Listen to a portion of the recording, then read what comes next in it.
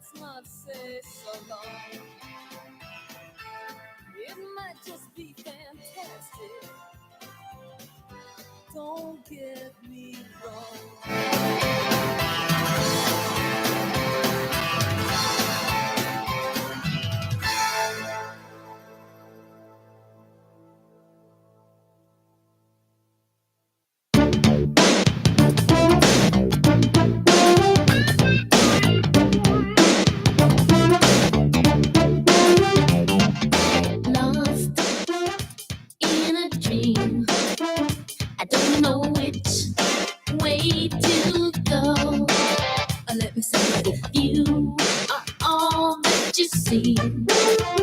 Then baby, I'm moving way too slow.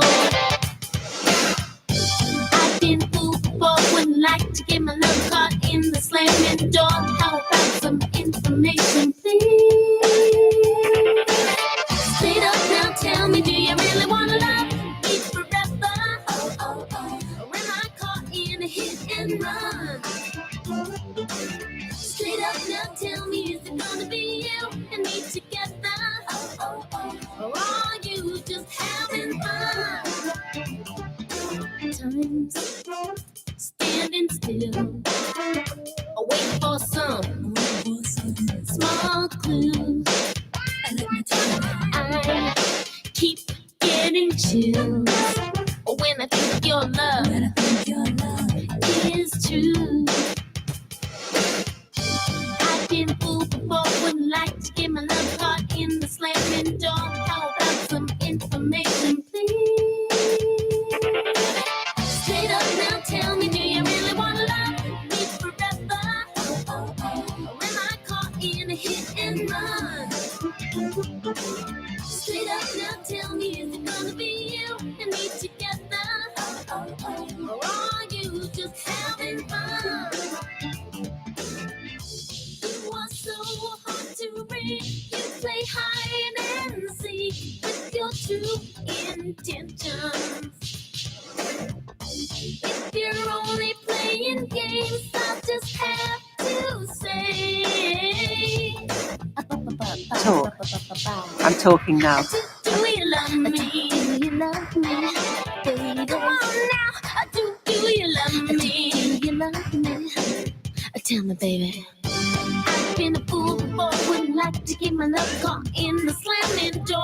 Are you more than hot for me, or am I a page in your history? Oh, I don't mean to make demands, but the word and the deed go hand in hand. How about some information, please, please, oh, please, please? Straight up now, tell me. Straight up now, tell me. Tell me. Straight up now, tell me. Tell me. Straight up now, tell me. Straight up now, tell me. Straight up now, tell me, do you really wanna love me forever? Or am I caught in a hit and run? Straight up now, tell me, is it gonna be you and me together? Or are you just having fun? Straight up now, tell me, do you really wanna love me forever? Or am I caught in a hit and run? Straight up now, tell me, is it gonna be you and me together? Or are you just having fun? Straight up now, tell me, do you really wanna love me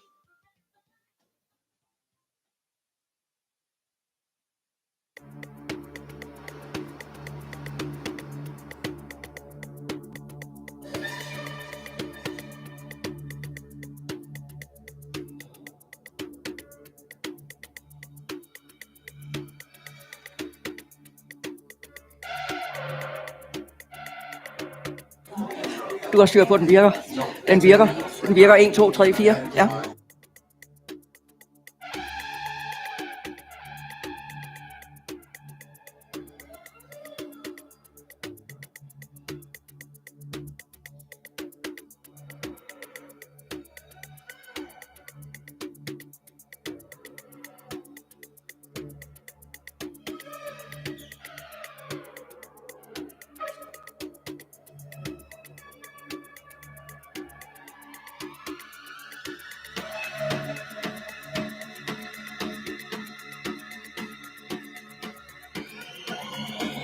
such a shame to believe in escape. A laugh on every face, and that's a change. Till I'm finally left with a minute. Tell me to relax, I just stare. Maybe I don't know if I should change. A feeling that we share, it's a shame.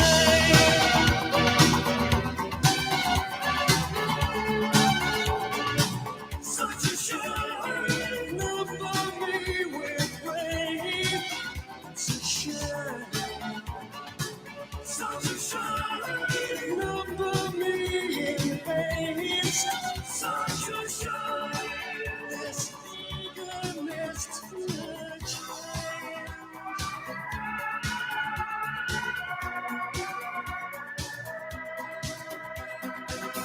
It's a shame.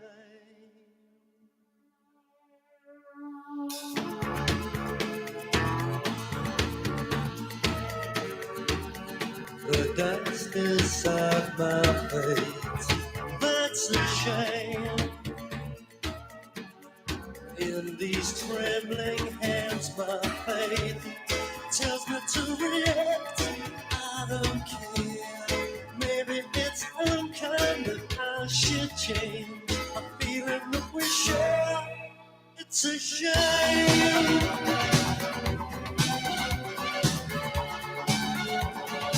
Such a shame, number me with rage. It's a shame. Such a shame, number me in haste. Such a shame, this eagerness to change.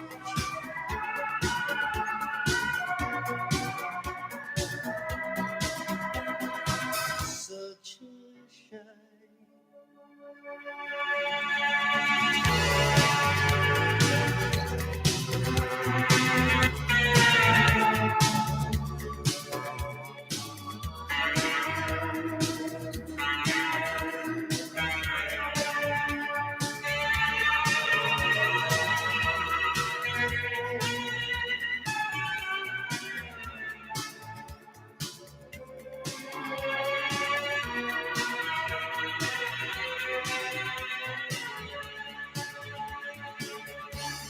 Tell me to relax, I just stare. Maybe I don't know if I should change. A feeling that we share, it's a shame.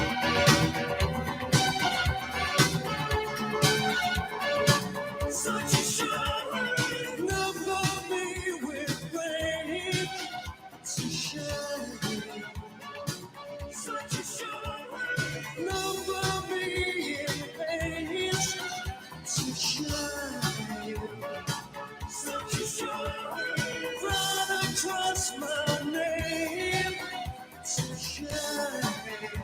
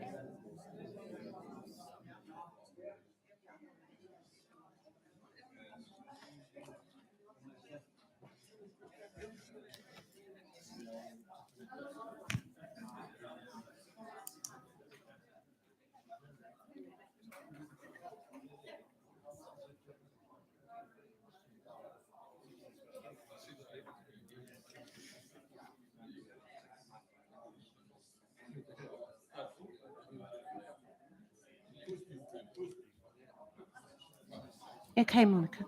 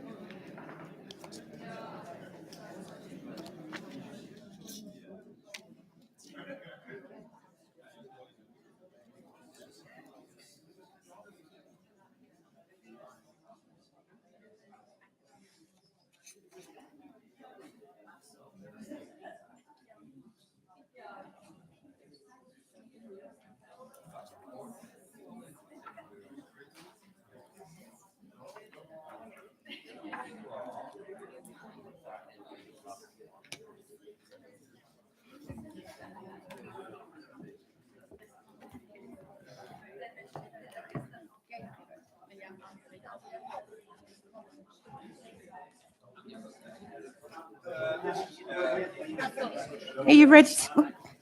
Are you ready to go? Do you want to?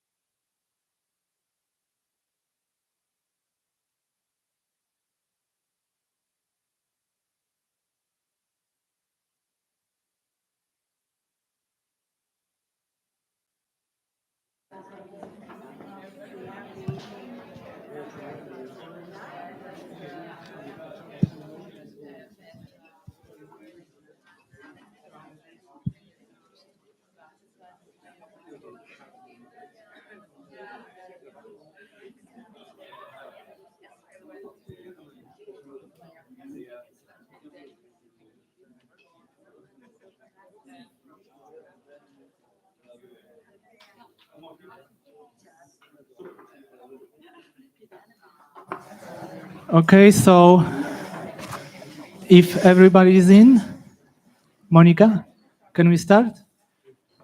All right, so good morning, everyone. My name is Adam Kalinowski. I'm the president of Dystonia Europe, but I'm also a dystonia patient. I suffer from cervical dystonia. It is an honor for me to welcome you on behalf of Dystonia Europe and Danish Dystonia Association to our annual Dystonia Day conference. We are even more happy today to welcome you live after 2 years break in face-to-face meetings. Each year, Dystonia Europe organizes a conference focusing on dystonia, and today it's 29th Dystonia Day. So the next year we will celebrate our birthday in Dublin. Yeah, in Ireland. For today's event, we invited specialists working in the dystonia area to provide you with the knowledge of what dystonia is, what treatment are available, what is going on in the field of the research. You will also have the opportunity to hear the statements of a dystonia patient and dystonia patient family member. And also learn about Dystonia Europe latest projects. As well, you will be able to ask questions to the specialists during the Q&A sessions. We hope you will enjoy the event and you will learn a lot of things about dystonia and maybe make friends. Thank you. Now I'm going to give a floor to the Danish Dystonia Association representative, but after that, let's welcome our great moderator for today's conference, Rachel Jones. Rachel has already moderated our 2 annual conferences, and we know she's great in this role. So we are glad to have you, Rachel, here today again. Okay, but first, Brit, please, the floor is yours. Thank you.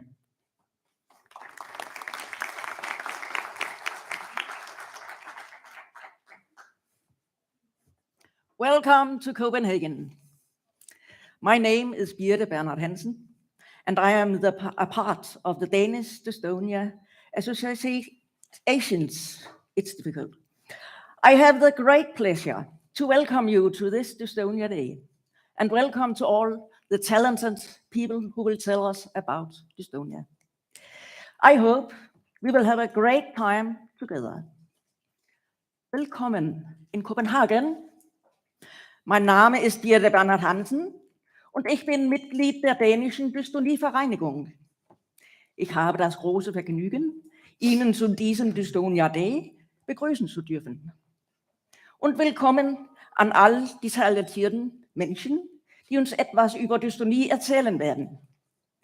Ich hoffe, wir werden ein paar schöne Stunden zusammen verbringen. Hjertelig velkommen til København. Mit navn er Birte Bernhard Hansen, og jeg er medlem af bestyrelsen i Dansk Dystoniforening. Jeg har den store glæde at byde jer velkommen til denne Dystonia Day, og velkommen til alle de dygtige mennesker, der vil fortælle os om dystoni. Jeg håber, vi vil få nogle dejlige timer sammen. Hjertelig velkommen. Tak.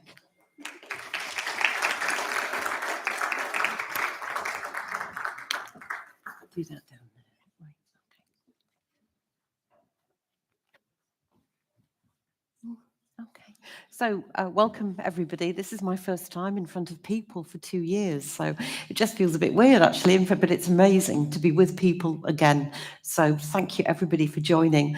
And Monica's asked me to remind everybody to, if you want to use social media, to use the hashtag Dystonia Day 2022 in everything that you post. So please do continue and start to post online, be it Twitter or whatever channel you like.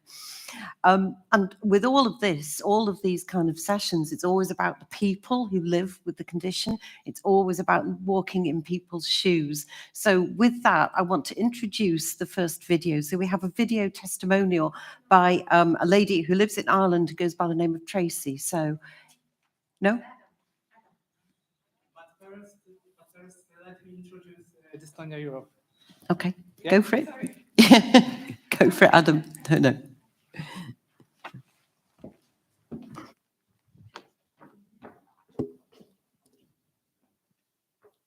Okay, so can I get the presentation, please? The introduction, welcome and introduction.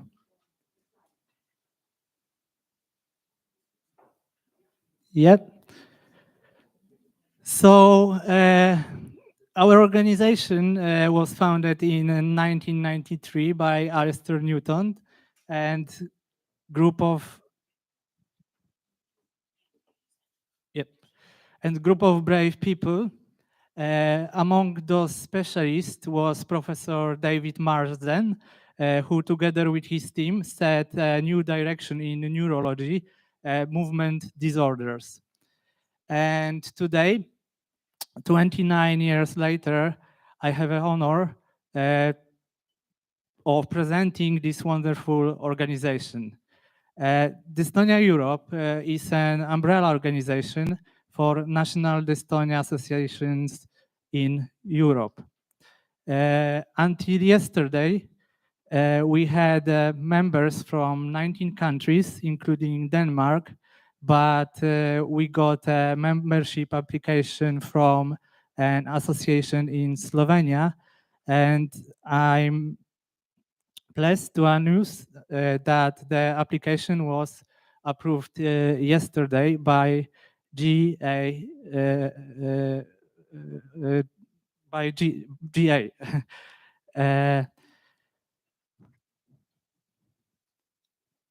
So now we have organizations from 20 countries in our family, and we are representing 22 member organizations across Europe. Dystonia Europe has become the platform at the European level for all Dystonia stakeholders to benefit patients and their families by promoting more interest in Dystonia. Also by working together with patient advocacy groups, healthcare specialists, researchers, pharmaceutical and medical device companies, foundations, and individuals working at the pan-European level. By connecting people with across Europe, we aim to raise awareness and spread information, promote education and research, support advocacy, and add value to the work of the national member organizations. And Dystonia Europe is managed by a voluntary board consisting of 6 members. Edwige, our vice president, on the photo first from the right, Catalina, board member, Jill, secretary, me as president, and Ciselle, our treasurer, and then we have 2 members of staff. So next on the first to the right is Monica Benson, executive director, and the other staff member is Merete Avray, our operation manager. And on the photo is missing one more board member, Yuka, because that photo was taken before our pandemic break, and Yuka wasn't in the board that time. So after today's meeting, we have a new photo with Yuka.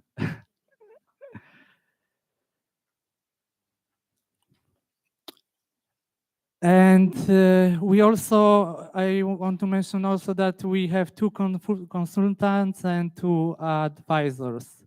And also that today you can meet here during that event our team, except Edwish, who unfortunately couldn't join us today. Now, the board of Dystonia Europe meets regularly to plan our activities. We meet with our sponsors twice a year. Each year, we organize our annual general meeting, and of course, Dystonia Day conference once a year. So the one is happening now. Now let me say a few words about our major projects. First, our newsletter, we publish 3 times a day. Today we got you got in your package a printed version of the latest issue, Winter 2022, and all newsletters are available on our website. Last year, we launched a series of interactive webinars with specialists and patients. During these webinars, you could hear presentations on important topics and ask questions to experts. And each meeting was recorded and published on our YouTube channel, so you can watch it whenever you want. The next project is Dystonia Facts, a series of informational videos we have recorded with Dystonia specialists. We already have over 30 videos from this series on our YouTube, so it's also really worth checking out. Then the positive twist, it's a podcast about Dystonia. In each episode, you can meet patients, caregivers, and experts sharing facts and their stories related to dystonia. And Dystonia Europe established the David Marsden Award to support and encourage young neurologists to engage in work in the field of dystonia. And today you will meet the winner of this year edition. Another project is an My Dystonia app, an electronic diary that can be used for better communication between patient and physician. Also, we will learn more about this project in the last session today.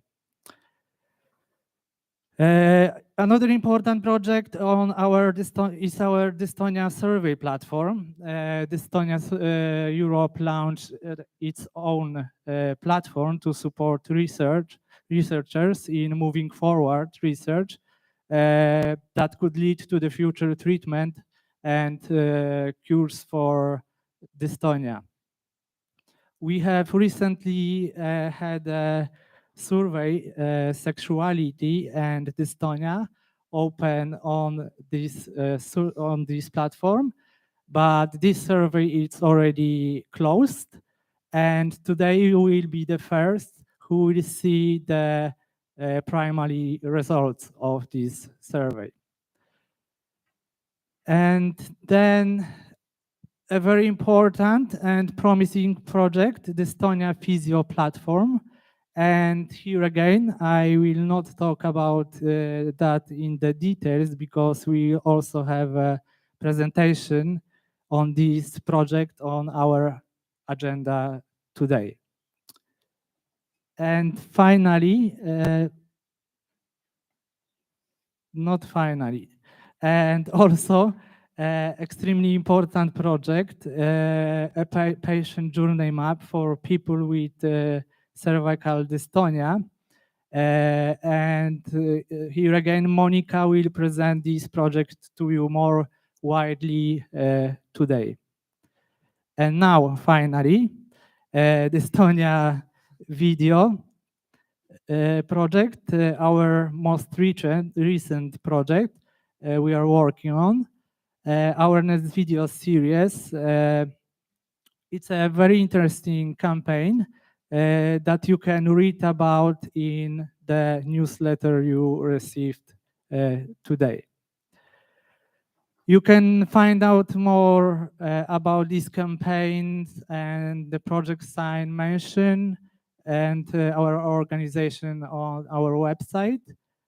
I also encourage you to follow our social media channels.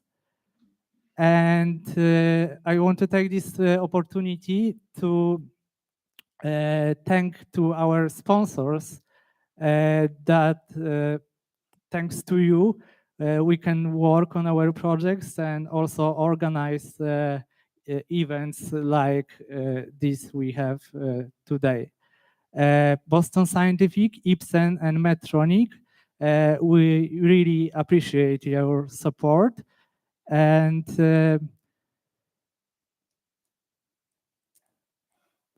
representatives of sponsors, they have their stands outside. So I strongly encourage you to visit their stands and get some information from them. So that's it from me. Thank you very much for attention.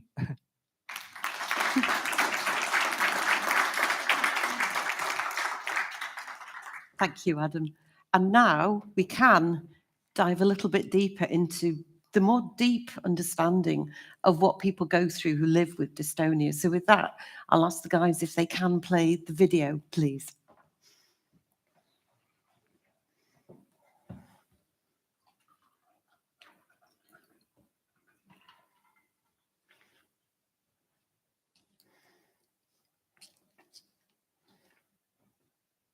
Hello.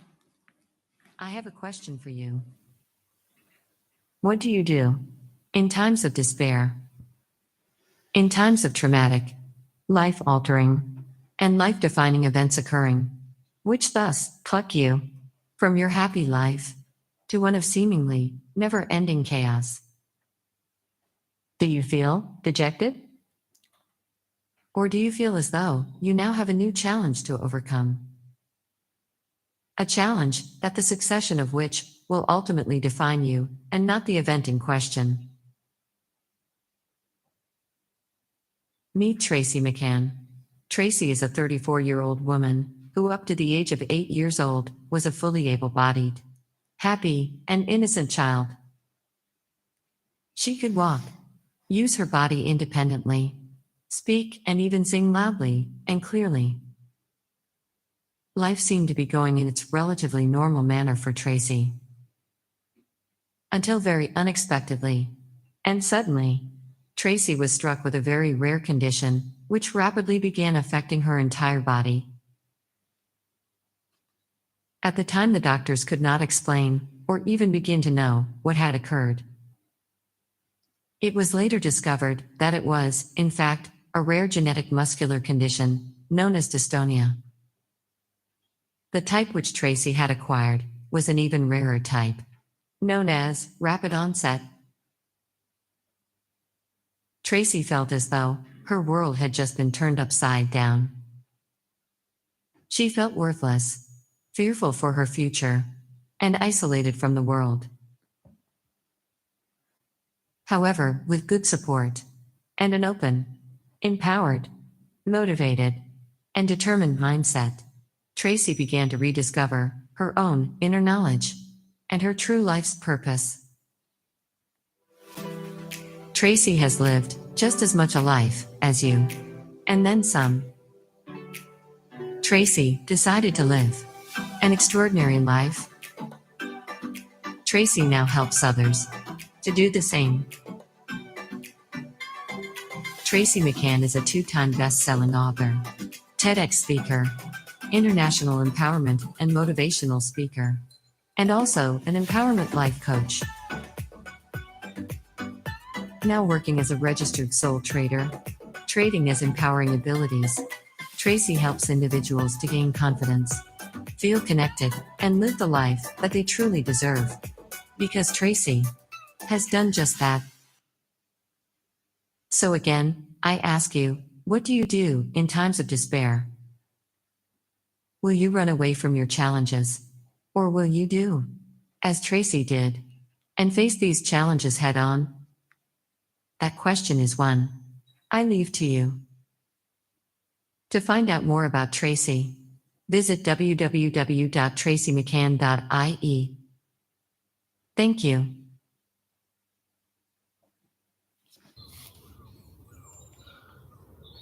That's brilliant. Thank you for playing that, and thank you for submitting that video.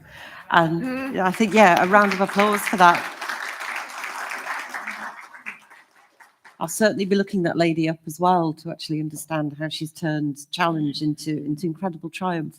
And with that, and also to remind you about the hashtag Dystonia Day as well, to keep posting on social media as well and refer to that video. I'll certainly be looking at that.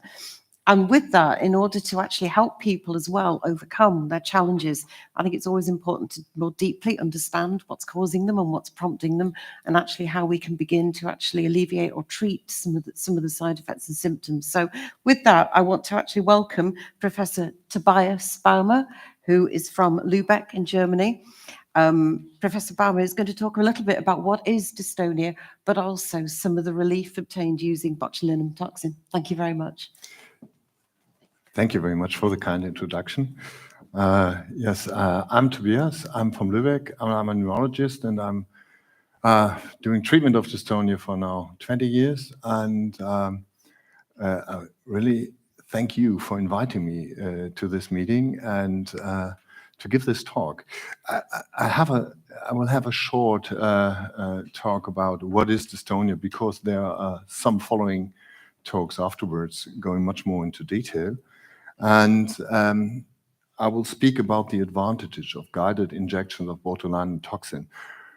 To be honest, with a really strong focus on ultrasound guided injections, and because I think this is a new topic, yeah, and so to speak, I start with my disclosures. I do a lot of trainings, and some of them are sponsored by some of the botulinum toxin companies, and this is Lübeck, and this is Copenhagen, and Lübeck is a nice old city with a big heritage and a modern university where I'm working. And now the first question, what is dystonia? I think we have to think about, is dystonia a disease? Is dystonia a symptom? Is it a sign? And how do you define it? And there was a lot of discussion in the past changing the definition of dystonia, but if you look at adult dystonia, so I have to take care because the next slide is quite busy. Next step. These are videos from patients from my outpatient clinic, which are quite different, which share only one thing. This is the definition of dystonia, from musician dystonia to hemidystonia on the lower right here. Dopa responsive dystonia, DID6, dystonia with Parkinsonism.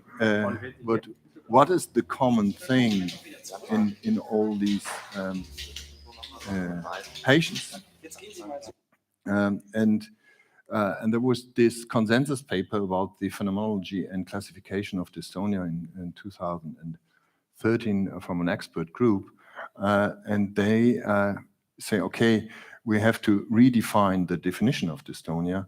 And they say, okay, dystonia is a movement disorder characterized by sustained and intermittent muscle contractions. I think this is obvious, a phenomenon in dystonia, often repetitive. And the twisting and the tremulous part of it. And they don't say tremor because tremor is another clinical sign, But tremulous dystonia, I think this is a compromise not to say tremor.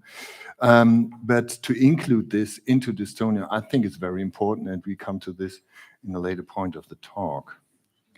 And the other thing, and this is the topic of the next talk, so just a brief notification. The first report of a genetic background was from Oppenheimer in 1911. And so the heritage must play a role in some dystonia patients. And since then, we are looking for monogenic dystonias in patients. And another way to look at dystonia is some patients have dystonia alone, and we call this isolated dystonia.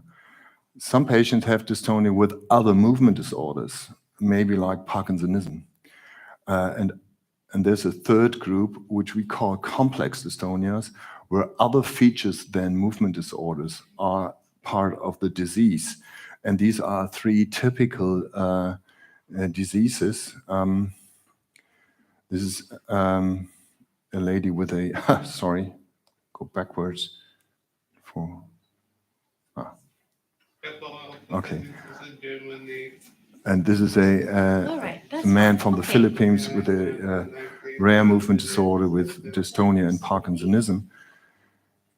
And this lady is suffering from developmental problems, myoclonus, dystonia, chorea, and these are typical diseases or monogenic diseases defining these, or be an example of these three groups of classification, DID 1, DID 3, and this is a not really new, but in the last 10 years developed disease, ADCY5, where dystonia is one feature of the problem.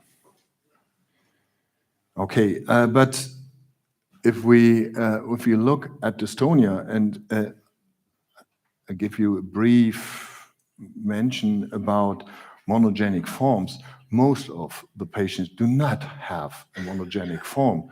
And to study both groups, we think it's really important to have big registries to learn about the phenomenology, the history of patients, and to bring this together with environmental factors, with genetic factors, and maybe to learn something. Can we predict who is getting dystonia and who not? And there are some networks in Europe and in the US.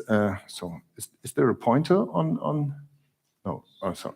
So we have the European Reference Network for all rare diseases, and we have specific dystonia networks. The Dystonia Coalition is in the US, based in the US, but there are all centers out of the outside of the US.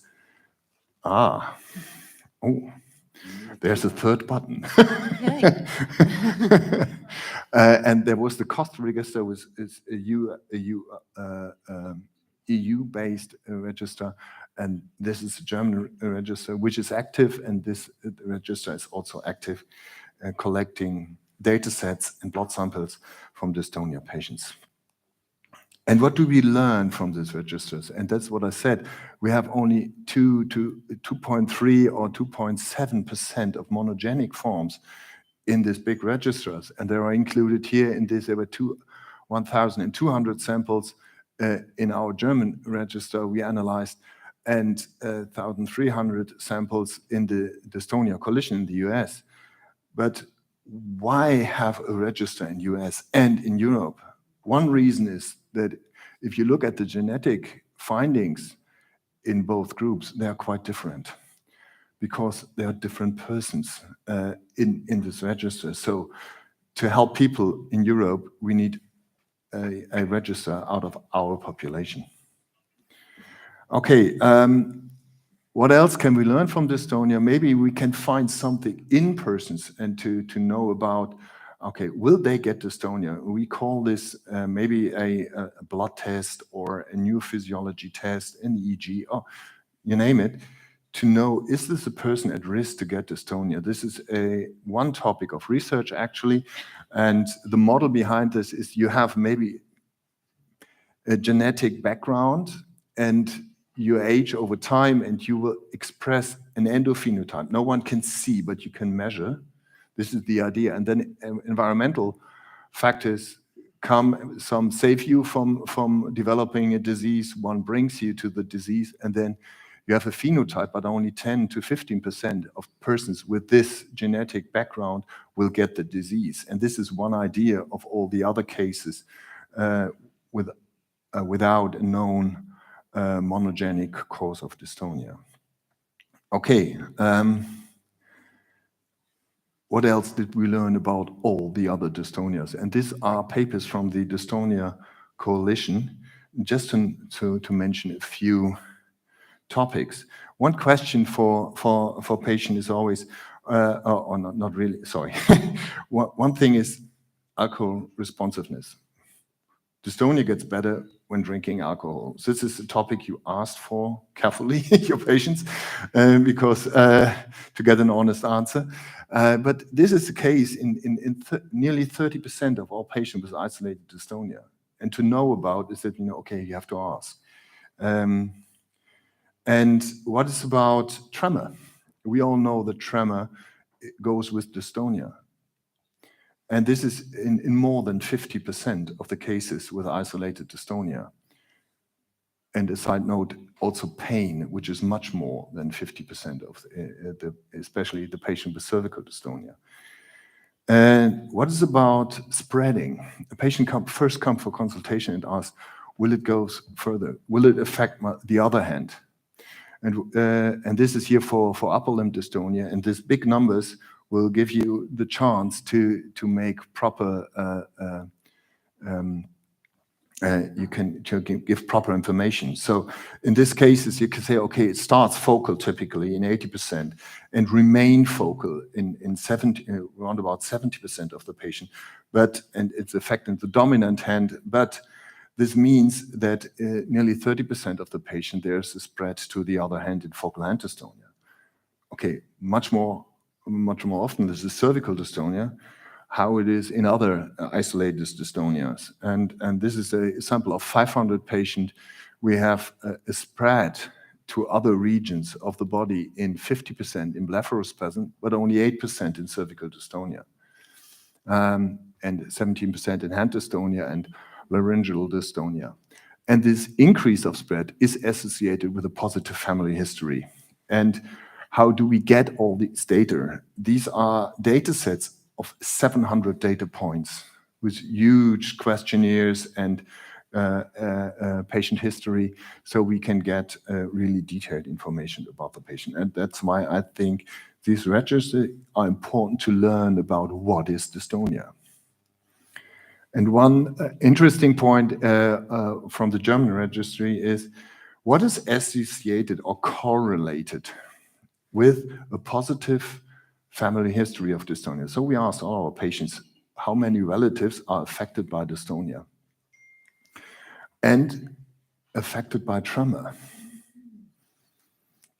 separately. And we found that a younger age of manifestation of dystonia, a longer duration of the disease, and the generalized dystonia and the tremor is associated with a positive family history, which was, especially for the tremor, a little bit, this was new for us, and put all these and known factors in a statistic and analyze and looked up what is the most important factor to know if this patient with tremor has a positive family history. The tremor is the most important factor. So a dystonia with tremor is the highest indicator that there are other family members with dystonia. So this makes a really close link between tremor and dystonia in the future research. What is dystonia and what is tremor? Okay. The second topic, advantage of guided injection of botulinum toxin in dystonia, and inviting me, you will know this will be a talk mainly about ultrasound. I love it. I'm a neurophysiologist. I'm trained in EMG. I'm trained with just palpation and EMG guided injections. And then I was trained in ultrasound and started using this in the clinic. But there are other ways to control the injection. You can simply use palpation and inspection and knowing where the needle is. You can use EMG, you can use electrical stimulation, you can use CT scans. I never do. Maybe once a year for very, very deep muscles, but typically not in dystonia. And you can use ultrasound. But the best injection should be very accurate, safe. It should be quick. You all know when you have appointments, it's not that you have 1 hour with your doctor, and you should have the method, and you should be able to use it. It should cause no additional pain, and it should at least cost not extra money. But why to use it? There are some factors affecting a bad clinical effect of botulinum toxin, and this is head tremor, high age of the patients. We cannot deal with, we cannot change high age, but maybe we can improve our treatment for head tremor. Severe dystonic syndromes and psychiatric diseases are bad influencing factors, side effects, high dosage, number of treatments, and other medications.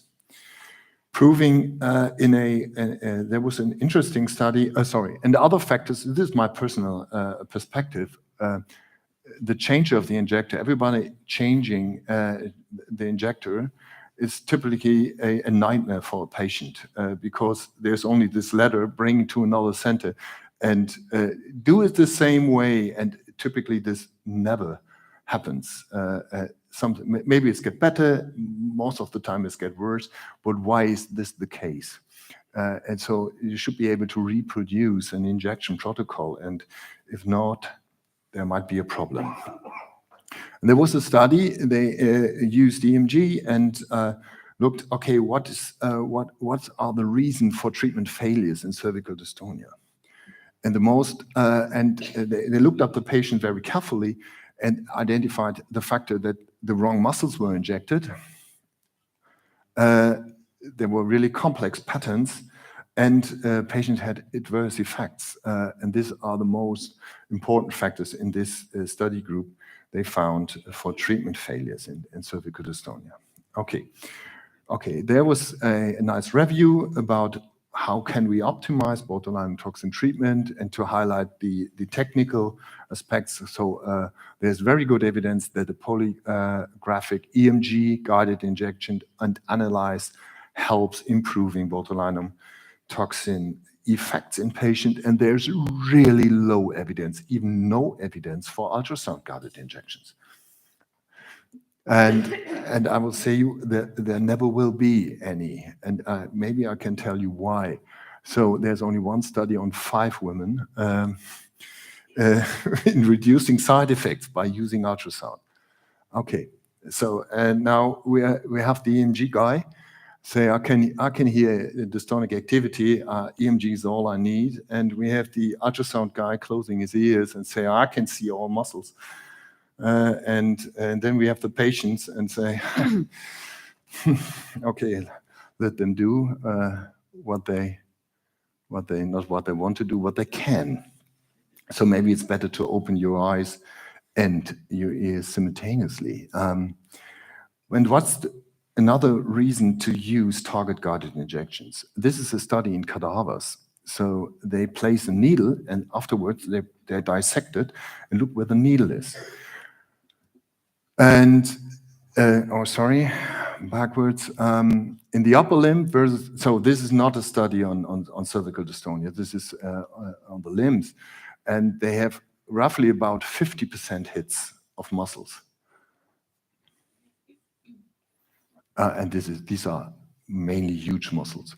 But it depends really on the muscle size. 60% for large muscles like the gastrocnemius and soleus, and in small muscles, it's 40% target rate, and superficial and deep muscles, it's the same. It's easier to target superficial muscles than deep muscles. And the critic is obvious, these are cadavers. You cannot touch, you cannot do functional tests, and this is totally right. But to do this study in patients, we don't do this, obviously. And this was a study also, this is the study I noticed about side effects. 5 women, they had dysphagia after EMG-guided injections, 100 injections, and in 27 they reported side effects. Then they used ultrasound and no side effects anymore. So what happened? Just seeing the muscle change everything. So my suggestion is, previously they injected much too deep because this sternocleidomastoid seems to be a thick muscle, but in most of the cases it is not. So maybe after that study, they will inject the sternocleidomastoid maybe only 5 millimeters deep, and even without ultrasound, they will not have any side effects anymore in their patients. So they are informed about anatomy. And and my previous point was, why will there never be a comparative study? Because you cannot double blind the doctors, because if they are informed about anatomy, they will change their injection pattern. Okay, I think it's very clear that in writer's cramp, and this is a patient with writer's cramp, you see a patient with a mirror dystonia, really hard to treat. We tried it 3 or 4 times without any positive effect with him, and then we say, okay, we do an ultrasound located and EMG guided injection to find the correct and active muscle when he's writing with his left hand and he's right-handed, and analyze the mirror dystonia. And the idea is, which muscle is clinically affected, and find it in the ultrasound during writing, and then afterwards injecting using ultrasound guidance. Okay, and this is another treatment example how we do this. You see the positioning of the the positioning of the probe, and and you do a passive movement now here on the index finger, which is not in the film, and you see a movement in the ultrasound picture in the corresponding muscle part, and then you can put the needle in the correct place. It's become even harder in patients with extensor dystonias, because this is really critical for injection. Everybody who's doing this knows, okay, then you have a severe paralysis, and you cannot use your fingers anymore. And in these cases, I strongly suggest EMG and ultrasound guided injections. But what is with cervical dystonia? Maybe you know all these or know this picture from Gerd Reichel. Say, okay, we need a concept of cup and coll, and to discriminate between different movement at the neck, which is simply anatomy, what we learned in the dissection hole. And afterwards in neurology, we forgot the half and make concepts for treatment. But this was a very good approach. And in the same year, there was this, and this is a second part of the study, showing side-to-side differences of muscles in healthy persons in green, and side-to-side differences in patients with cervical dystonia, which is quite huge, which raises the point how to inject the muscle without any guidance when there's a huge side-to-side difference. So what I learned is inject 1 centimeter or 1.5 centimeter for this or that muscle, but this might be quite different in the individual patient. And there was another study in this year showing that deep muscles are in this, were all complicated dystonia patients, cervical dystonia patients, and they found deep muscles to be involved in this pattern, and they injected, in this case, the obliquous cavities inferior, and get quite nice results. And another point is tremor. Tremor is often a huge problem, and this is a lady which is now, I think she's ahead of the 100th injection. now in our clinic, and she's suffering from this no tremor. And these are ultrasound pictures of a different lady coming for the first time for injection. And what you see is, here is the ultrasound probe, and you see the corresponding ultrasound picture and an anatomic slide where how the probe is positioned on the neck. And this is one side, the superficial, the splenius, semispinalis, and obliquus capitis inferior muscle. And this is the same position on the other side.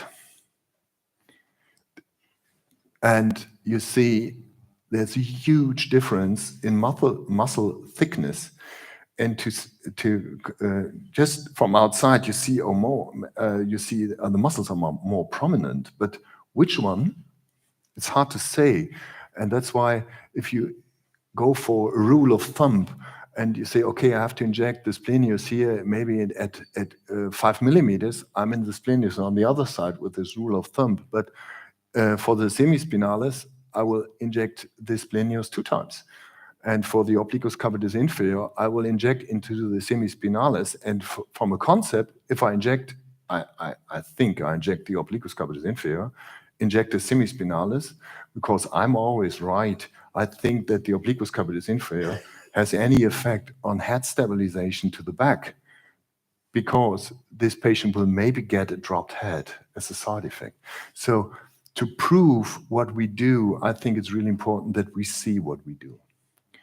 And this is, again, a patient coming for the first time to illustrate what kind of torticollis we see here. This is a rotated pure torticollis, and what you see on this side-to-side comparison, that the sternocleido is thicker on this side, the splenius is thicker here, the OCI is thicker here, semispinalis is thicker on this side, and trapezius here. So it is clearly a rotation to the left. This is not always the case in all patients, but this is, I think, illustrates well what my point is to look at it. And how do we do this? This sounds very complicated, and sometimes it is, but sometimes life is complicated and sometimes it's easy. And this is a video I made with my iPhone. On the other hand, the ultrasound probe, and just to show what my setting is. I have an ultrasound machine and EMG machine, and I can see and hear what happens in this specific muscle where I see the needle is in. And okay, I skip this. And typically, when I have a complicated patient, especially with tremor, I make such tables where I put in the importance muscle for this patient and make this map before the treatment. I say, okay, a slight involvement of sterno, splenius, and the OCI is typically involved in no tremor, and afterwards I decide how to change my treatment in complicated patients. Okay, what we learned from a study from Axel Schramm from Erlangen is that in most patients with no tremor, in this study he did not find huge side-to-side differences in these patients, but he found that typically in most of the patients both obliquus capitis inferior were involved, where the rule that both splenius muscles are the most important muscles for no tremor could not be proved in this study, and was not the case. These were 38 patients with no tremor. And the pattern that both OCI were involved is the most frequent pattern, and then some of the other muscles, and here this is only the OCI, and then both splenius muscles are also affected. But this brings the focus to this deep neck muscles. And as a side note, sometimes you can see the tremor itself but this is not always the case, and typically you can see this quite well in the OCI, the obliquus capitis inferior, but not in all muscles. But sometimes it's very obvious that there's the muscle causing the tremor. Okay, other things you can see. another muscle. Sorry, I don't have an anatomical picture. This is the sternocleidomastoideus, and there's a tiny muscle below. This is the omohyoideus, a muscle you never wanted to be injected because this typically causes severe swallowing problems if you do this accidentally. But in some patients, this muscle is really huge, and sometimes you see it. This is like a cord here outside, and this is the medial part of it. And to see it, then you can decide, would I like to inject it? But this is impossible without visual guidance. There's a carotid artery direct below. And this is a young lady coming with a torticollis and don't know about the history as a child, where she's suffering from torticollis, get operated, and then the torticollis comes back because this is a fibrosis of the sternocleidomastoideus. This is a 2-second diagnosis with ultrasound because you see this immediately. Okay. Another point, what else can you see? This is a patient of one of our courses, and this is the typical position of the probe in the neck I showed you before.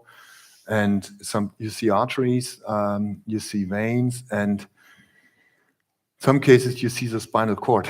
This is the spinal cord. You can look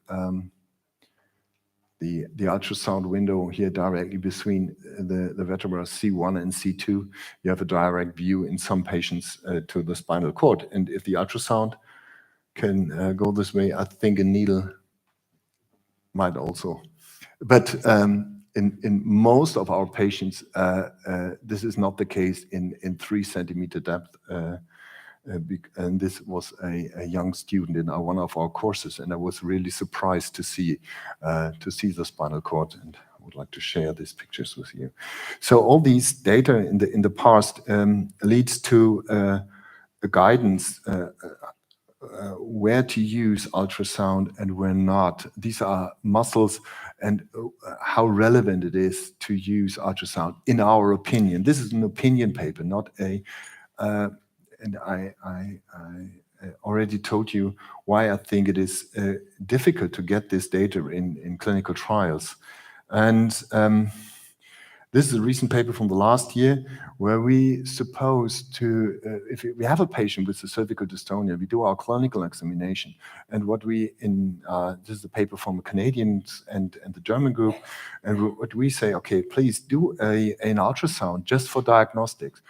You get typical topographical anatomical information about hypertrophy and atrophy, side-to-side asymmetries, anomalies, and structures you avoid to inject. And then you say, okay, it's a simple pattern. I do my injection protocol, and if it goes well, you don't need any complicated injection guidance. You do as you usually do. But if it is not satisfying what you do with ultrasound, with botulinum toxin, then use ultrasound-guided EMG to analyze which muscle is involved, especially in tremor. And this is what we supposed to do. And these are a few slides of material we use for training. It is you can see muscle quite clear. Seeing needles is harder, but to say without any guidance you're in the trapezius or splenius or semispinalis cervicis or multifidus is really hard, at least for me. And at this point, I would like to thank you, and I hope I was able to highlight the importance of guided injections. And this is just a short glimpse of a project we are doing about a video-based ultrasound atlas for cervical dystonia treatment. Thank you very much, and I'm open for your questions.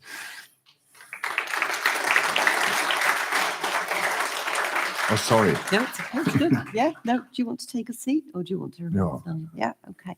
So we should have a microphone, a roving microphone. We have 5 minutes, I think, before Tobias has to shoot off. But if anybody would like to raise their hand, if they have any questions.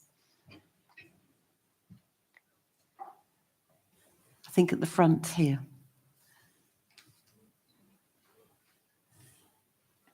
I think I can say it. Yeah. Okay.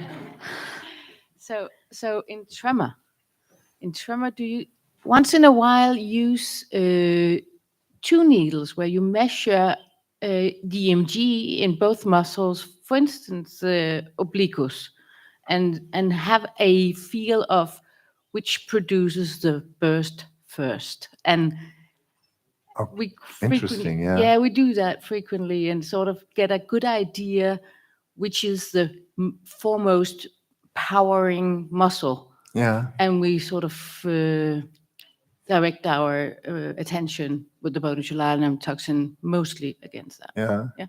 Interesting. It's interesting. I never used this approach. I have to try.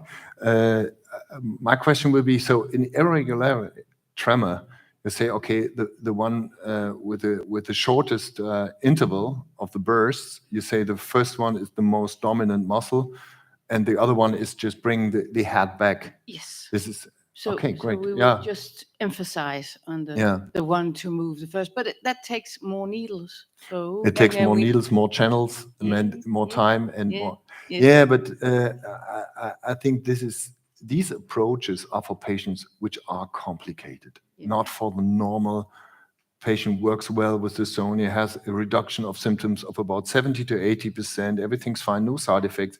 We don't start this this approach, but it is for patients, and this is a nice approach. We go for how huge are the bursts, how long, and not how long, mainly how huge are the bursts. And sometimes you have a very tiny activity in splenios and very huge bursts in the OCI, and that's what we go for. But I think this is a nice approach with two needles. Hi, thanks. Very nice presentation. I was wondering, ultrasound is still very user dependent. And is there room for MRI imaging to have some biomarkers to really highlight the? Yeah, it is, but this is really. So we did MRI before the first treatment to know about side-to-side differences, and after injection. This is really interesting. Where is the toxin, and does it distribute? No. Does it comes out of the hole you made on superficial? Yes, it goes out. Yeah, so there's no diffusion. This is simply distribution.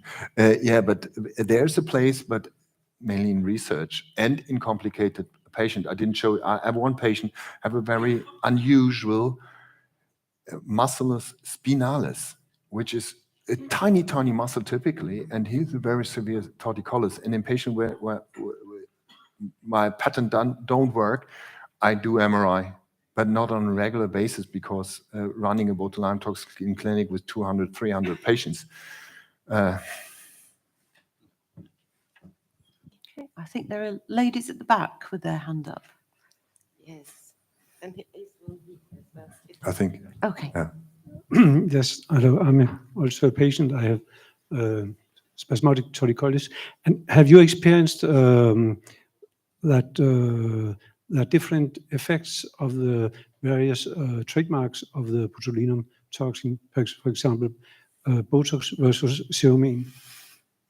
I have personally. I think most of the differences are based on marketing, and maybe we are not allowed to do a calculation. What are the equivalent dosages? I think mainly is dosage, and there's a telling that Dysport diffuses more and other not. I don't. So if somebody tells you it depends on the toxin, I think most of the problem, if it does not work, maybe the dystonia is too complex to treat, or your doctor doesn't get the pattern, and both is quite frequent. Okay. People at the back.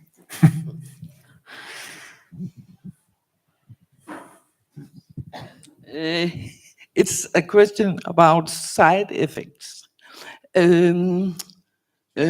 have you experienced when you inject a muscle with botulinum toxin, then the muscle near who also is infected with dystonia getting worse? Yeah, but how can I notice this? I cannot see dystonia activity in ultrasound. I can detect function with EMG, and then I need a previous EMG and an EMG afterwards. I can measure the size of a muscle. What we typically sometimes explore is that we inject a muscle, and then a neighbored muscle gets painful, and this maybe is related to an overactivity in this muscle. Okay. But this is just from a clinical perspective. But I think there's not any method to measure what you. And I understand your question. Can you measure that an adjacent muscle is also Yes, getting worse? But maybe the patient have told you that they have had these side effects. Yeah. Yeah, this is the case. From a clinical you could perspective, I know this, but Yeah. then I misunderstand your question, but I cannot measure it. No. But I expect, yeah, this is what patients report to me. Okay. We have perhaps time for 2 more questions. Okay, thank you. I have a question about patients where the injections are US guided and over time they develop different patterns in the muscles. And does it often happen that, when patients initially respond well to ultrasound injections, do they have to be EMG guided at some point? Because I think EMG, in my perspective, EMG guidance and ultrasound guidance is a totally different game.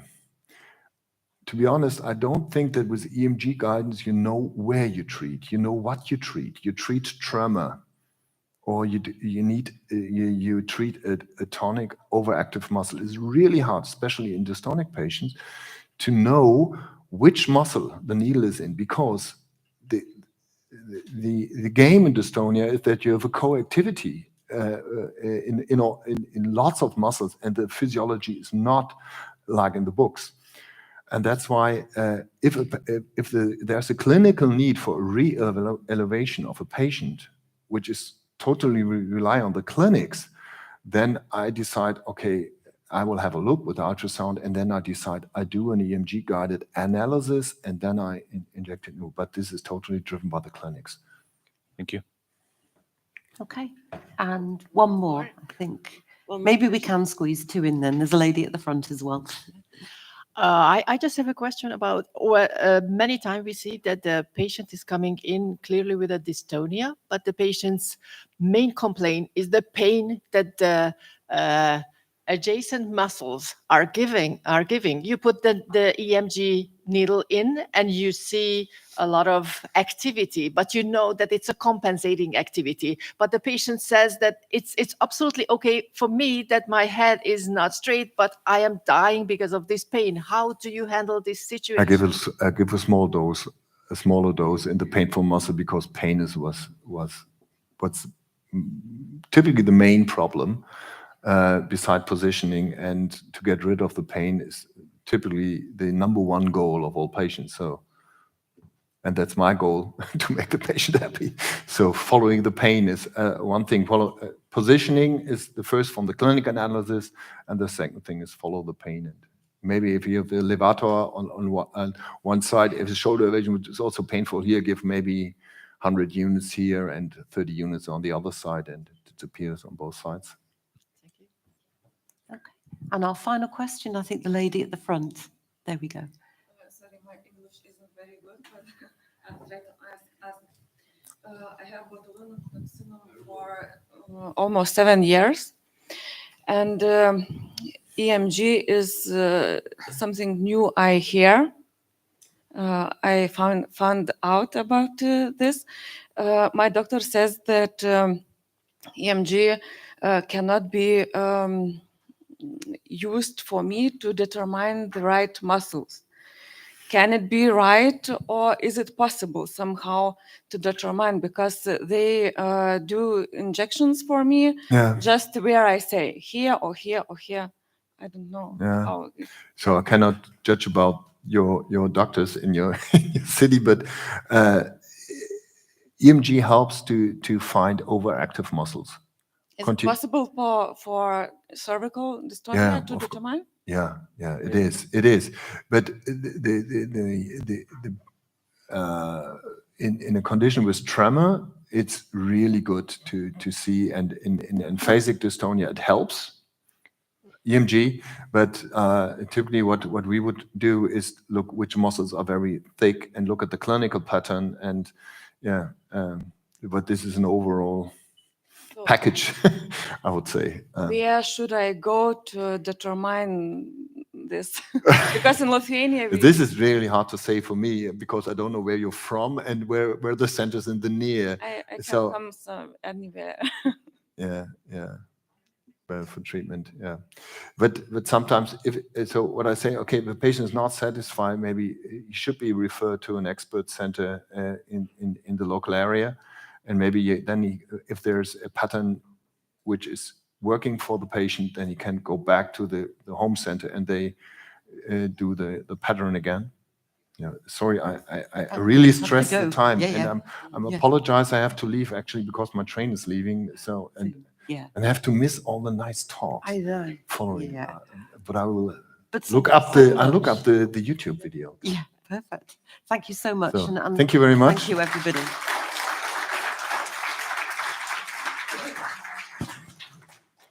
And also, I was going to say for Professor Baumer, thank you so much for the precursor, actually, to the perfect segue into our next presenter. And our next presenter, we can either mic you up or we can give you a handheld. What would you prefer? Would you maybe if we just take, yeah, if we just take 5 minutes and just actually pop that on you, that would be lovely. Could you come and help pop it on, please? Thank you.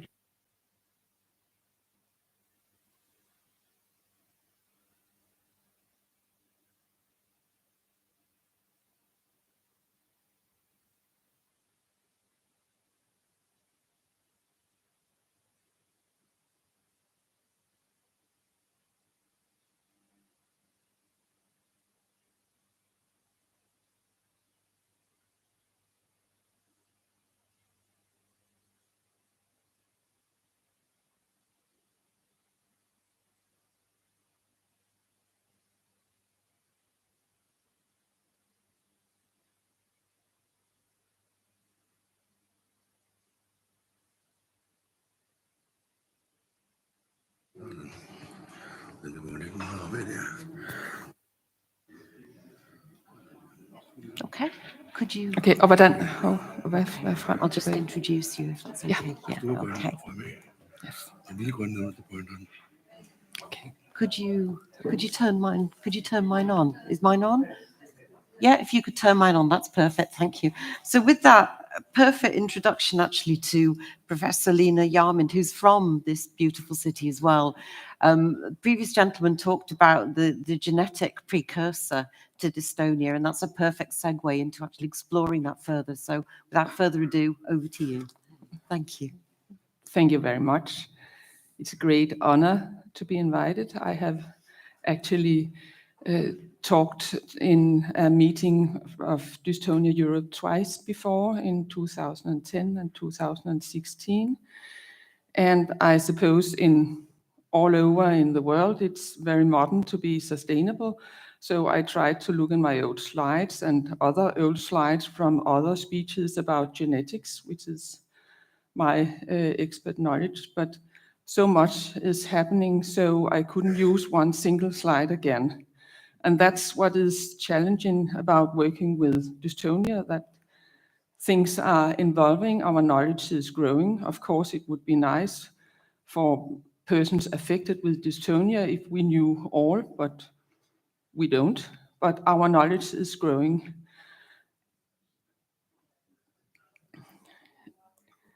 And as the former speaker says, There's the first problem when we talk about dystonia, we talk about a symptom, a sign, and also a disease, a syndrome.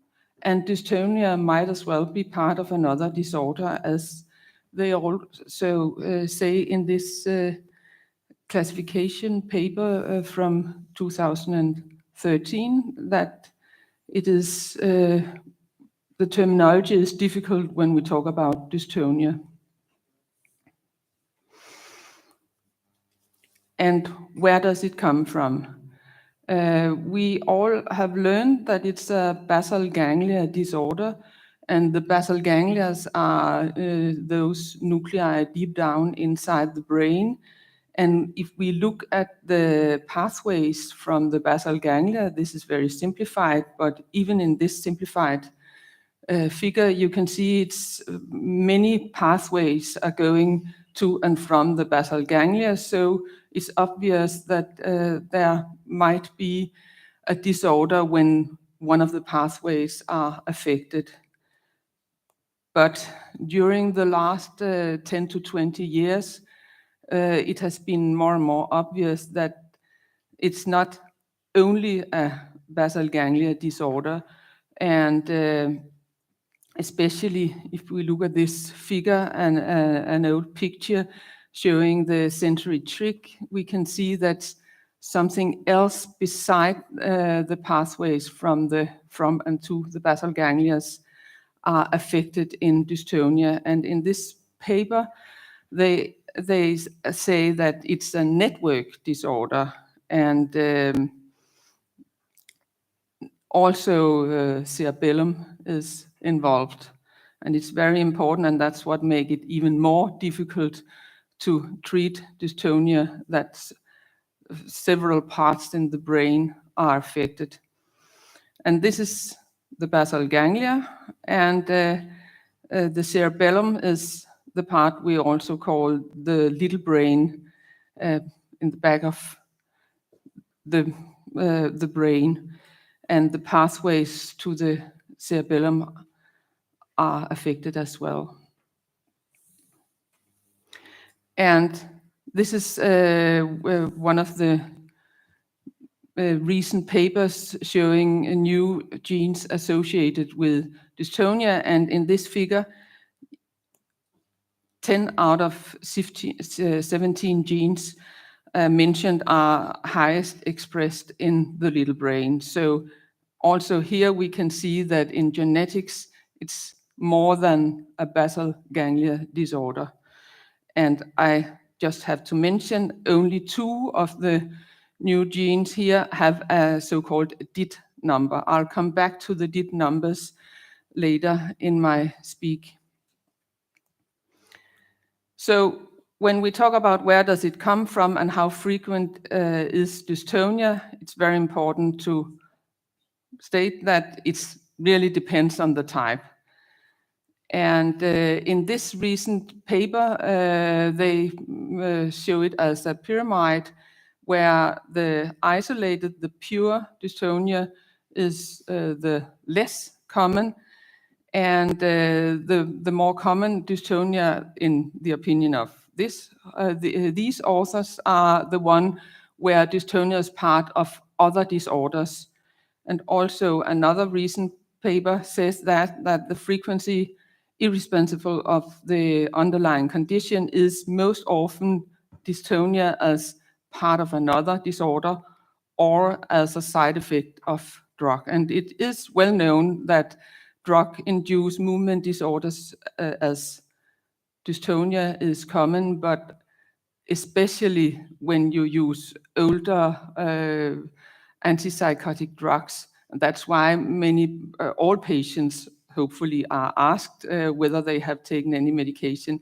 I don't think it's the most common cause here in Denmark, but we don't know, and it's out of the topic, so I won't talk more about drug-induced movement disorders today. I'll just say, if we talk about how frequent is hereditary dystonia, it of course also depends of the type.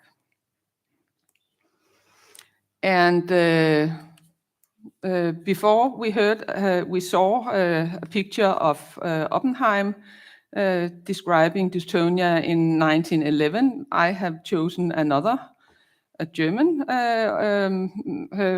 who was one of the first to describe dystonia as a hereditary disorder, Schwalbe, in his thesis, eine eigentümliche tonische Krampfform mit hysterischen Symptomen. Eigentümliche means peculiar. For those who are not familiar so much with German, in Denmark we like to speak German, but some of us not that good, but we like it. And one of the next papers about hereditary dystonia was 60 years later. So the research in genetics in dystonia is rather new. And at that time, of course, they did not know any genes for dystonia at all.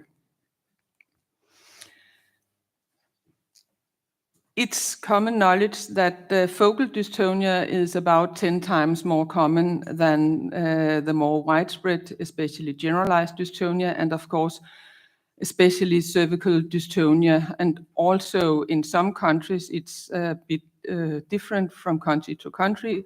Blepharospasm is rather common. And this is not a new, it's 12 years ago, much has happened in the genetic part since this paper by Smith and Klein.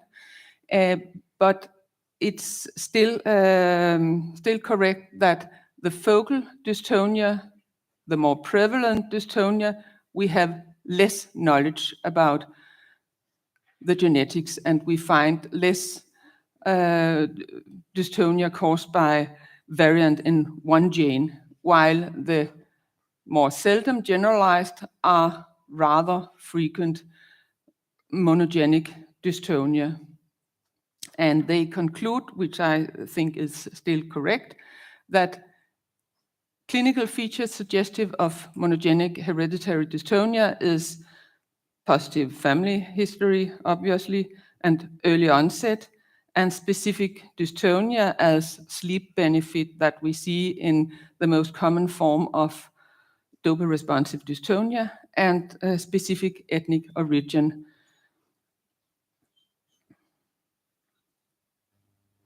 So this is a busy slide. I'm sorry, it comes in a moment. But the frequency of hereditary dystonia, we have to look for it. We have to go to, or I think it's a good idea to look at the old papers in the start. It was estimated that 85% of the widespread dystonia is hereditary dystonia, and 25% of focal dystonia is hereditary. This was years before the first gene associated with dystonia was found in 1994, GTP cyclohydrolase 1, the one also known as Zigeva dystonia or DIT5A, many names. And that's not so high numbers we find in today, not at least in Europe. In some countries, again, it's differences in ethnicity. And if we look at the prevalence of isolated dystonia in a very large study, they say 16.4 with dystonia out of 100,000, and in a rather large Swedish study, they say almost a doubled. And I don't think it's because the dystonia is very, very common in Sweden. I think it's also a question of how to examine how many people are are examined in the different countries, and again, of course, the ethnic differences. And there is a very huge difference in the estimates of frequency of dystonia when we look at different papers. I have found it from down to almost only 1 per 100 100,000 up to 60 per 100,000. In Denmark, we normally says that there are about 2,000, 2,500 with dystonia, but honestly, we don't know. I don't know. And I look at the expert in the front, so I don't think they know either. The most common hereditary dystonia is DIT1, Oppenheim's dystonia, Taussig associated dystonia.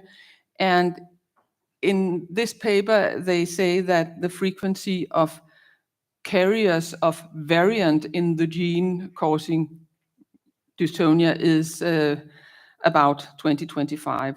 But you have to take care because it's the carrier frequency. It's not the patients with dystonia. And I'll come back to the very important difference in a moment. And after this terrible slide, I'll have an example from my day. It's from the clinic. A young lady comes and asks, what is my risk? Will I develop dystonia? And I ask for the family history and draw pedigrees. And she tells about headache in her mother, and her mother's sister has dystonia and headache, and she supposed several in earlier generation had headache and dystonia. And when you look at the pedigree, it might be hereditary. It looks like there's something going on, but it's very difficult. Headache could be many things. It might be due to dystonia. It might be due to a lot of other things. And that's why if I make an intensive molecular genetic analysis of this young lady, I might find variants without importance, and I might find something that we can only use to make her afraid of diseases. So it's very important to remember that something going on in the family does not necessarily mean that there is a hereditary disorder. You have to examine it more.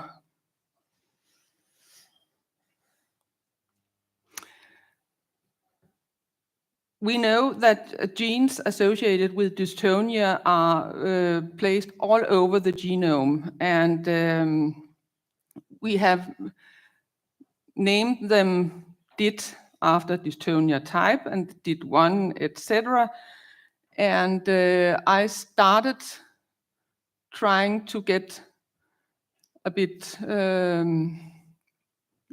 don't know, to get an overview, to put all the DIT genes, and the overview is absolutely a mess now, as you can see. And this is not, there's a lot of genes not mentioned here because they do not have a DIT number, as I said before.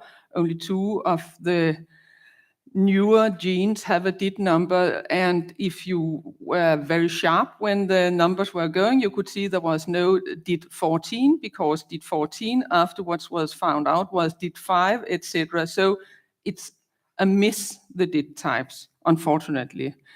A task force was made some years ago to try to find out how to name genes in movement disorder to make it easier for us to talk about genes without being confused of all the names. And if we look at the isolated dystonia, the Oppenheim early onset generalized, and the DIT6, the one starting mostly in cervical part, they say that we keep on calling it DIT for dystonia, and then we take the name of the gene as DIT-TOID A, dystonia type with taurin A gene. So that's good. I think it was a good idea. And then if we have the combined dystonia, the dystonia with other movement disorder features, if it was Parkinson, that might be a part of the dopa-responsive dystonia, GTP cyclohydrolase 1. We call it DIT-PARC, GCH1 instead of DIT5A. And the recessive dopa-responsive dystonia, most common, DIT-PARC, and etc. And yeah, it's I think it's very good, but then I have a problem because epsilon sarcoglycan DIT11 myoclonic dystonia might have myoclonus as the main phenotype. So should we call it myo or DIT myo or myo DIT? I think we have still a problem with the names. I'm sorry, but at the same time, I appreciate that it's very important that we try to call the same, but it's not easy.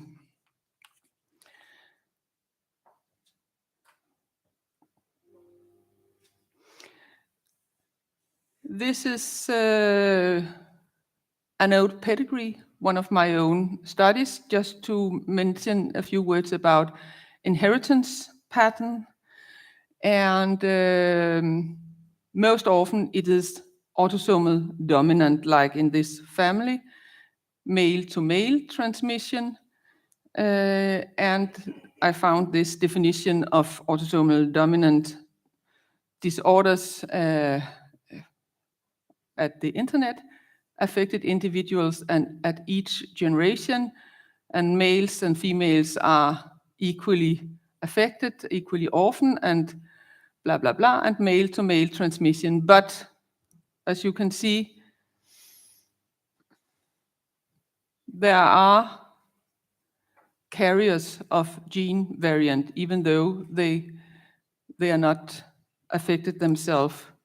And that is very common in many of the hereditary dystonia forms, that we have this low penetrance. Even though it's autosomal dominant, we have low penetrance, meaning that a person can carry the variant otherwise causing disorder without being diseased themselves, but with the risk of bringing this variant to the next generation, and the next generation can have the dystonic phenotype.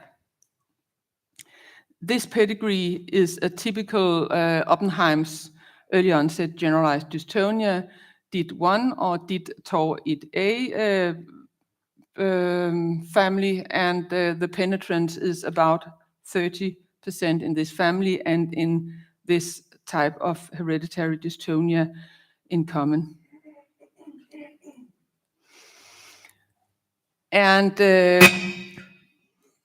was it me? Sorry. I don't know. Sorry.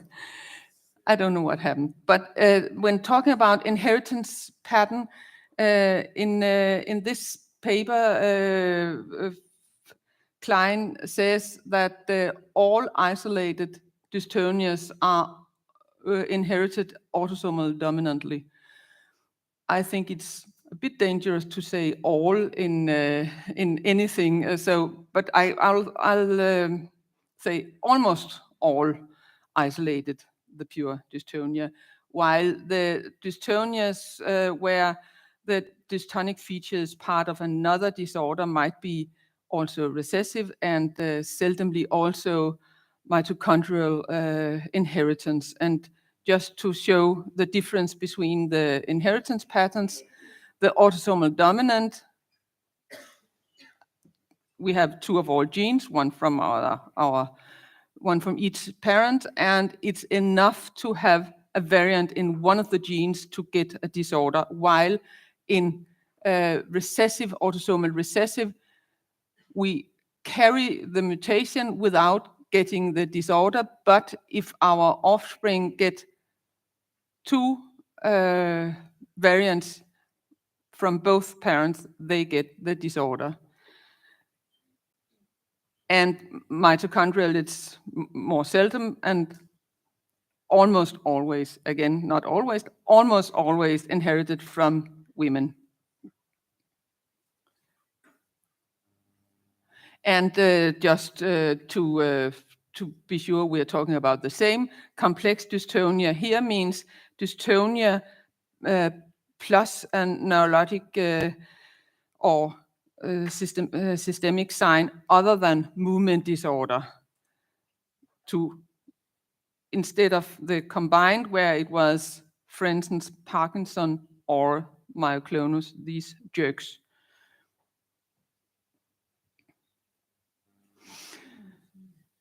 This is another old paper of mine, and I have to say I have done something the last 20 years, but now I'm only showing old papers. And this was a paper about DID1, the most common inherited form, not very common in Denmark, but the most common and well known at that time, where we found sporadic cases, and it's again one of the important things to remember. Dystonia might be hereditary, even though there's only one person in the family with dystonia, mainly due to the low penetrance, but also seldomly due to new mutation, de novo mutation, as we found here in a few of our DID1 families. And the genotype-phenotype correlation is very difficult. It's really heterogeneous, and especially in the paroxysmal dystonia. I tried also years ago to make a table to try to get a bit order in the three forms of paroxysmal dystonia: the kinesogenic, the one triggered by a sudden movement, and the non-kinesogenic, the one triggered, for instance, by stress and chocolate, wine, several different triggers, and the exercise-induced dystonia, the one triggered by more than just making a movement. We say it's normally about 50 minutes of exercise before you get your dystonia. And we have, as you can see, also genes, but it has changed, and some are maybe the same. And then we have many mix, and some genes are difficult to place. You have already seen a patient in the first speak. He showed a video of a patient with this seldom ADCY5 associated dystonia, complex dystonia. And I can tell you, I have a family as well, many family members, and they are quite different from the video you saw of the first patient. So it says something about it. It's really difficult to place the genetic types into such tables because of the heterogeneity.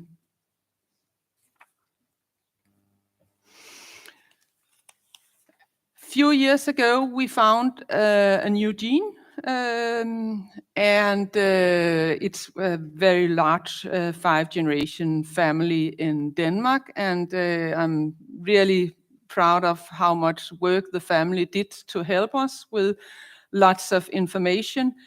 And I say to delineate, because that's also, when you make a pedigree, one of the important things. But we found this new gene.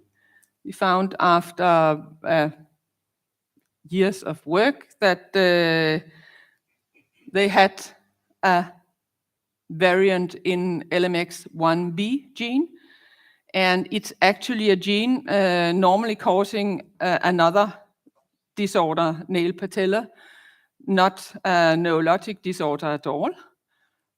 But we found out that there might also be dystonia in this complex phenotype of disorders associated with LMX1B. And the reason why I say to delineate, is when you ask a family about symptoms, you get a lot of symptoms, and what is part of this disorder and what is not might be very, very difficult and might be very important when you have to do genetics. And I admit at once that the first time I saw the proband of the family was years ago, and she said, I have the thin arms of the family, and I thought, okay, yes, I have thin arms as well. I had at that time at least.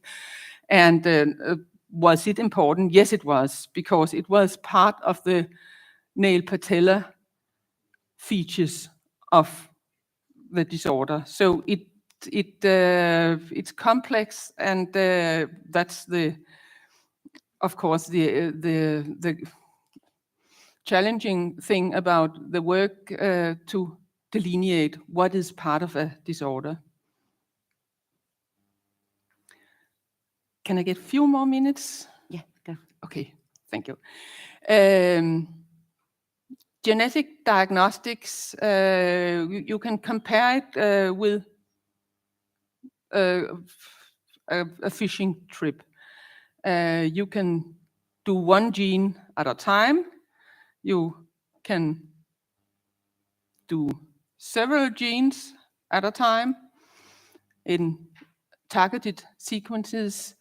NGS packages, we order several genes at one time sometimes, and you can do a very huge fishing trip where you try to cover a lot of things like we do when we do the exome or genome sequences. The important thing is, of course, when we do the very large sequences, we do not get the same details. But of course, when we examine people one gene at a time, and there are several hundred genes to go through, it takes a lot of time. So it's very important to know what you're looking for, and that's why it's very important that the lab people are working in close collaboration with the clinicians, and the clinicians are working in close collaboration with the patient.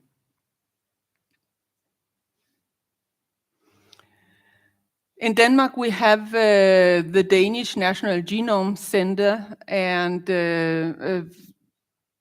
of course, the goal is that we have personalized medicine. Knowing that a disease is hereditary most often does not cause any specific treatment yet, but of course that's the goal. And that's part of this National Genome Center to work on it. And I am so lucky that I am a part of an expert center expert group in the center. And we have an informed consent for comprehensive genetic analysis.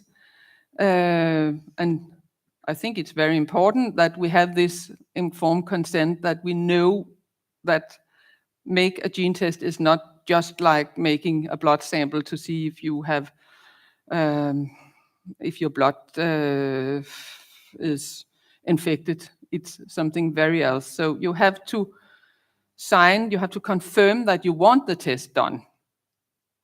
And you have to know that we might, if we do this comprehensive analysis, have the so-called secondary findings. We might find something that we were not looking for, that you have a variant that might cause another disorder. So it's really something that we use long time to discuss before we make a gene test. And here they also have to sign whether they want they are sample storage for future research, because what we know today is nothing compared to what we probably know next year, 5 years from now.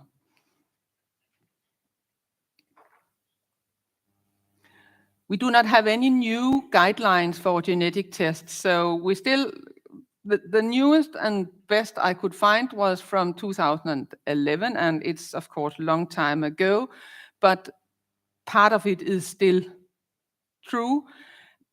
But you are, as doctors, we of course follow what is the newer genes are not mentioned in such an old paper.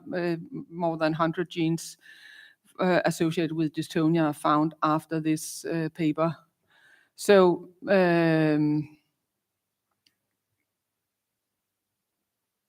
with that, I think I come to my last conclusion slide. About genetics, it's really important that the family history, to ask yourself and your family, and the doctors have to ask thoroughly for dystonia and for other features as well. And it's important to remember that you might have a hereditary dystonia even though no one else in the family has dystonia. And it's very important, in my opinion, to do genetic counseling before gene testing. And finally, the treatment, unfortunately, does not depend on genetic subtypes yet, but that's the future. Thank you for your attention.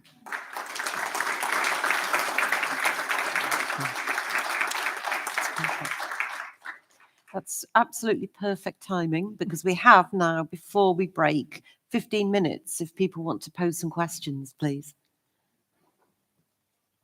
And we have the lady at the front. If I have cervical dystonia, is it necessary or worth to do genetic testing for my son? Could you hear the question? Whether it's, yeah, it's never necessary to do genetic testing. No, it's normally genetic testing. We have diagnostic tests if you have a disorder, and we have predictive tests if you do not have a disorder but are in risk of developing a disorder. If you have to find out whether your son is in risk of get dystonia, the best is to start with yourself, and that's a common. It's not in cervical dystonia. It's as you remember from it's more seldom that it's hereditary, but in all disorders, you have to start with the person having the disorder to see whether they have a variant relevant, and then if the person have a variant causing the disorder, the offspring and other family members have the possibility to get genetic counseling and predictive testing. And especially in dystonia, you have to remember the low penetrance as well, so that you might be carrier of a disease-causing variant without getting the dystonia yourself. Only 30% in taurin A, DID1, Oppenheim's dystonia, whatever you call it, have dystonia themselves. So there are many thoughts you have to go through before you do a gene test, and still remembering that cervical dystonia is most often not a hereditary disorder. Thanks.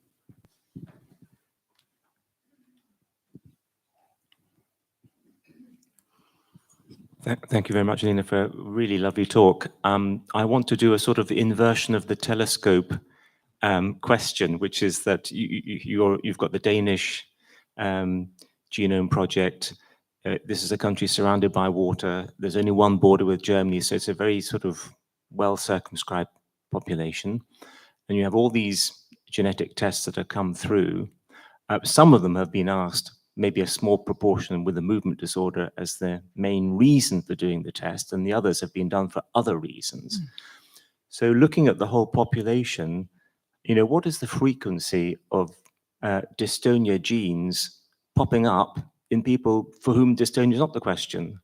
In other words, what is the incidence of a dystonia gene floating around in a family, for whom another question has Yeah, been you asked? mean secondary findings where a dystonia gene is popping up. It's very, very good question, because of course it happens. And then you have, that's why I say it's a close collaboration.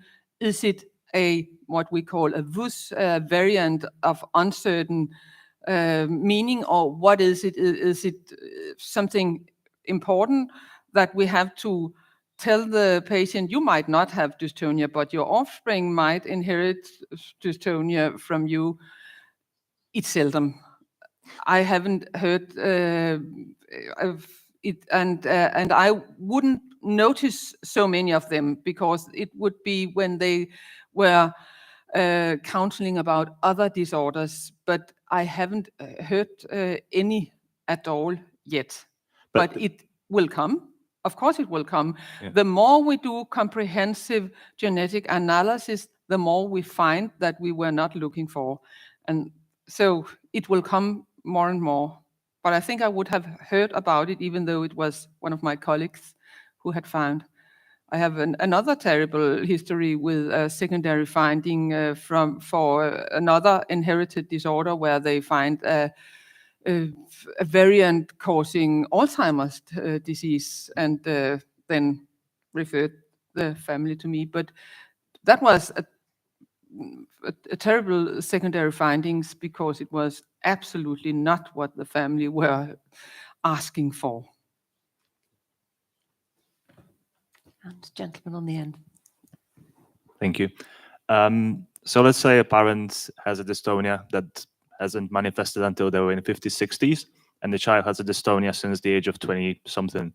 Is it possible that it's still the same kind of dystonia, or is it completely different because the onset age is like 30 years apart? It is possible. Yeah, because of the heterogeneity. It's of course not often, but it is possible.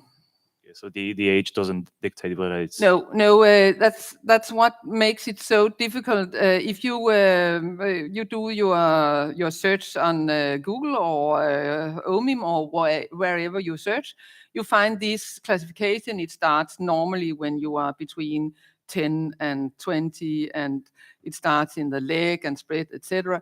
But we know that there are so many other cases, maybe only one where it starts when you are more than 60. But the more we examine, the more we find. Again, we find something that we were not looking for, but we are also, our knowledge about phenotypes are growing tremendously. Thank you. Anybody else at all? Yeah, at the front.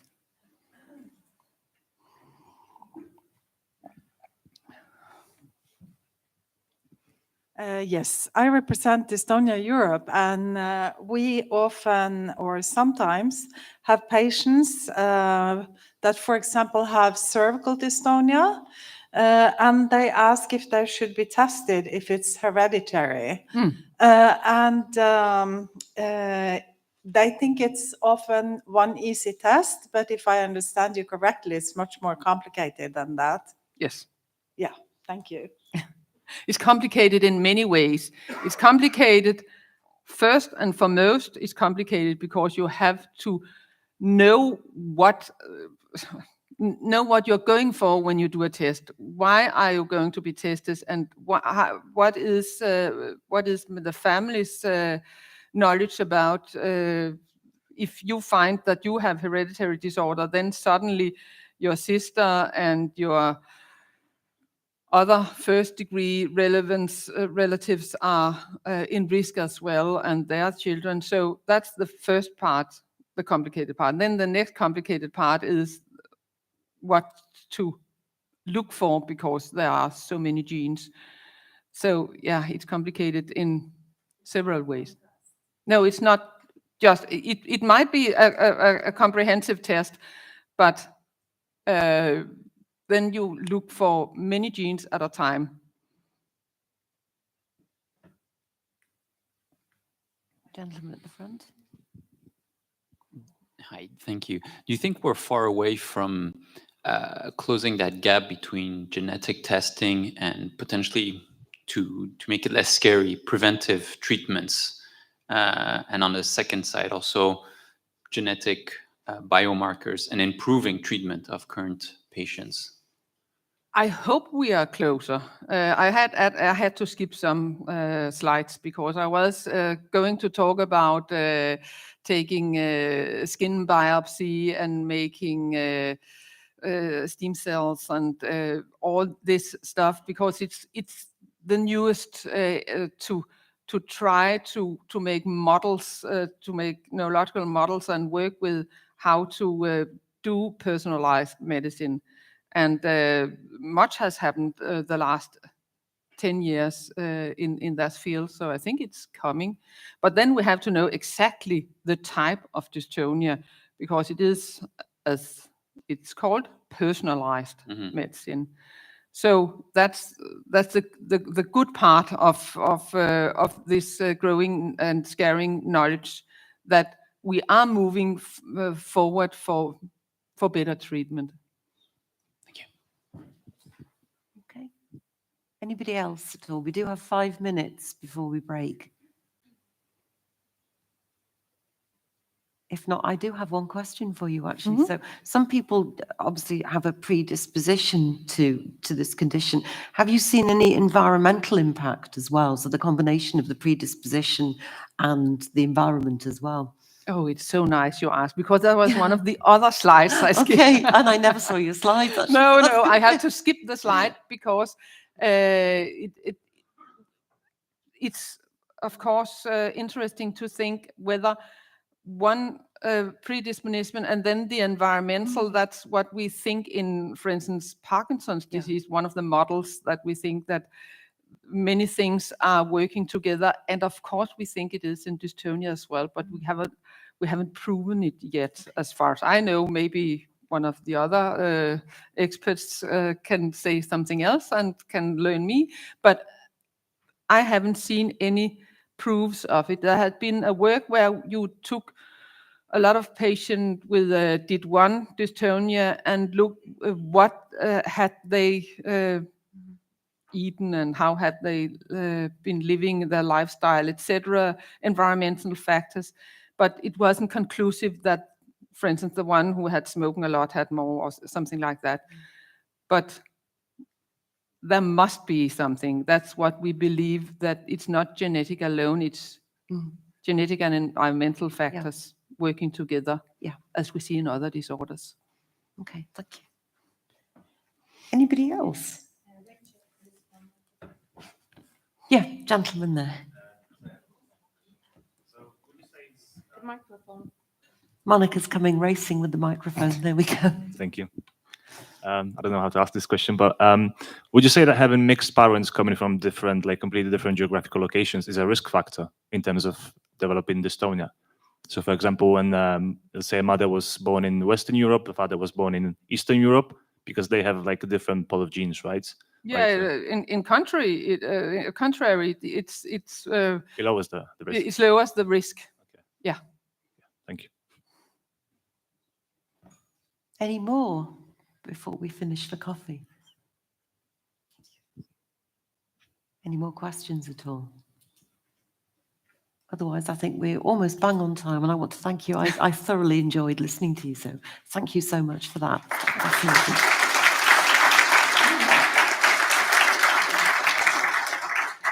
So we're now going to actually break for coffee.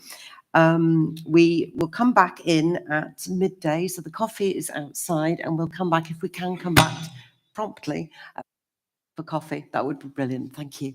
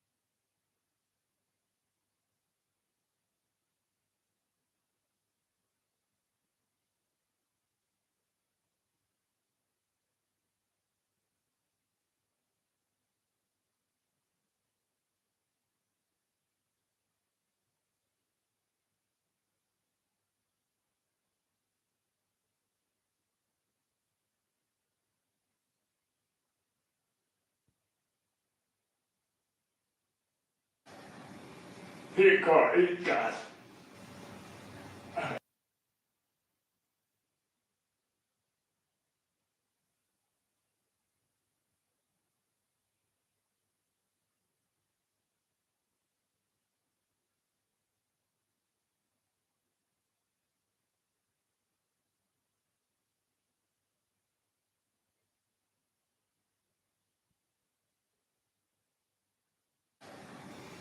Det går ikke godt.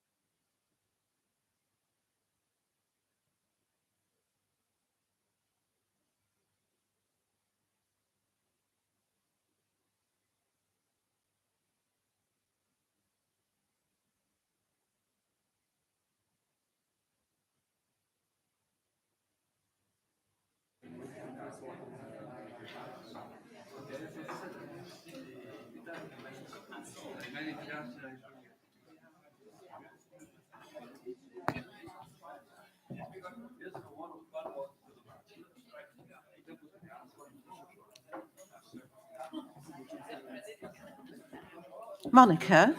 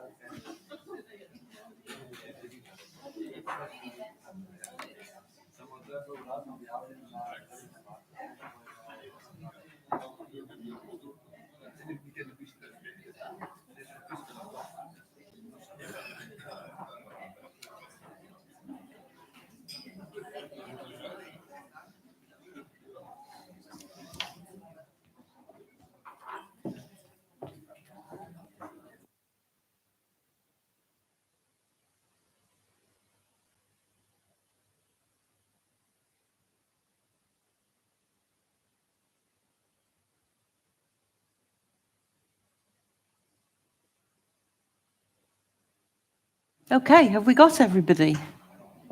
All refreshed, all ready to go?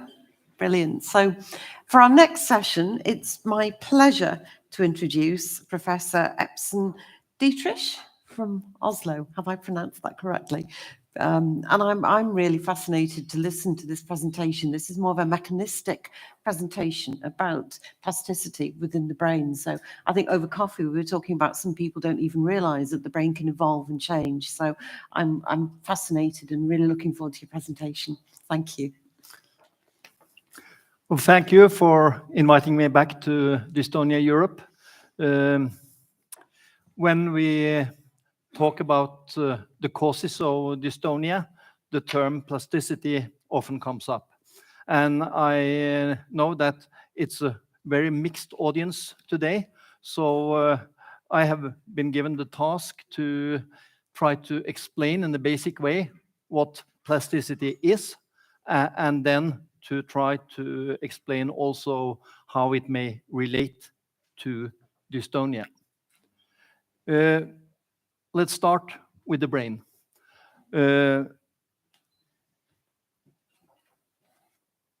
Most of the nerve cells or neurons or brain cells lie in this gray layer in the outermost part of the brain called the cortex.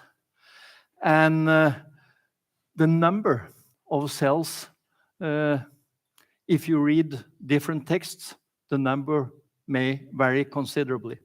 Actually, the one scientist that's done the most appropriate and most accurate counting and calculation of brain cells is Professor Packenberg from Copenhagen.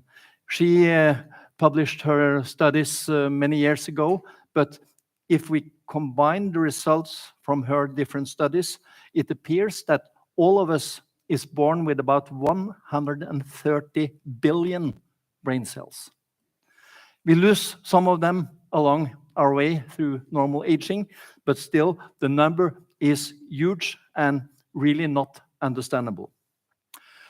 If we look at each brain cell or neuron, it consists of a cell body and it has a long nerve fiber called axon that leads electric current or nerve signals, nerve impulses out from the cell body and towards new and other brain cells. But the brain cells or neurons, they don't attach. They are separated by a very narrow cleft with liquid. And when a nerve signal comes in this axonal nerve fiber, to transmit this signal to the next cell, we need a chemical substance called a transmitter that brings the signal from this nerve end over to the next brain cell. One single brain cell may make up to 500,000 contacts of this way. Most of them don't have that many, but if we make a conservative estimate and say that maybe each brain cell have, say, 20,000 contacts or synapses, then we come to this figure. The number of contacts in between brain cells in the brain in all people, each of us in this auditorium. We can't really understand this number. But these aren't only fixed contacts. It's not switches that can just be switched on and off. They change all the time. There are changes in the brain cells, there are changes in the contacts. And that brings us to the term plasticity. Plasticity means the ability to change. And the nervous system changes all the time. Plasticity is something physiological. And it's even a crucial part of normal brain function and normal function of the rest of the nervous system. If you look at the synapses here, the number of synapses may change all the time. We form new synapses, and old synapses may be withdrawn. So it's not a constant number. Synapses comes and goes. Also, the number of brain cells changes. We lose, as I said, some brain cells through normal aging, but in some regions in the brain, for instance, in this part, which is called hippocampus, we can form new brain cells when we learn new things and as part of memory processes. So we do have a structural plasticity, changes in the number of brain cells, changes in the number of synapses. But plasticity is not only in the brain. We also have plasticity in the peripheral nervous system. This lady here on the picture has a drop hand. She can't extend her wrist. Many of you have probably experienced this if you have fallen asleep on your arm, or if your partner has fallen asleep on your arm. In most cases, the nerve, once the pressure is released, will regain its function within minutes. But if the pressure has been so hard and so long that the nerve fibers are cut, they may actually grow out 1 centimeter a week. So you may have this drop hand for several months, but within half a year, you regain strength, since we have plasticity also in the peripheral nervous system, where nerve fibers may grow out again. We may also have plasticity at the nerve endings. This is where a peripheral nerve contacts a muscle. And in the end of the peripheral nerve that shall cause the muscle cells to contract, they release a transmitter called acetylcholine. As most people with dystonia or working with dystonia knows, we may use botulinum toxin, and when we inject botulinum toxin near to such a nerve ending, what happens is that the botulinum toxin is taken up by the nerve ending and is blocking the release of this chemical transmitter. So actually the botulinum toxin is destroying the function of the nerve ending, and that's a permanent destruction. So this nerve ending can never more give signals to the muscle. But as you know, botulinum toxin treatment doesn't last forever. Actually, after 3 months, the nerve will make new nerve endings to replace the one that is destroyed. And this is plasticity in the peripheral nervous system. So all dystonia patients who have tried botulinum toxin injections have by themselves experienced this plasticity in the peripheral nervous system. But let's go back to the brain. As I said, the number of brain cells may change. Synapse numbers may change all the time. We form new synapses, and some synapses that are not in use will be withdrawn. But also, there may be functional changes in the synapses. When the electrical signal comes, it should have come.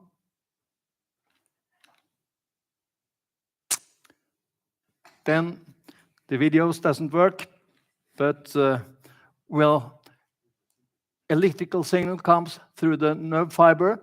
There is a release of the transmitter here to the next cell, and there may be functional changes so that the amount of transmitter, the amount of chemical signals released may change, and also the reaction of the next cell to these chemical signals may change. So, Norwegian professor of neurophysiology, Terje Lømo, found that if you train synapses, if there comes more nerve impulses, this may increase transmission by increasing the amount of transmitter that is released. He called this long-term potentiation. We also do have a long-term depression. That is, in some situations, the synapses may learn to send out less signals, less transmitter substance, less chemical signals, and less signals to the next cell. And these changes in the synapse function may last for weeks. And this is actually one of the most central mechanisms for learning and for memory. But obviously, it must be short-time memory. It lasts for weeks. But how can we then remember our first day at school with a mechanism that lasts for a week? Or how can we remember how to swim even several years after the last time we visited the swimming pool? It must be something else. Eric Kandel, American Nobel Prize laureate, he found that when we form new synapses, these permits for permanent learning and memory. New synapses are more stable and can store learning and memory over years and years. So learning and memory is obviously a plastic mechanism in the brain, and both forming new synapses and training the function of synapses are important. Many different experiments have been done to explain this and show how this works. I fancy this experiment, which was done with the Braille or point language for the blind. When a blind person reads Braille, use the fingertip, index finger of the dominant hand, and just feel over the points. And of course, the signals, the sensory signals from the finger will reach the brain. This is a person that's not experienced in Braille reading. And we can see the green dots in the cerebral cortex here. That's the sensory areas receiving inputs from the tip of the index finger. This is the left hemisphere, which receives from the right index finger. This is the right hemisphere, which gets the signals from the left index finger. And here we can see the left side of the brain. So this is the area in the brain that receives signals from the right index finger. And what happens if this person trains intensely on Braille reading for 1 year? Then we can see at just in the left sensory cortex, where the signals from the right index finger comes up, really the area receiving this input has increased enormously. It's many times bigger than before. While on the other side, sensory inputs from the left index finger is as before. So what has happened here? The index finger representation in the cortex has changed through new synapses, reorganization of what the brain cells do, and also new functions. So these are plastic changes, reorganization of the brain through training. So in the brain cells, we get new branches, new synapses, contacts to other cells, and they may even change function. And we may also, in some parts of the brain, get new neurons, but that doesn't count, for instance, for Braille reading. What then about dystonia and plasticity? The causes of dystonia are still enigmatic. We heard from Lena Jermin that genetics are important, but it can't explain everything. Also, plasticity seems to be important. Most cases of dystonia, even though many have genetic disposition, they are not pure genetic. And in much dystonia research nowadays, they talk about a second hit theory. The second hit theory means that we may have a genetic disposition for increased plasticity or impaired control of normal plasticity in the brain. And maybe genes with the disposition for dystonia may act just in this way. But Lena Jermin also told us that there is a low penetrance for dystonia. There must be some environmental factor. And this environmental factor that triggers the genetic disposition, that is the second hit. So you need both a disposition and then this environmental factor that triggers the situation. And that is why it may be so different from person to person.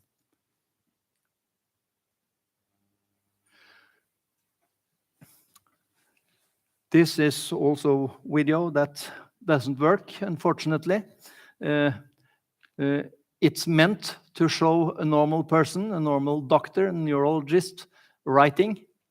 And this, if she had been able to write one single word, you would see that this is a patient with a writer's cramp, where she gets involuntary flexion, both of the wrist and of the fingers, and she is unable to write.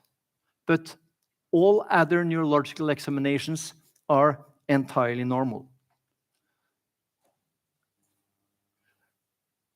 This is also one of the videos that doesn't work, unfortunately. This is a guitar player with musician's dystonia. Both writer's cramp and musician's dystonia are what we call action dystonias, and they are task-specific. Writer's cramp, just for writing. Musician's dystonia, as in this guitar player, just when playing the guitar. So, what may be the cause here? Let's look into the brain. In the cortex, in the motor area of the brain, each finger has a specific area for control. One area controlling the index finger, one area controlling the third finger, and these are separate. It's exactly the same in the sensory cortex, which is nearby. We have specific areas for each finger. These areas may expand after training through normal plasticity. Just as with the Braille language, you could see that the representation areas in the cortex increased with Braille. Also, if you train simple motor movements with 2 fingers, for instance, the representation areas for each finger will increase. The problem is, if plasticity is too high, if you get an unwanted overlap in between the representation areas, maybe an overlap of the representation areas actually impairs the function, so you cannot move each finger separately, but get more a mass movement after training. So maybe in these instances with task-specific dystonia, that actually motor training is the environmental trigger that comes in addition to the genetic disposition. So maybe we do have one example of an external trigger. At least this is the theory how action dystonias may be released. Musicians that really train and exercise may get action dystonias. If this video had been working, you would see that in this guitar player, it's just involuntary flexion of the third finger, which means that the third finger will not hit its strings. All the other fingers work as they are supposed to do. But this is an task-specific action dystonia, and probably because of increased plasticity, too much plasticity in the cortex, and overlap. But if this theory, of course it's a theory, if this theory should be correct, then would it be possible to restore motor control by immobilization? And actually it is possible. This guitar player, I put on a plaster cast, and he was with immobilized arm for 2 months. After that, the dystonia had almost disappeared. He was not as good a guitar player as before, but when he started to play the guitar again, unfortunately, the dystonia reappeared after only a few weeks. But it may confirm the theory that such increased plasticity may be a reason, at least in task-specific dystonias. And as Lena also told you, we have now a concept of dystonia as a network disorder. These are the basal ganglia that Lena told about. We do have one circuit from the cortex through the basal ganglia and back again to the cortex. And that circuit, that network, has been the one most commonly associated with dystonia. But in more recent years, we are also aware that the cerebellum may also be an important contributor in dystonia, as are sensory inputs, for instance, from muscles, from joints, and from the skin. So all these different pathways act together. But again, from the beginning, at least, we were especially aware of this yellow network, this pathway through the basal ganglia. And this pathway through the basal ganglia activates the cortex when we are willing or intending to do a motor movement.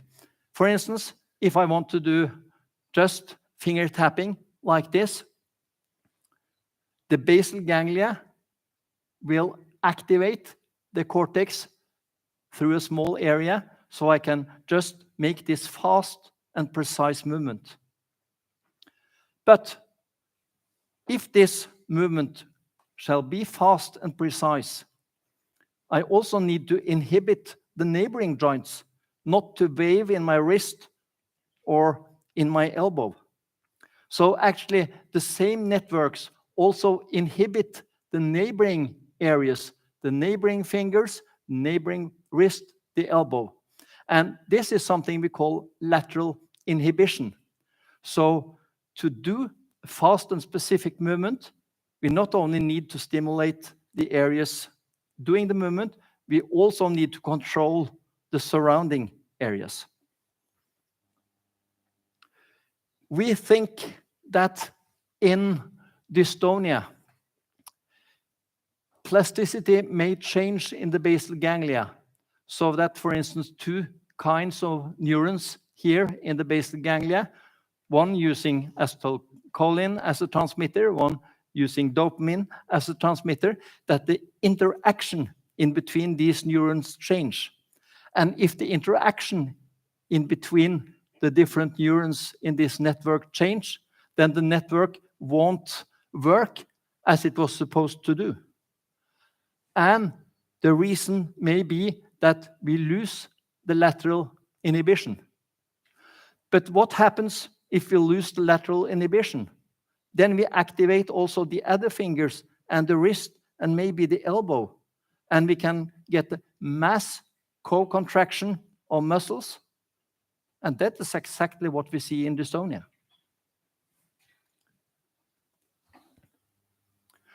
So I talked about task-specific dystonia. May it be similar in other kinds of dystonias, cervical dystonia or generalized dystonia? Well,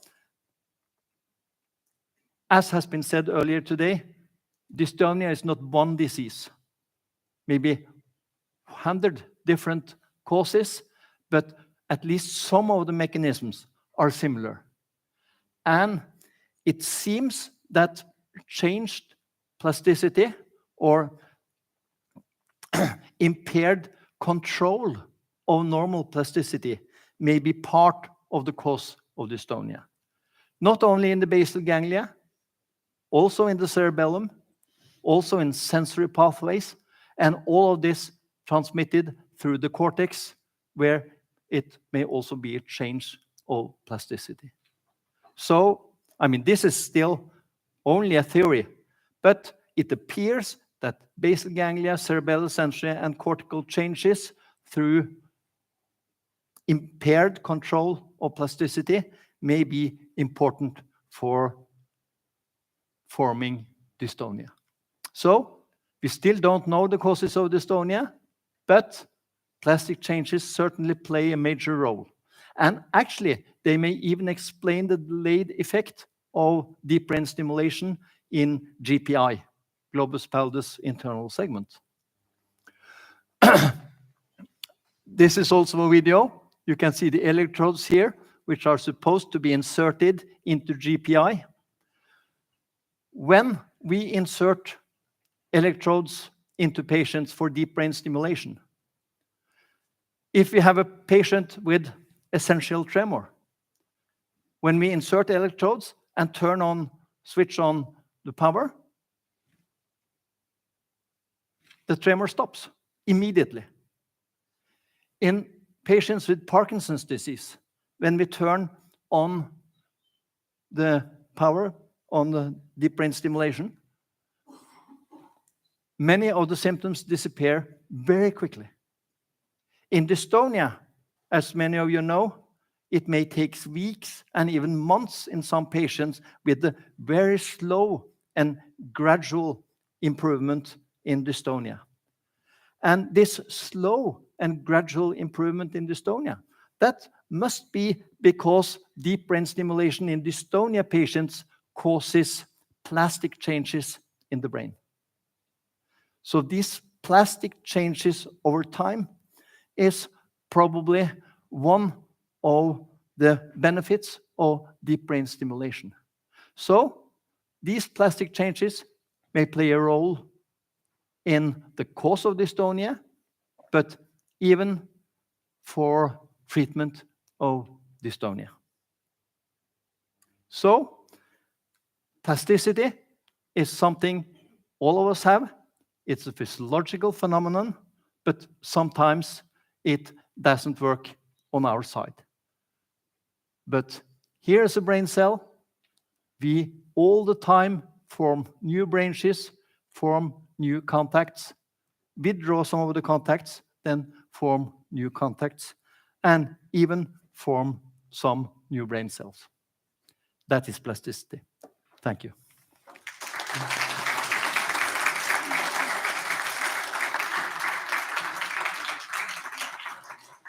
Thank you. Thank you so much for that. And we have 10 minutes for questions if hands go up straight away. That's brilliant. Should we go to, who's got the microphone? If we go to the lady at the front, please.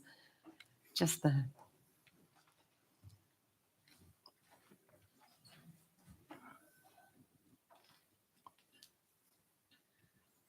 Is that right that DBS works only for generalized dystonia, or if I have segmental torticollis, does it help or not? I think that the DBS lecture is just to come. So maybe you should answer that, but the answer is, of course, yes, it works also in segmental dystonia. But we will hear more about DBS in a second. Okay, thanks. I'm just curious, how can it take 6 months to grow 1 centimeter of nerve?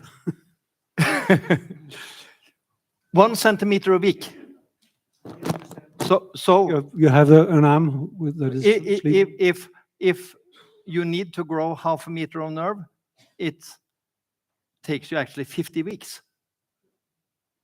So, so if you want, if your nerve is interrupted here, you need the nerve to grow 1 centimeter a week to the muscles on your forearm. That will take a couple of months.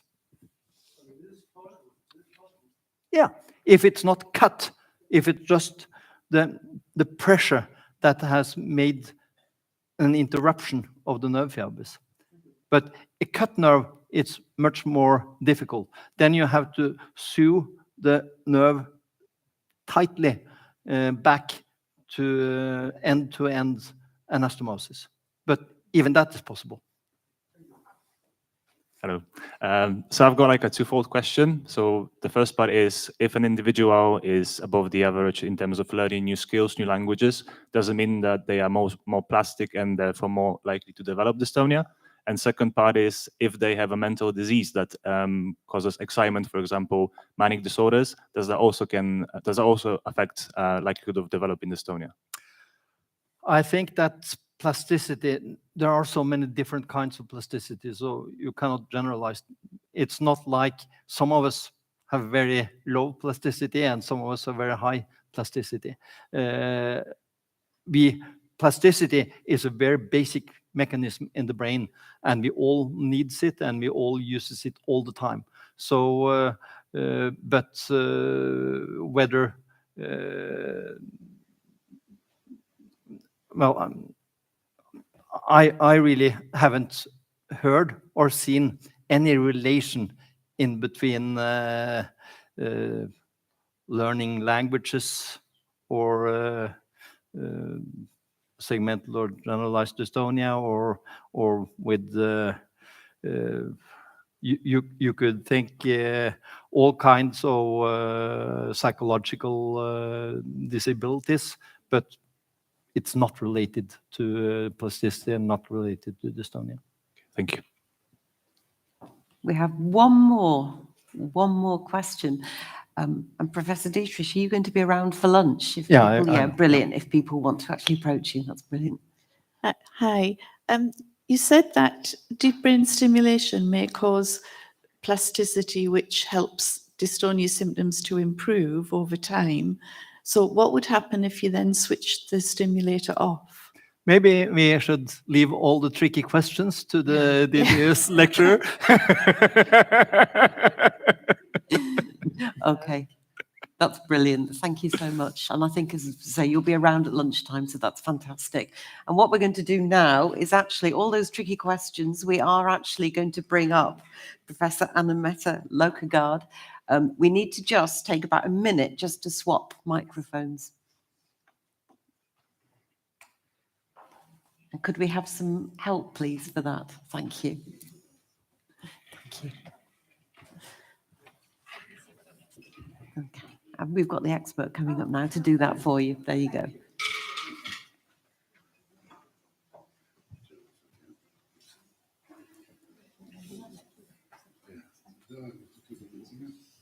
So as promised, Professor Lokegaard is going to talk about deep brain stimulation. So wanted to get you up here because I know so many people have got questions that they're actually desperate to ask you. So, What? So it's all right. No, you go ahead. So many people have got so many questions for you. So we're They couldn't be, yeah. Okay. So, You okay? is that fine? Brilliant. Thank you. Perfect. I'll take this away. Yes, thank you so much for the introduction, and thank you to Dystonia Europe for inviting me to talk about deep brain stimulation for dystonia. So I'll see if I can. Sure, I come from Copenhagen, from Bispebjerg University Hospital, and we started using DBS in Denmark in dystonia in 2003. So this is our experience from here. So for the next 25 minutes, I will just touch upon history. What is deep brain stimulation? Why and how does it work? Who might be beneficiaries of deep brain stimulation, and what is the evidence that we built this upon? And I'll touch upon the future as well.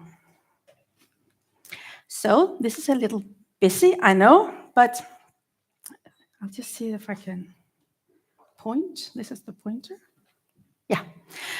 But as you've already heard, the history of dystonia is long. We know from many old pictures and so on that dystonia has been here for many, many, many years, but not until the 19th century or the 20th century did we actually find a proper diagnostic process and a proper diagnosis for dystonia.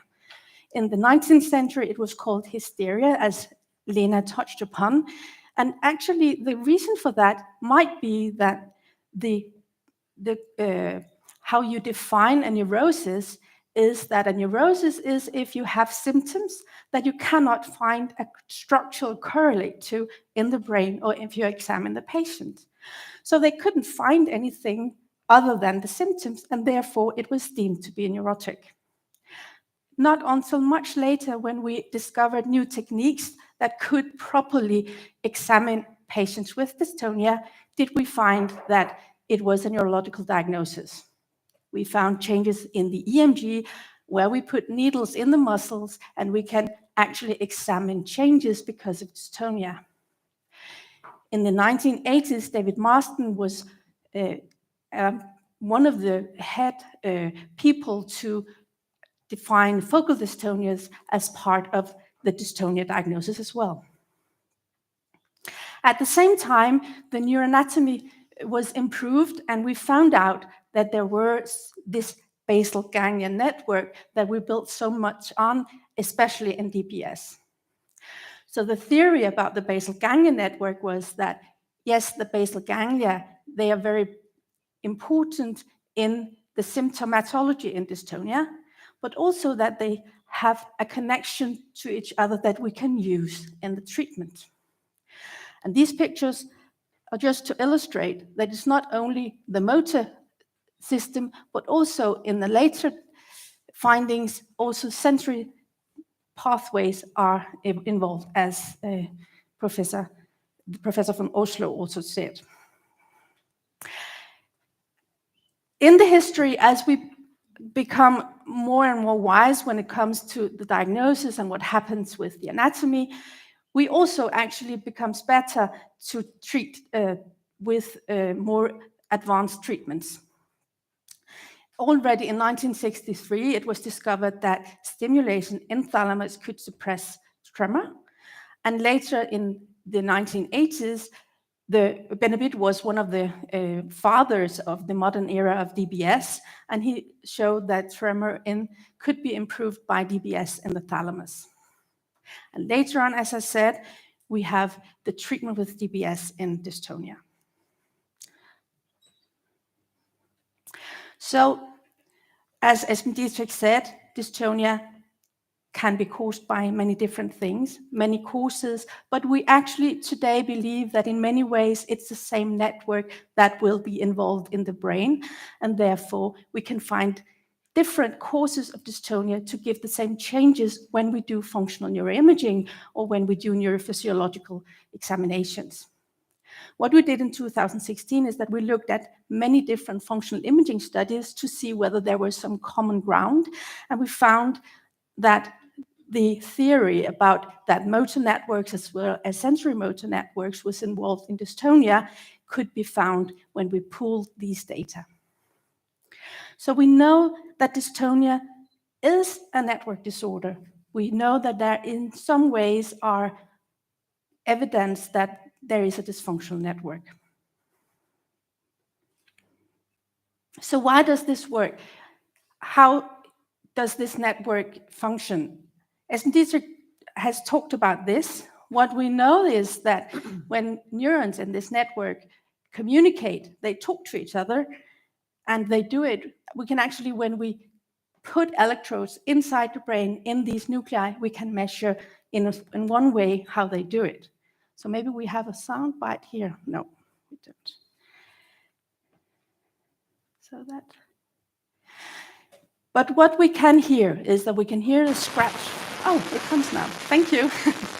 So actually you can hear this is when we put an electrode down into the subthalamic nucleus and we hear how the neurons in the nucleus are working and talking to each other. So we know that there is a communication between the nuclei in the network and the neurons are talking to each other. We know that when we have a movement disorder, when it's dystonia or Parkinson's disease, the way they talk to each other is impaired. So we have some pathological oscillations in these nuclei in dystonia as well as in Parkinson's disease.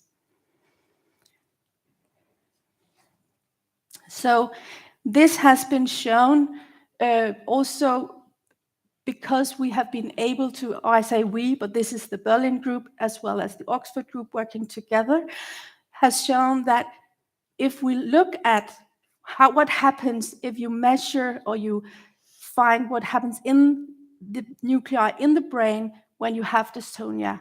If you put an electrode in the globus pallidus internus and you see what happens there, you have these oscillations, and then you compare it to what's happening in this case in a patient with cervical dystonia when you look upon the EMG findings in the muscle.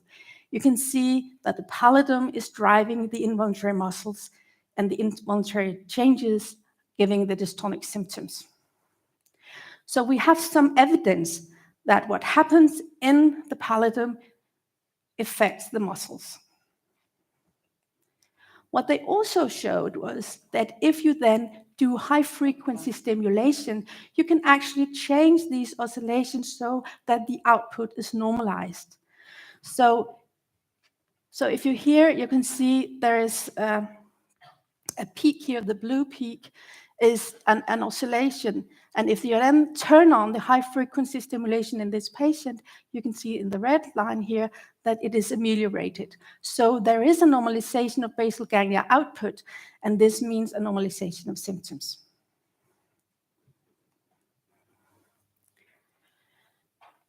So this is one of our patients with a generalized dystonia. And you can see him here with the generalized dystonic phasic movements. And on the next video, you can see that there is an effect of the stimulation in this network with high frequency. So this is one case, and you can see this is a case where you can see this patient had an improvement that was tremendous, and but one patient and one case doesn't give us the evidence that we really want to be able to say whether this is a treatment that works for everybody or not. So one of the early randomized double-blind studies was within Kupsch here in 2006, where they put palatal stimulators bilaterally in patients with dystonia, and in half of them, they didn't turn on the stimulation. So they did what they call sham stimulation, and you can see the difference between the symptoms in the patients who had the stimulation on and the patients without turning on the stimulator. So they found that there was an effect of stimulation, also in a blinded randomized fashion. And you can see here in the patients with sham stimulation first, when they turned on the stimulator after 3 months, you can see some of them really had a good effect, but some of them didn't. And it actually was a bit different from person to person how it worked. So I think this is really important when you work with DBS and dystonia, because we have to find out how to find this person that really had a good effect so that we know exactly whom to treat best with DBS.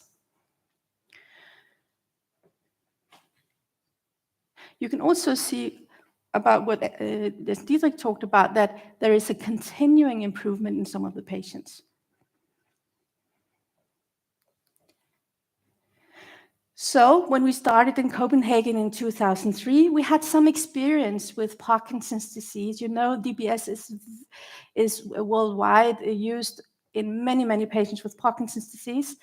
And although Parkinson's disease is very different from dystonia, there is one thing that's the same, and that is that we have changes in the basal ganglia network, and this is causing oscillations. It's a different kind of oscillations in Parkinson's disease, but still we can change it with high frequency stimulation.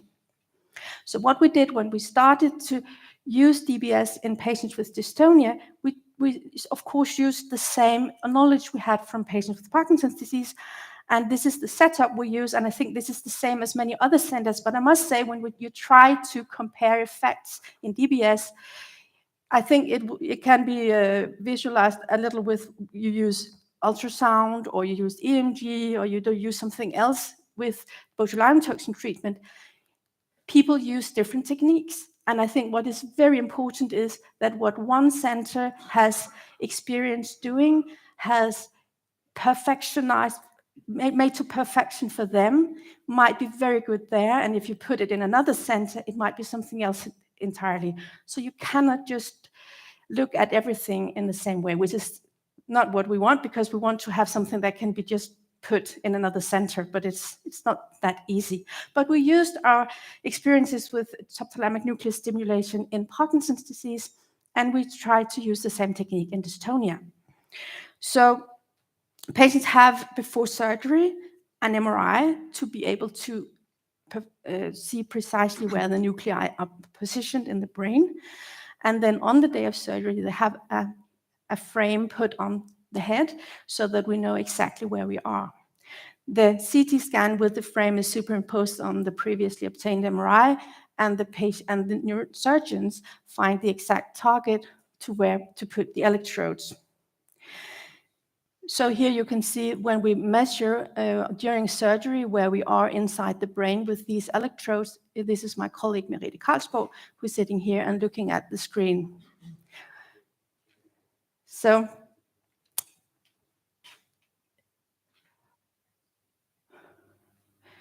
the patients that we found that we wanted to help with the DBS is, of course, patients that in which medicine, botulinum toxin did not work satisfactorily.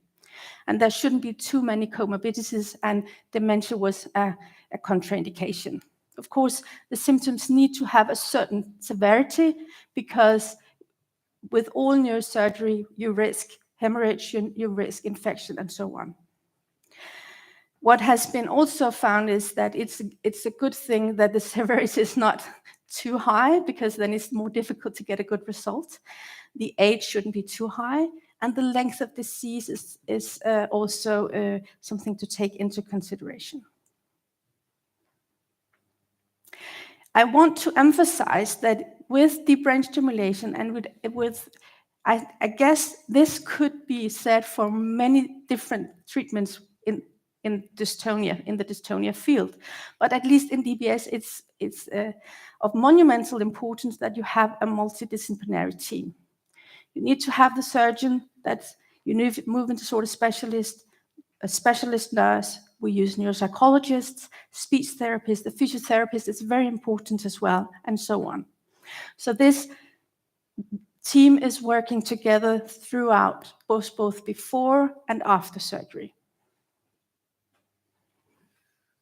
So what we did in Copenhagen is the neurosurgeons thought, we want to see whether it is actually GPI that's the best target. Maybe it's not GPI. How do we know that? We know that we have this network where we have GPI, but just beside GPI, we have the subthalamic nucleus, and we know it's this part of the same network. So maybe if we put an electrode in another part of the network, it might work just as well. So this was in 2003. We started this project where we said, okay, we will put an electrode in both the subthalamic nucleus and GPI, and then we will blind the patient and the doctor to which target that was actually stimulated and see whether we could see a difference in results. This is the first preliminary data from this, and you can see this is 2013. And now I will show you some late results also from the same study. So this has been long underway.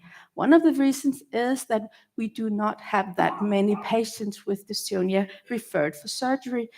The patients that could be referred in this project were patients with either a generalized dystonia or a cervical dystonia.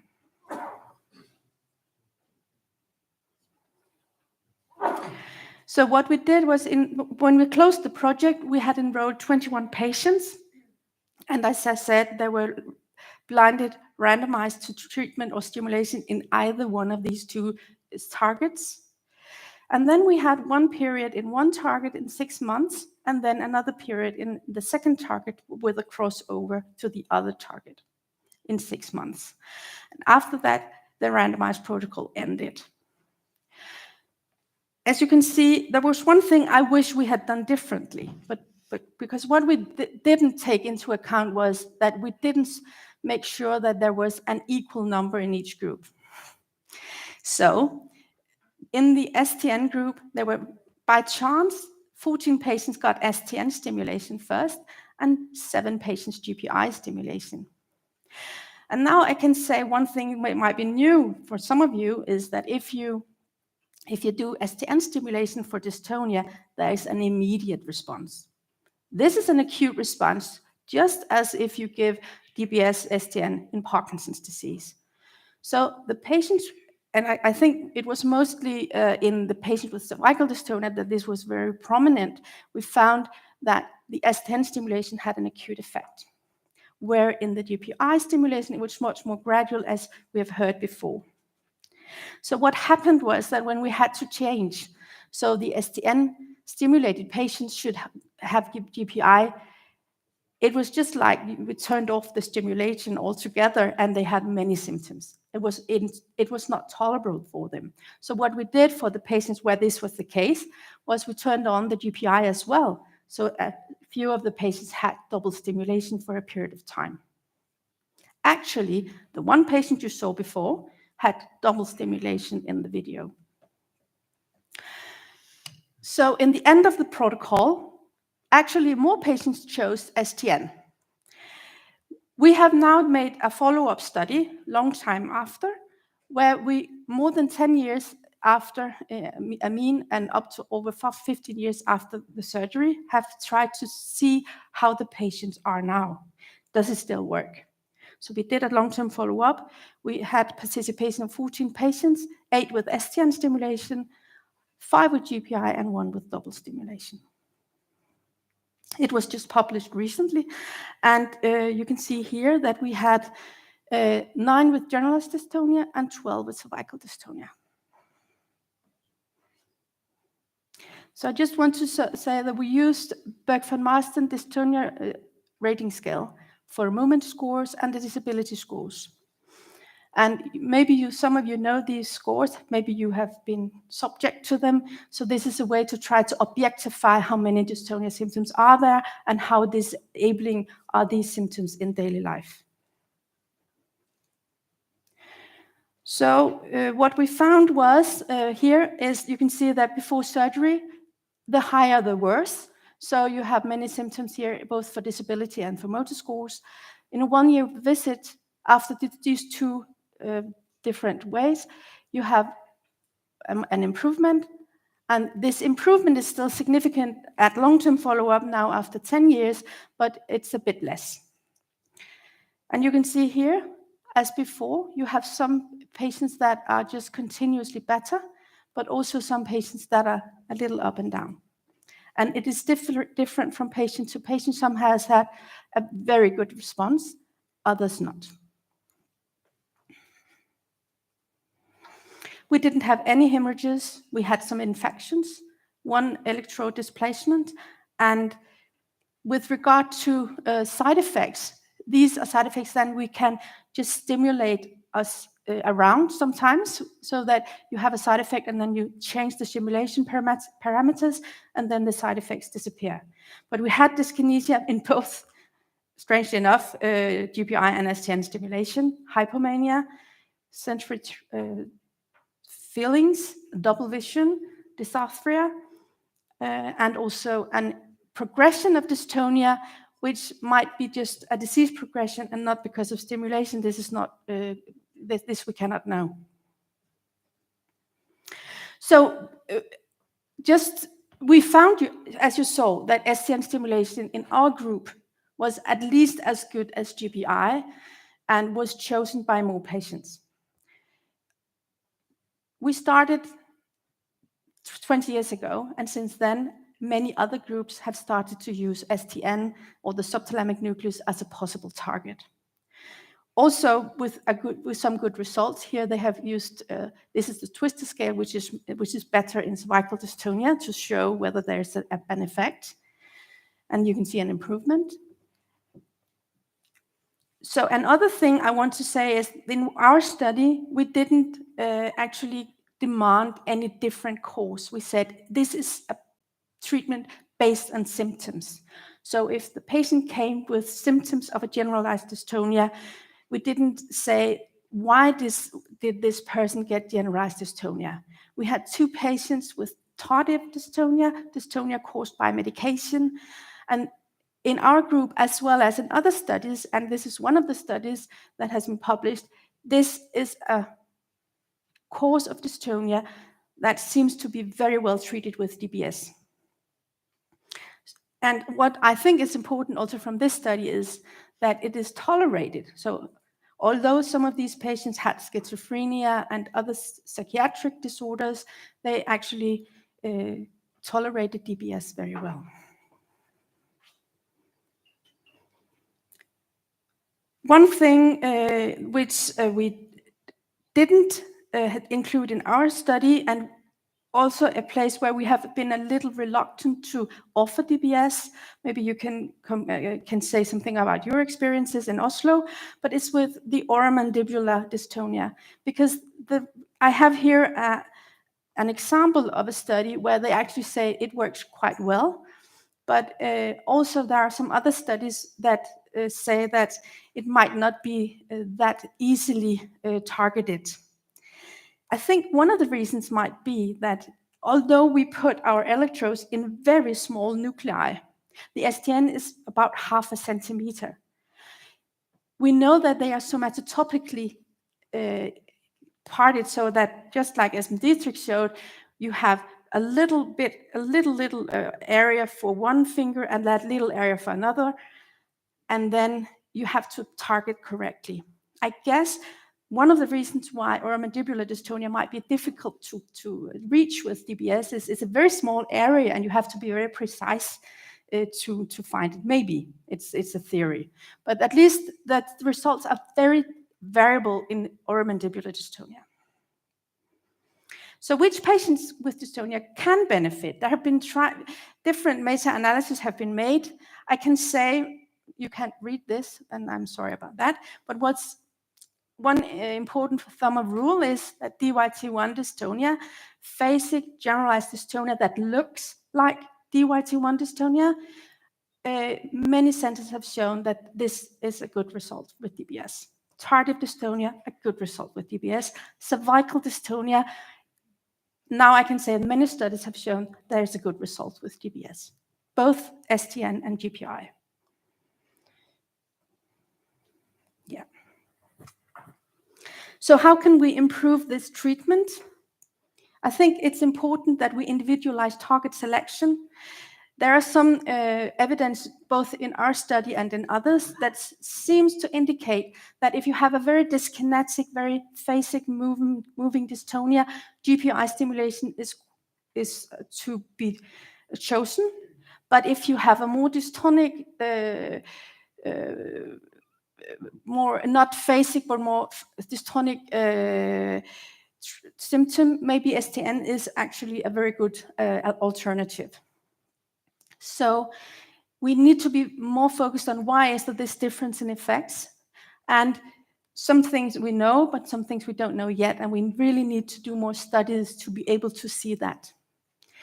We know that genetics can inform on prognosis. There are some studies now that indicate, like I said before, DYT1 or THOR1A dystonia is treated better with DBS than many other genetic forms, but there are also some other genetic forms that have shown to be well treated and others not so well treated. So actually we do some genetic counseling before every DBS patient.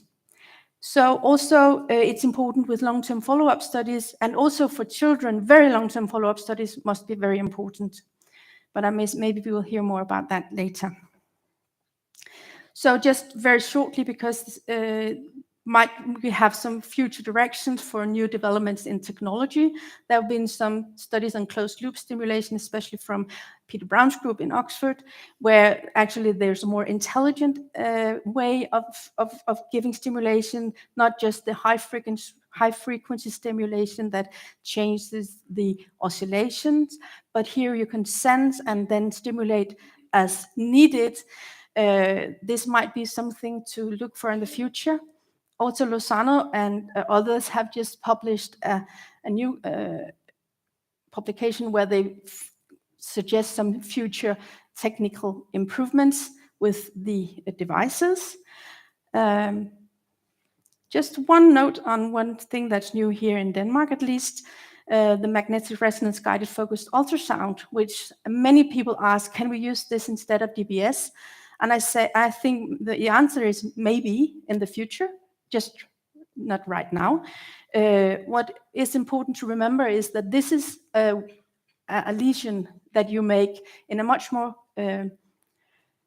it's in an improved manner, but still it's a lesion, and it's therefore only to be made unilaterally and only in a small number of patients yet. But this might be a part of the future as well. So with this, I'll thank you, and this is from our beautiful hospital. With this, it's almost summer now. Thank you.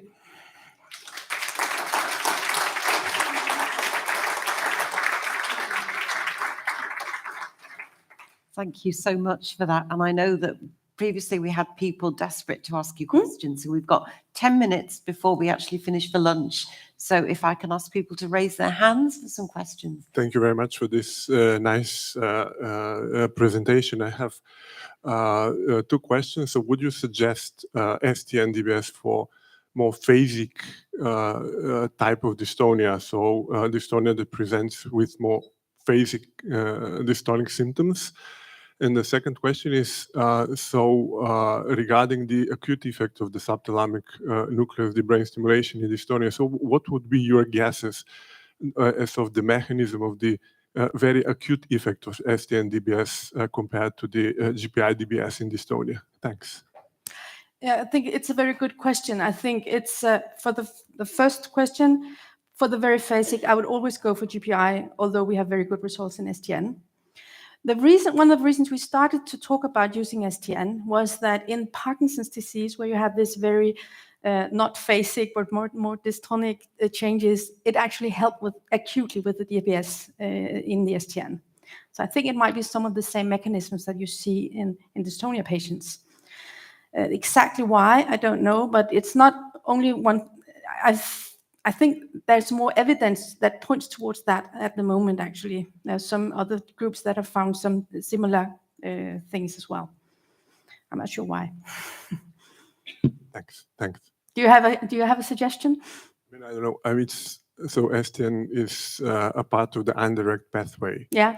So in that regards, it might more effectively work through the GPI, which is the major output nucleus Maybe, from or maybe it's via the hyperrect pathway, which from we the don't know. striatum. Yeah. I mean, thank you. Anybody else? Did you have a question? No. Lady at the front here. I think that was your previous question repeated. My previous question was, does it work to do DBS with the segmental dystonia, cervical dystonia? Yes. Or only generalized? No. Maybe I was a bit fast through these slides, but about half of our patients in the study, or more than half, had cervical dystonia. So it worked and very well. Works? Yeah. In Lithuania, our doctor says that it will not work. I know in Oslo they have made a very beautiful study. Ingrid Skogside have made a beautiful study where they showed with twisters only for cervical dystonia that GPI stimulation works very well. Very good data from there as well. There are many studies now, so it actually works very well. Gentleman at the back on the right. So since DBS works for focal dystonia, for cervical dystonia, is there a chance that TMS, transcranial magnetic stimulation, works? Yeah? Yeah, actually, with regard to, I just didn't focus so much about the cerebellum, but you know, the network is with the basal ganglia, the centromotor cortices, but also the cerebellum. So there have been some trials with TMS in the cerebellum that works, and it might be the future that it can, but TMS works in a very short period of time, and I guess that's the problem. But you could argue that if you could change plasticity with short rounds of TMS, it might be the future, yes. There have been some trials with focal hand dystonia, I'm pretty sure. So there's no indication like how many TMS treatments would be required? I wouldn't know that, but we might look into that, yeah. Thank you. We have time for, I think, one more question before we break for lunch. Any hands at all? Yes, Jill, do you want to repeat the question? Hi, I'll just repeat the question I asked before, but I think you may have already answered it. If the DBS causes changes due to plasticity, which improves symptoms over time, what would happen if you then switch the stimulator off? It's a very good question, especially if with regard to what our experiences were with the DBS in STN and GPI, because if you have a change in plasticity, if you turn off a GPI stimulator, the dystonia might not come back just as once. It's the same with medication. If you take anticholinergics and it works, I've sometimes talked with patients about that, and then you stop anticholinergics, and say, I still don't have any symptoms. And all the side effects disappear, but later on, the effect actually disappears as well, but it takes some time. But I think I'm more scared about the subthalamic nucleus, but if you have had the subthalamic nucleus stimulation for a long time, this plastic changes should be there as well. Yeah. Okay. Could I just contribute to the last question? Yes. Because we did a survey of our children and young people, in fact, during the lockdown, in relation to periods when the DBS was off. The major cause being a failure to charge adequately frequently, and then finding the battery depleted and switched off. And a lot of these young people actually experienced a return of symptoms. Very quickly. They had thought they had no symptoms, so they started to neglect their DBS, charge their iPhones, but not their DBSs. Yes. Their lives are too busy for the DBS charging, and they have found that the DBS, the Dystonia return, they're very, very, very surprised that they had not been cured of dystonia. So the thing is that I think with neuromodulation, you have to treat it with respect. You have to charge regularly, and you have to try and keep the charge above 50%, because once you get between 0 and 25%, you'll be very close to a DBS off. And then the symptoms come back. In fact, one person thought that she was on and her DBS, her dystonia had spread bilaterally, but it's because she spent several months without DBS on. But I also know there are some Indeed, reports one on person, dystonic storms, so we have to be very careful about it. And of course, the other thing Yeah. is status dystonicus, Yeah. which is one of the things I'm going to talk about. You're talking about that. I just mentioned one of our patients who had myoclonic dystonia with a very good effect, and sometimes a young man sometimes forgetting to recharge, and the myoclonus comes back big time. Yeah. Okay. Thank you. Anna-Mette, are you going to be here for lunch? Yes. Yeah. So are you okay for people to come and approach Sure, you if you of have course, extra of course, questions? yeah. That's brilliant. So thank you so much for that. I know that you've answered so many questions. We're now going to break for lunch, a well-deserved lunch for everybody, I think. So it's been a really packed morning. So we're actually going to be moving into general support and treatment this afternoon, physiotherapy and looking at paediatrics.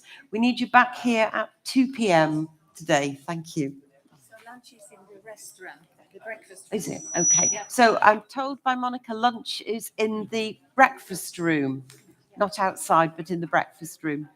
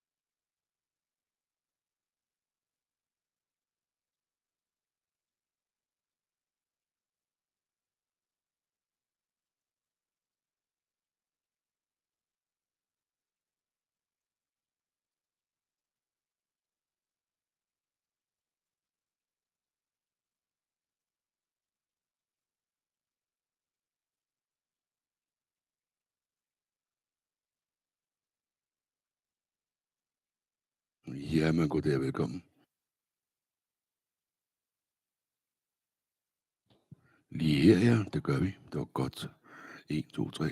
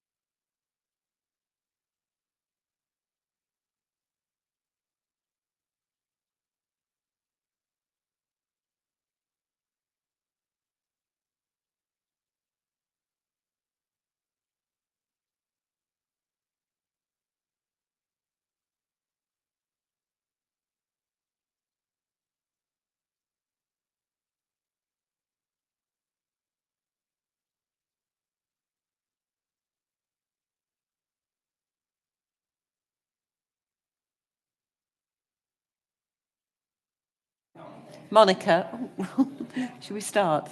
Yeah, okay. Okay, everybody, welcome back after lunch. Just to actually keep us to time, I think we should actually get going. And now we're switching to treatment, to support, and to future guidelines as well. And with that, I'd like to introduce Dr. Jean-Pierre Lin from London, from the Evelyn Hospital in London, who's going to talk about paediatrics, paediatric care, and guidelines for the future. Thank you very much indeed, and thank you very much for the invitation to come back to Dystonia Europe. We were just discussing that it's 2019 since we met, and I noticed that I did include some of the things I'm going to talk about today back in 2019 because the same issues need to be addressed, really. Those are my disclosures here. And I rushed upstairs to put this slide on because I realized that the last time I was in Copenhagen, I met a patient of mine. Here she is. She's a medical student, but now she's been a medical trainee, a doctor, for many years now. And so I think this is the power of the management, appropriate management of a young person in a timely fashion so that they can actually get on with their lives. This is what she was like when she was 4.5, when she first presented. Now I'm going to press the forward button in the hope, nope, I don't know if I can do the backward button. Yeah. Okay, this is a video which should be working, but I don't know that I can make it work from here. There we go. The story was from the family that there was nothing until 4.5, but that she was born with the cord around the neck. So there was always a question mark whether or not she had had some kind of mild hypoxic ischemic injury. But it was quite clear that her clinical course was not at all like a cerebral palsy. Throughout her life, she came back 3 times to be assessed with deep brain stimulation. And she kept pulling back from the brink. But one day at the age of 17, she just finished some school exams. She went to stay with her grandmother, and she got an increase in her dystonia. Her speech deteriorated, and she thought, I can't go to university like this. So we came back, had a meeting. The father said to me, look, Dr. Lin, if deep brain stimulation is the get out of jail card, why don't we do it when she's 30? And I said, well, you know, there's a thing called the arrow of time. You only live once. You have your experiences. You've got to get those experiences at the right time. If you do it later on, then you feel your life has been wasted. So she had the DBS. On another occasion, she went to visit her brother in Brazil. She left her programmer at home in London. She failed to charge. We talked about not charging.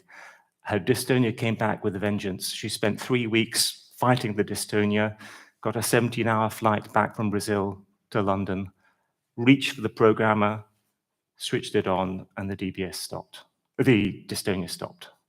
So neuromodulation does work, but it doesn't work for everyone, and other things have to be thought of. So the reason I've come here today partly is because I want to engage Dystonia Europe as an organization to help us formulate some guidelines, and I'll come to that in due course. So for guidelines, we need diagnostic clarity, phenotypic consistency, meaningful scale-based assessments, criterion referenced clinical information interventions, longitudinal cohort follow-up, recognition of dystonia emergencies, such as status dystonicus. I do want to have some time to talk about status dystonicus, which affects quite a few children, although a lot of people think it's rare.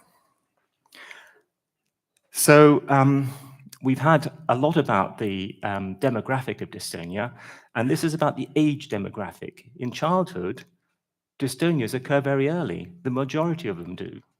It's a minority that occur in late childhood or early adolescence.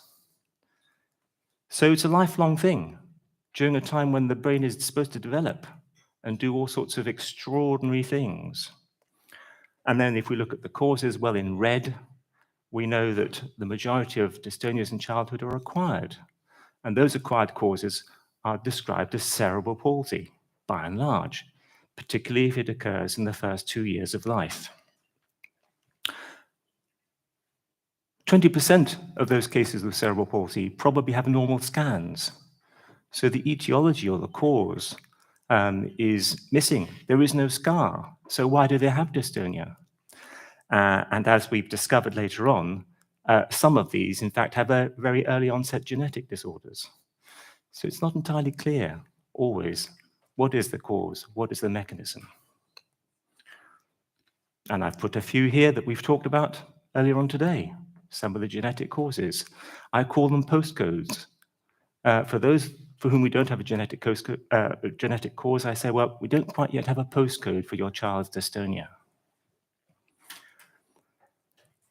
So I'm going back to a very old paper, 2003, about what was cerebral palsy, and I did this as a teaching piece in the JNNP, and it covers those sort of typical ground about, why does early brain injury have such a big impact? Well, it's quite clear that if you interfere with this process, something that isn't necessarily good is going to happen.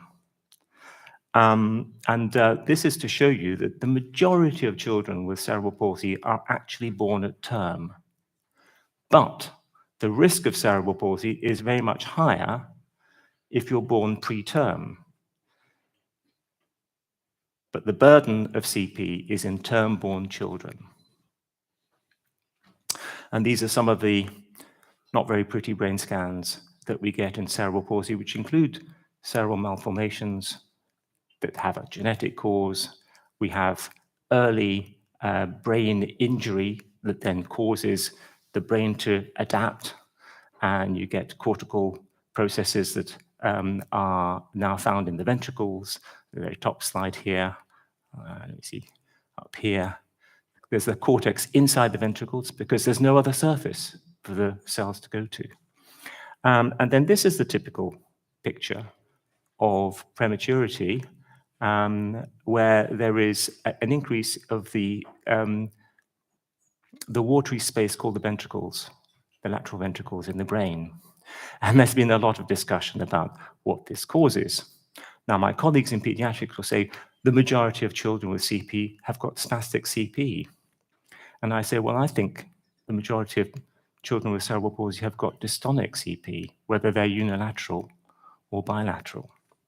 In fact, there's been a lovely study that is about to be published from Stockholm, a 20-year retrospective of children with unilateral spastic cerebral palsy who were having a special test measure called the AHA.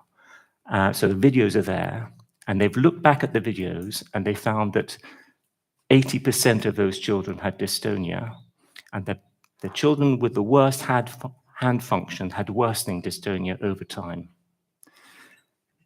So what we call spastic CP 20 or 40 years ago, we might now call dystonic CP, and I've always suggested that dystonia is completely under-recognized.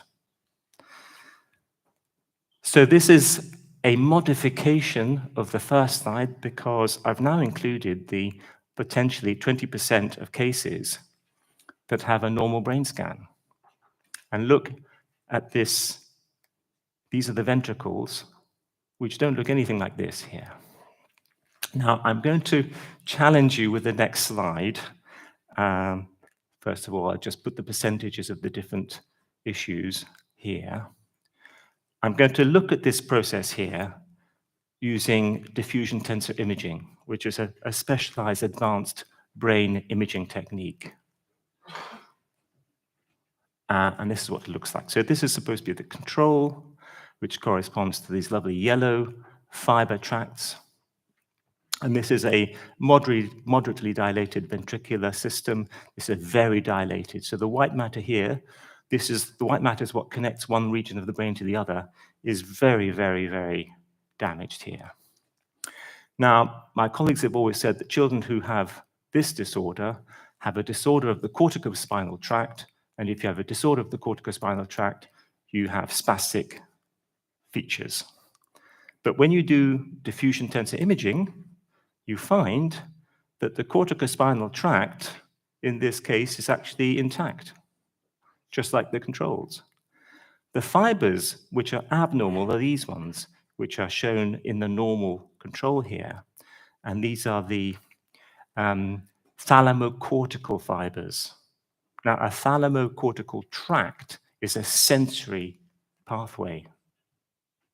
So if children with these ventricular enlargements have a loss of the thalamocortical fiber, it will mean that they will have difficulty with sensory integration. So the motor disorder that they experience is due to a sensory pathway disturbance. And look, put it this way, if you're trying to do something, but you have no knowledge of what your body is doing because the sensory pathways are disturbed, it's going to be chaos. It's going to be madness, and it'll be very disorganized. So literally, we have to think about our understanding of motor function in childhood disorders secondary to cerebral palsy as actually being a sensory disturbance, which secondarily causes motor dysfunction because it's all out of focus. So I'll just do that. This was just something about the slight decrease in the prevalence of cerebral palsy to show that it's not all doom and gloom, but it's by no means enough. There is a greater tendency to have CP the earlier you were born, but the majority of cases are born at term. This is a young girl of 8 months. She's only attracted to this unusual side of hers. She knows the good side, but she is attracted about this. And partly because I keep pointing at it. And you can see that her arm sometimes doesn't move very much, but then it moves quite a lot, but obviously not well enough. And there's more movement proximally than towards the hand and the wrist. But it's certainly not fixed. And she had what's known as a thalamic stroke. Now, the thalamus is the origin of the thalamocortical fibers, which I showed you in the last slide. So if you disturb the thalamus or you disturb the thalamocortical fibers, it comes to the same thing. You end up with a dystonia. Now, here I'm trying to encourage her to do some standing for me. She's a bit resistant, and you think, oh, she can't stand, she can't stand.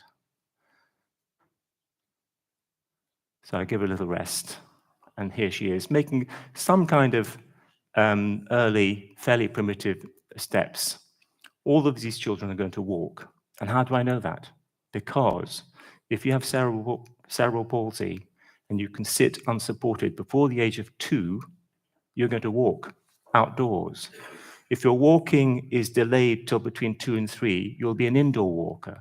And if your sitting, is delayed till between 2 and 3, you'll be an indoor walker. And if you're not sitting by the age of 3, the possibility of being a walker is very much diminished. So one of the things that families like is to get some advice that's going to let them look into the looking glass of the future. And if the doctor says, oh, well, I don't know, that is when the uncertainty spreads and the anguish goes on and on forever. But you can, from previous studies, you can give those predictions. All children with unilateral motor disorders will be walkers. If they're not, it's because there's a bilateral disorder that you haven't diagnosed. Now, later on, this looks like this. Now, this is not the same child, but this is a teenager, and she has got this lesion here in the basal ganglia here on the opposite side, and she's got a hemidystonia. And I've put these static pictures because I was looking at them recently, and I suddenly realized there's something that I hadn't really fully appreciated, although I did write this up in my PhD, and that is that when the wrist is palm down, the hand extends at the wrist. But when the wrist is palm up, the hand flexes at the wrist. So you've got an extensor posture, palm down, and a flexor posture, palm up. And what does this amount to?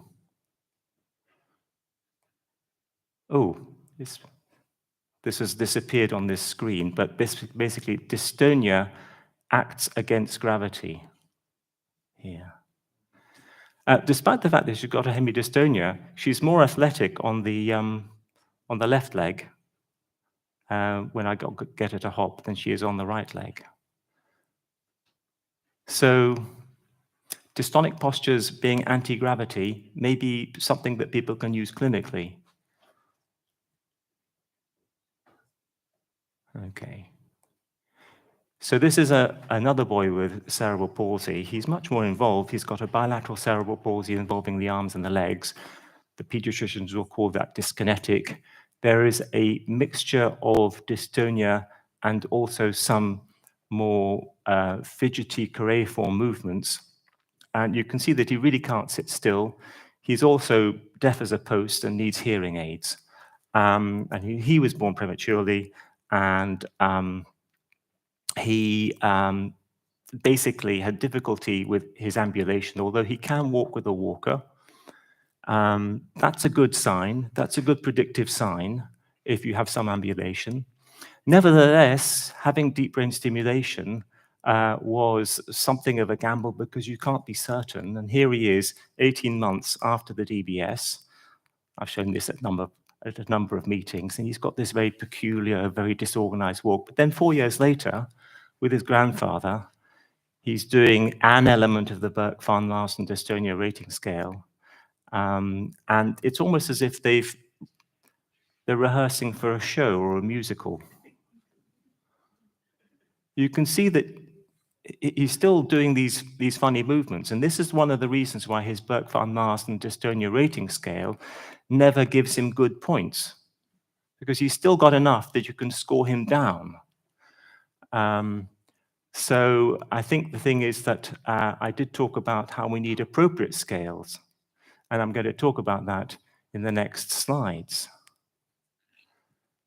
He's such a fantastic guy now. He's 17, I think. He can click his fingers. He can do dance routines. Okay. We've heard about the genetics. The genetics just gets more and more unbelievably interesting. I'm interested about who are the league table winners here, DYT1 and DYT11, but no, we've got coming up. I haven't amended this slide for the KMT2B cases and the GNO1 cases, I think. Yeah. Big expanding phenotype. They're going to take over. They're going to take over some of these other more well-known and well-established genotypes. But for us, we have to deal with all comers, the dystonias, the ones that we don't know the cause of the dystonia, but we think they're genetic, and then all of these ones, which are the cerebral palsies. This is a scale of mobility. 1 is that you can walk up the stairs without holding the handrail, and 5 is you can't walk at all. But look at how disadvantaged you are if you have a secondary dystonia, usually acquired around about the time of birth or before you're born. The longer you live with your dystonia, the more difficult it is for you to carve out of your life functional movements. And so our job is to see what we can do for all of these types of dystonia. And we've shown before that the less time that you have for normal development, the more difficult it is for you to get onto the development and movement ladder.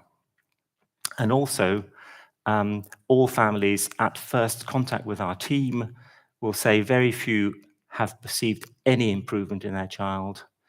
Many have witnessed a worsening of the condition. No change in the condition, and in here in red, the majority believe it's getting worse and worse. So it's not good. We do need to do something. This is just about causation. It's a very old slide, but the red ones are the cerebral palsy causes, and everything else is really, this is quite primitive because we only had 2 genes we could test for at that time, back in 2012. This is about deformity. Deformity is how the musculoskeletal system adapts if it's not functioning normally. And usually immobilization of any sort is going to lead to deformity. And in red, we've got the CP cases here. And in blue, we've got some degenerative cases that really behave like the CP cases. This is the age from 0 to 20. And then we've got the more genetic or idiopathic cases here. And what we find is that between 5 and 10, 50% of children have got a deformity of their muscles and joints.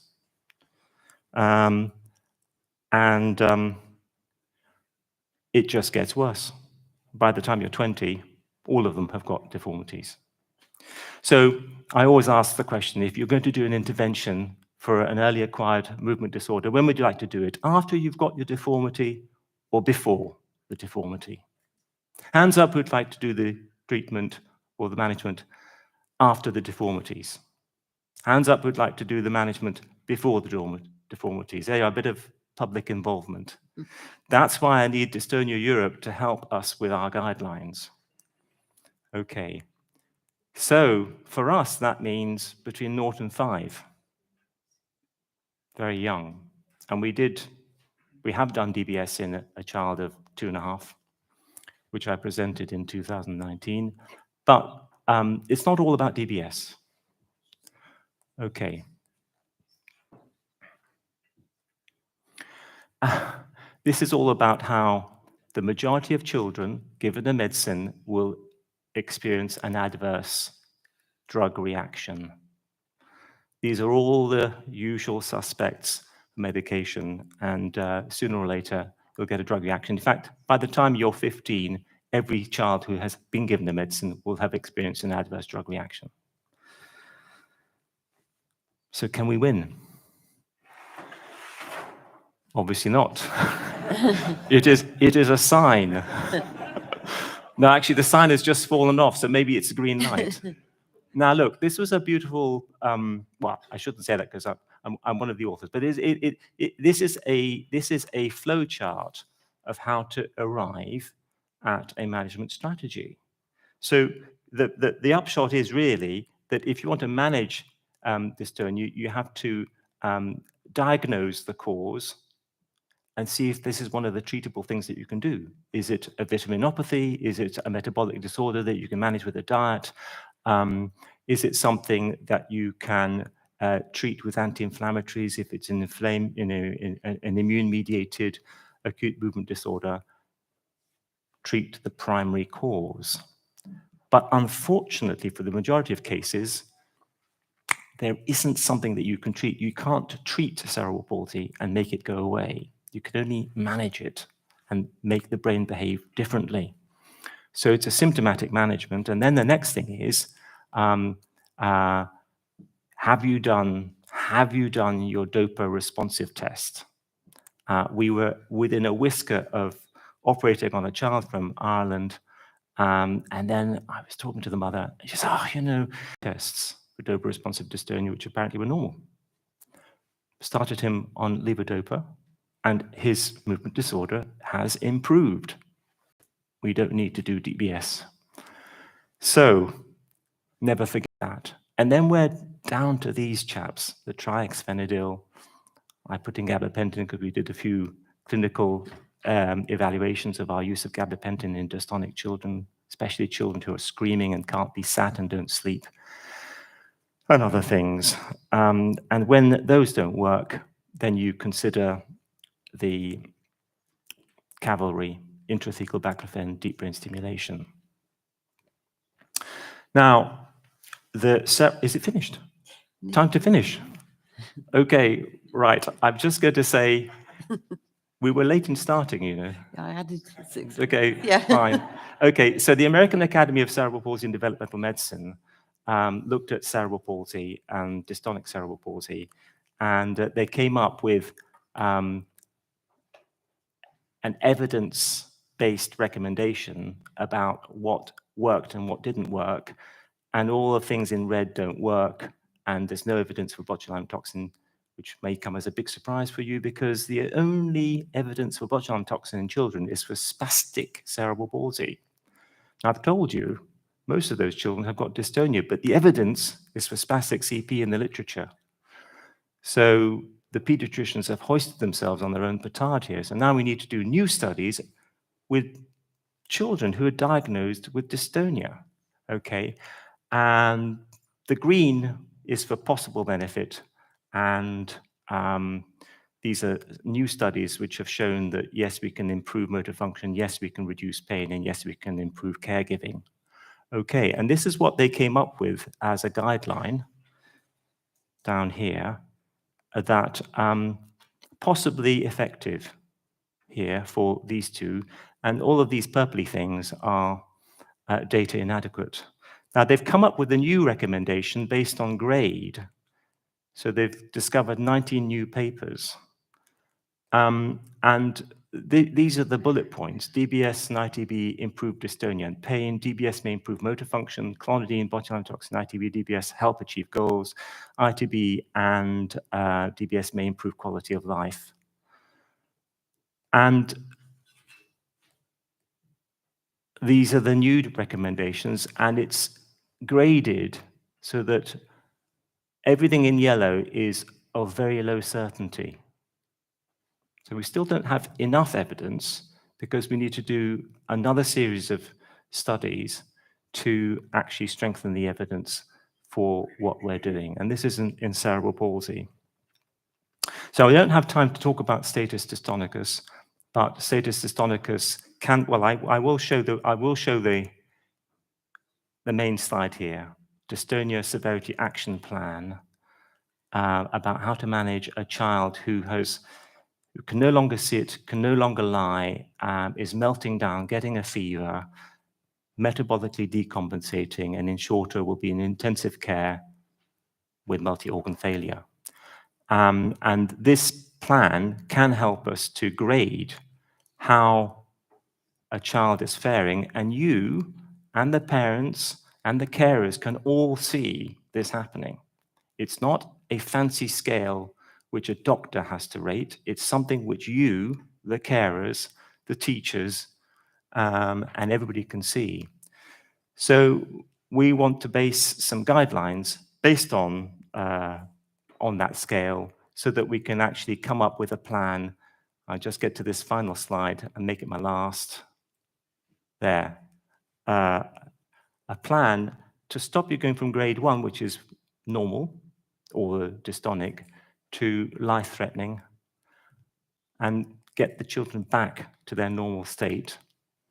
And what we need is to work within the European Pediatric Neurology Society, which has got more than 2,500 members, and has representatives across the whole of Europe, with some North America, African, Asian practitioners, to come up with some guidelines, working with patient groups, working with the European Academy of Neurology, the European Brain Council, and the ERN, to come up with some constructive ways of approaching some of the most horrible conditions facing children. And I hope that over the next 5 years or so, we can do something. And I'm sorry for taking so long.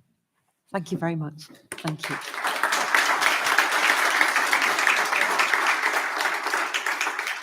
So we're going to take questions at the end as a panel discussion. And thank you so much for actually keeping to time. I jumped in a little bit early so that we can actually bring it to a head. But what we're going to do now is switch to physiotherapy. So we're going to switch to another type of, another type of care, another type of treatment. And then we're going to bring everybody back in, and we're going to actually have a panel discussion after we have played a stream as well. And one of the speakers has actually done a live recording for us as well. So we'll do that. But if I can just get you to help that, thank you.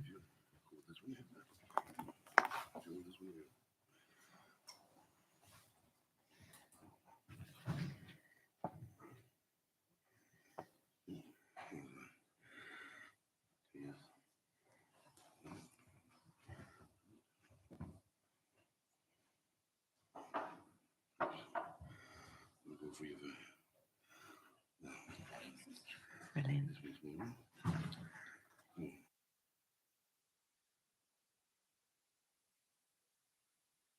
No, I just want to introduce Joanna Blom, who is from Malmo, which I understand is actually quite near to here, isn't it? Different, it's in Sweden, but it is actually quite near to Yes, Copenhagen, exactly. as I understand. So, you know, our previous speaker talked about that entire care package of everybody who could actually be involved in working with children and pediatrics. So that entire cohort of people, the ecosystem, all helping to provide that early diagnosis. And with that, we're switching now to physiotherapy, and I'll leave the floor to you.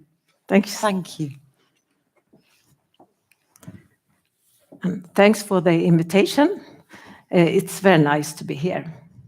So my name is Johanna Blom, and I'm working as a physiotherapist at the neurology department at the University Hospital of Skåne in Malmö, the south of Sweden.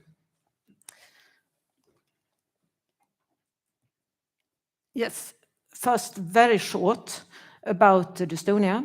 You have heard a lot already. Dystonia is included in the group of movement disorders.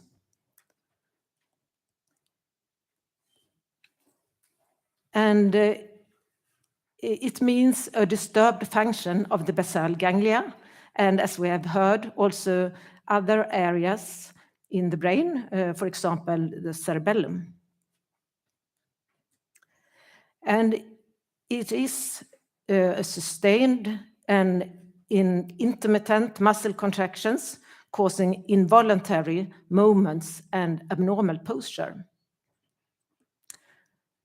Dystonia is worsened by active head movements, trying to establish a posture, keeping the head, for example, in the midline, and with strong emotions, both good, happy feelings and bad emotions, as anger. And it wasn't also by attention from others. The dystonia is typically patterned. There are a lot of different individual patterns, but the individual pattern is constant. So it's not it's not differ between days. So it's not one day the head is turning to the left, the next day is turning to the right. It's the same individual pattern. And it may affect one or more parts of the body, sometimes the whole body in the generalized dystonia. The most common form of dystonia affects the neck or head, and it's called cervical dystonia. About 70% of patients with cervical dystonia has pain. Yes, then basics of physiotherapy. And I usually differ between stable and unstable cervical dystonia.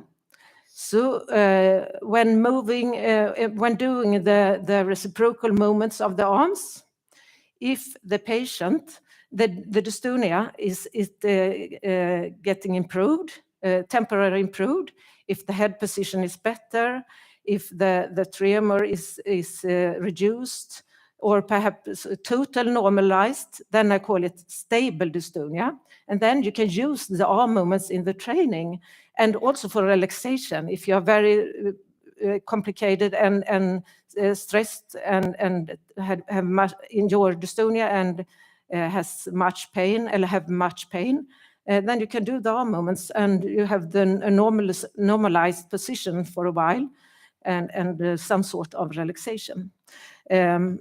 But if you do the arm movements and the dystonia getting worse, the head is turning more, or the tremor is getting worse, or the pain is worsened, then it's an unstable dystonia. And then, of course, you can't use the arm movements in the training, but you have to train the arm movements, because someday you have to be able to do the arm movements without triggering the dystonia. Yes, and then I want to activate and strengthen the corrective muscles. So the corrective muscles is opposite to the dystonic muscles. So if you simplify this very much, so if you have a torticollis to the right, with the head turning to the right, then you have to train to the left. So you have to activate and strengthen the corrective, the muscles, the opposite muscles, the antagonists. And it's important to reduce tension and reduce involuntary movements. And train the control in movements and posture. For example, there is often a very good way, if you have difficulties in turning the head to the left, then you can look at your left hand and follow the hand with the eyes, the face, and then it's much more easy. It's much easier. Or to keep in the posture, it can be more easy if you take the hands in the neck and you have some support here, or standing to a wall, it can be more easier to have the postural control. Stretching is also important, and both in for the tremor forms and the tonic forms. Stretching is a good way because the muscles will shorten very much, and short muscles will make more pain and also more tremor, actually.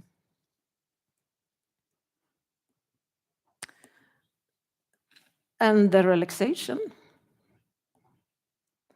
And in cervical dystonia, there is the dystonic muscles here is very close to the jaw and the tongue, so they affect each other. So if you can relax the jaw and the tongue, it's more easy to relax the head position.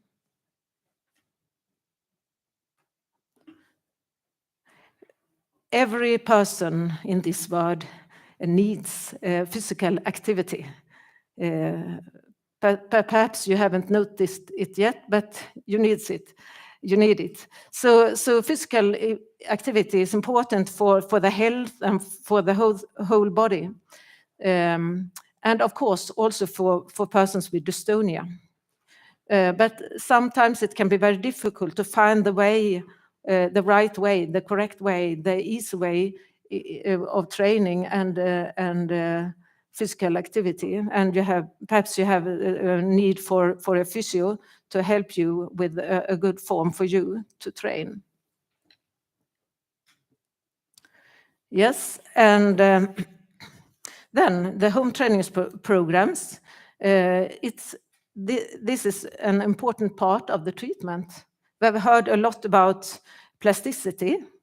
And to use the plasticity in the training, you have to repeat. It's very important with the repetition to use the plasticity in improvements.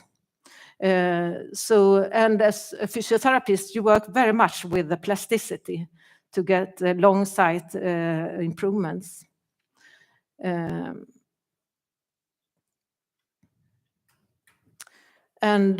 Excuse me. And the program has to be individually designed because there are a lot of patterns, different patterns, and you have to analyze the individual pattern and give the correct and the most suitable exercises. And it has to be able to update, because if you get better, then you have a need for other exercises, or perhaps one exercise is not good for you. You feel not comfortable with the exercise, and then you have to change a little bit the program. And yes, of course, it should be accessible and understandable to the patient too. And the background to my digital platform. I saw a need to simplify the creation of home training programs for cervical dystonia. And there was a high request from physiotherapists for appropriate exercises. They asked for it, they mailed for it. On my courses, they begged me for more exercises. And during the pandemic, the pandemia, there were a lot of digital solutions. So why not for this purpose? Yes, and 2020, the idea landed in my head. And I thought, I'm not a digital expert, so I thought, how difficult can it be? It can't be so difficult to make a platform for cervical dystonia. Yes, but later on I have understood that it's not very simple and it's not very cheap. But now we have this Dystonia Physio Exercise Hub, and I'm quite proud of it. And it's a digital platform, a website for cervical dystonia. So it's not an app, but it's a website. And I am the owner of the project, but I work in close cooperation with Dystonia Europe, who is the administrator of the domain. So it's very good and close cooperation. And their IT specialist, Elko Utterhoven, from the Netherlands, he has built the platform, and he's a very good specialist. And the money. And we wrote a project plan, and the Dystonia Europe sent it to Boston Scientific Foundation Europe for a request of money, because it's quite much money for building the platform. And they accepted it. So they are the total sponsor of this platform, and we are very glad and thankful for this.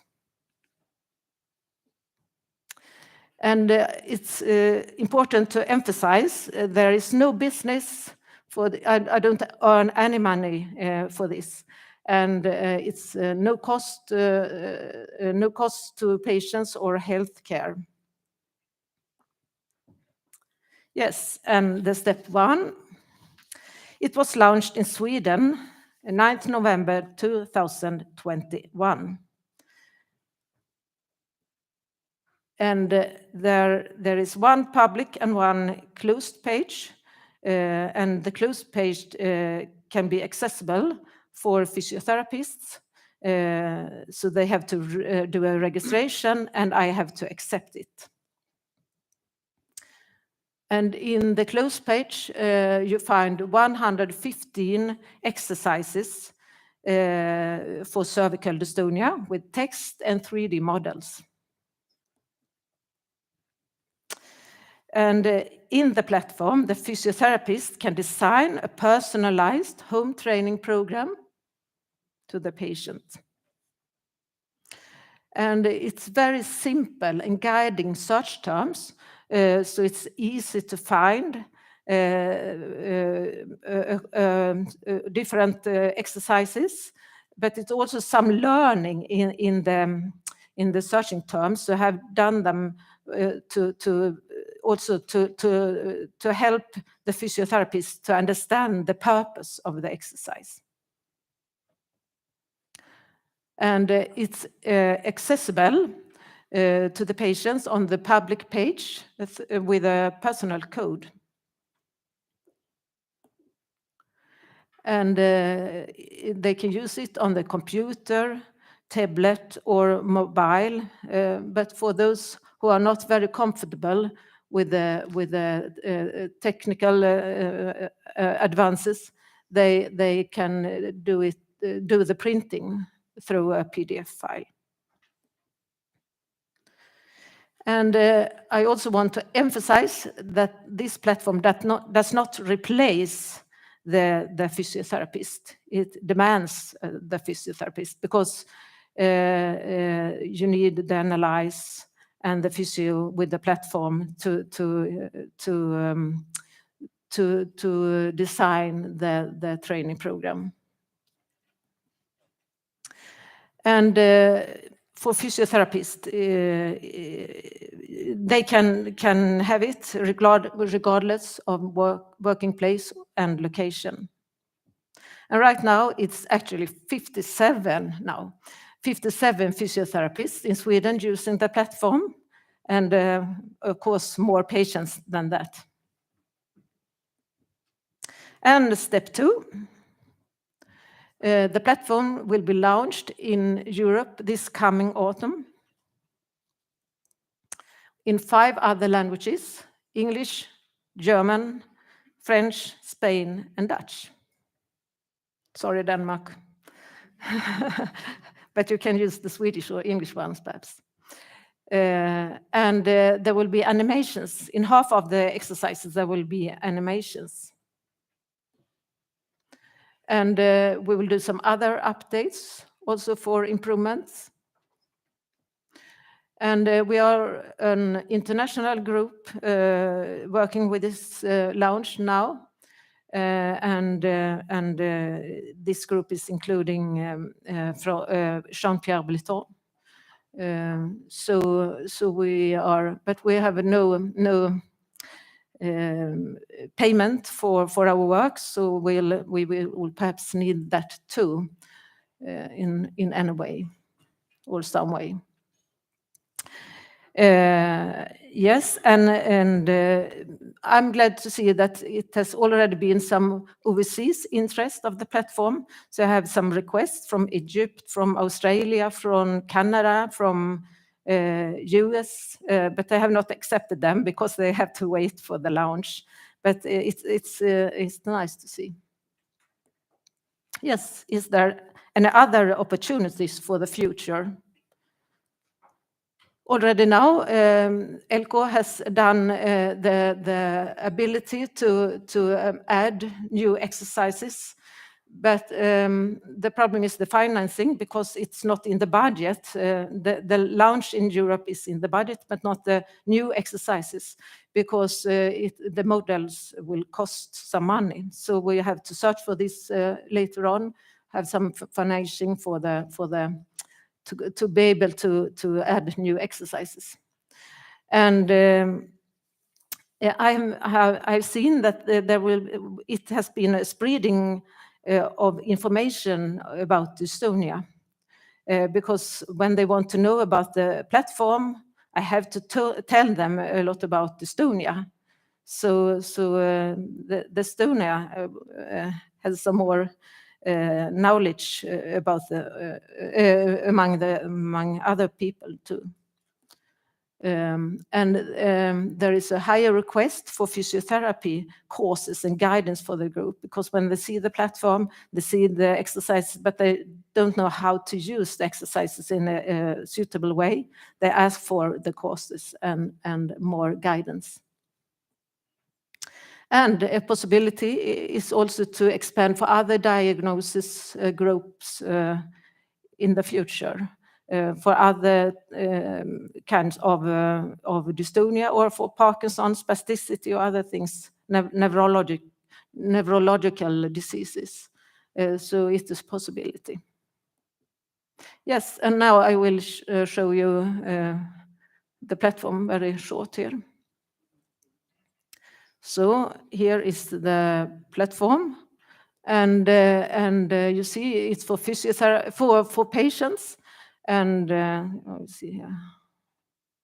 There you can put your personal code as a patient and put on my exercises, and then you will have your program visible on the platform. And here is for the physios doing their registration or login. And here is the demo, and it's very simplified, generalized exercises because I want to show how they look, but not. It should be suitable for every cervical dystonia patient almost. So perhaps we can show, yes, this is the program. So here is the title with the guidance for the physio, and here is the starting position and execution with the modal, and here the repetitions. And then we can take next exercise. So here is another exercise. So there will be animations also in the future. And yes, the third here. So you have, it's very simple to use, and here you have the PDF. And then we can go back to the start, and we can show some, here is a news about, yes, I don't know, it's Dystonia Day, perhaps interesting. And we can go to news up, and there about Dystonia Days and our courses about physiotherapy for dystonia patients, and also a book I've written in Swedish.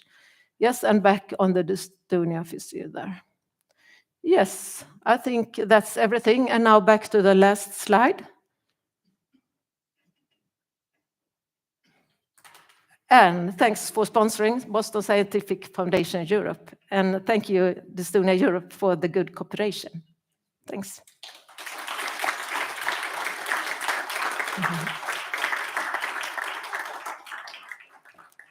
Thank you for that, Joanna. And what we're going to do is I'm going to call yourself and Jean-Pierre to the platform for some questions in about 20 minutes. If that's okay for you to ask questions. And we'll just remove that from you. And Joanna referred to as well the emotional impact, the psychological impact of dystonia and many disorders on people. So it isn't just, as I'm sure many of you are aware, a physical condition. And with that, we do have a pre-recorded video, which I think we're going to play now. And this video was made by Professor Marjan Shahi, based in London.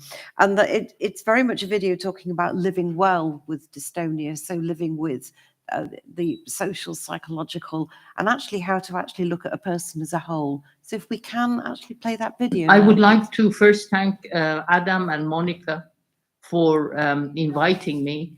I'm sorry that I cannot be with you in person in beautiful Copenhagen. As Rachel said, I am a professor emeritus of clinical psychology and neuropsychology from the Institute of Neurology at UCL. And I've been working with people with dystonia for the past 35 years. So I will be talking about living well with dystonia from a self-management perspective. Oh, my slides don't go. Oh, oops. Yeah. So much of medicine is dominated by the medical model shown here on the top, where doctors are seen as rescuing patients from their illness when they manage their illness. The self-management perspective is different.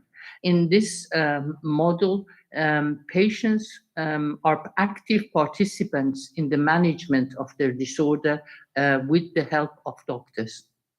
So as I said, my talk is from this self-management perspective, and I'm going to talk about strategies for self-management of dystonia, things that you can do to live well with dystonia.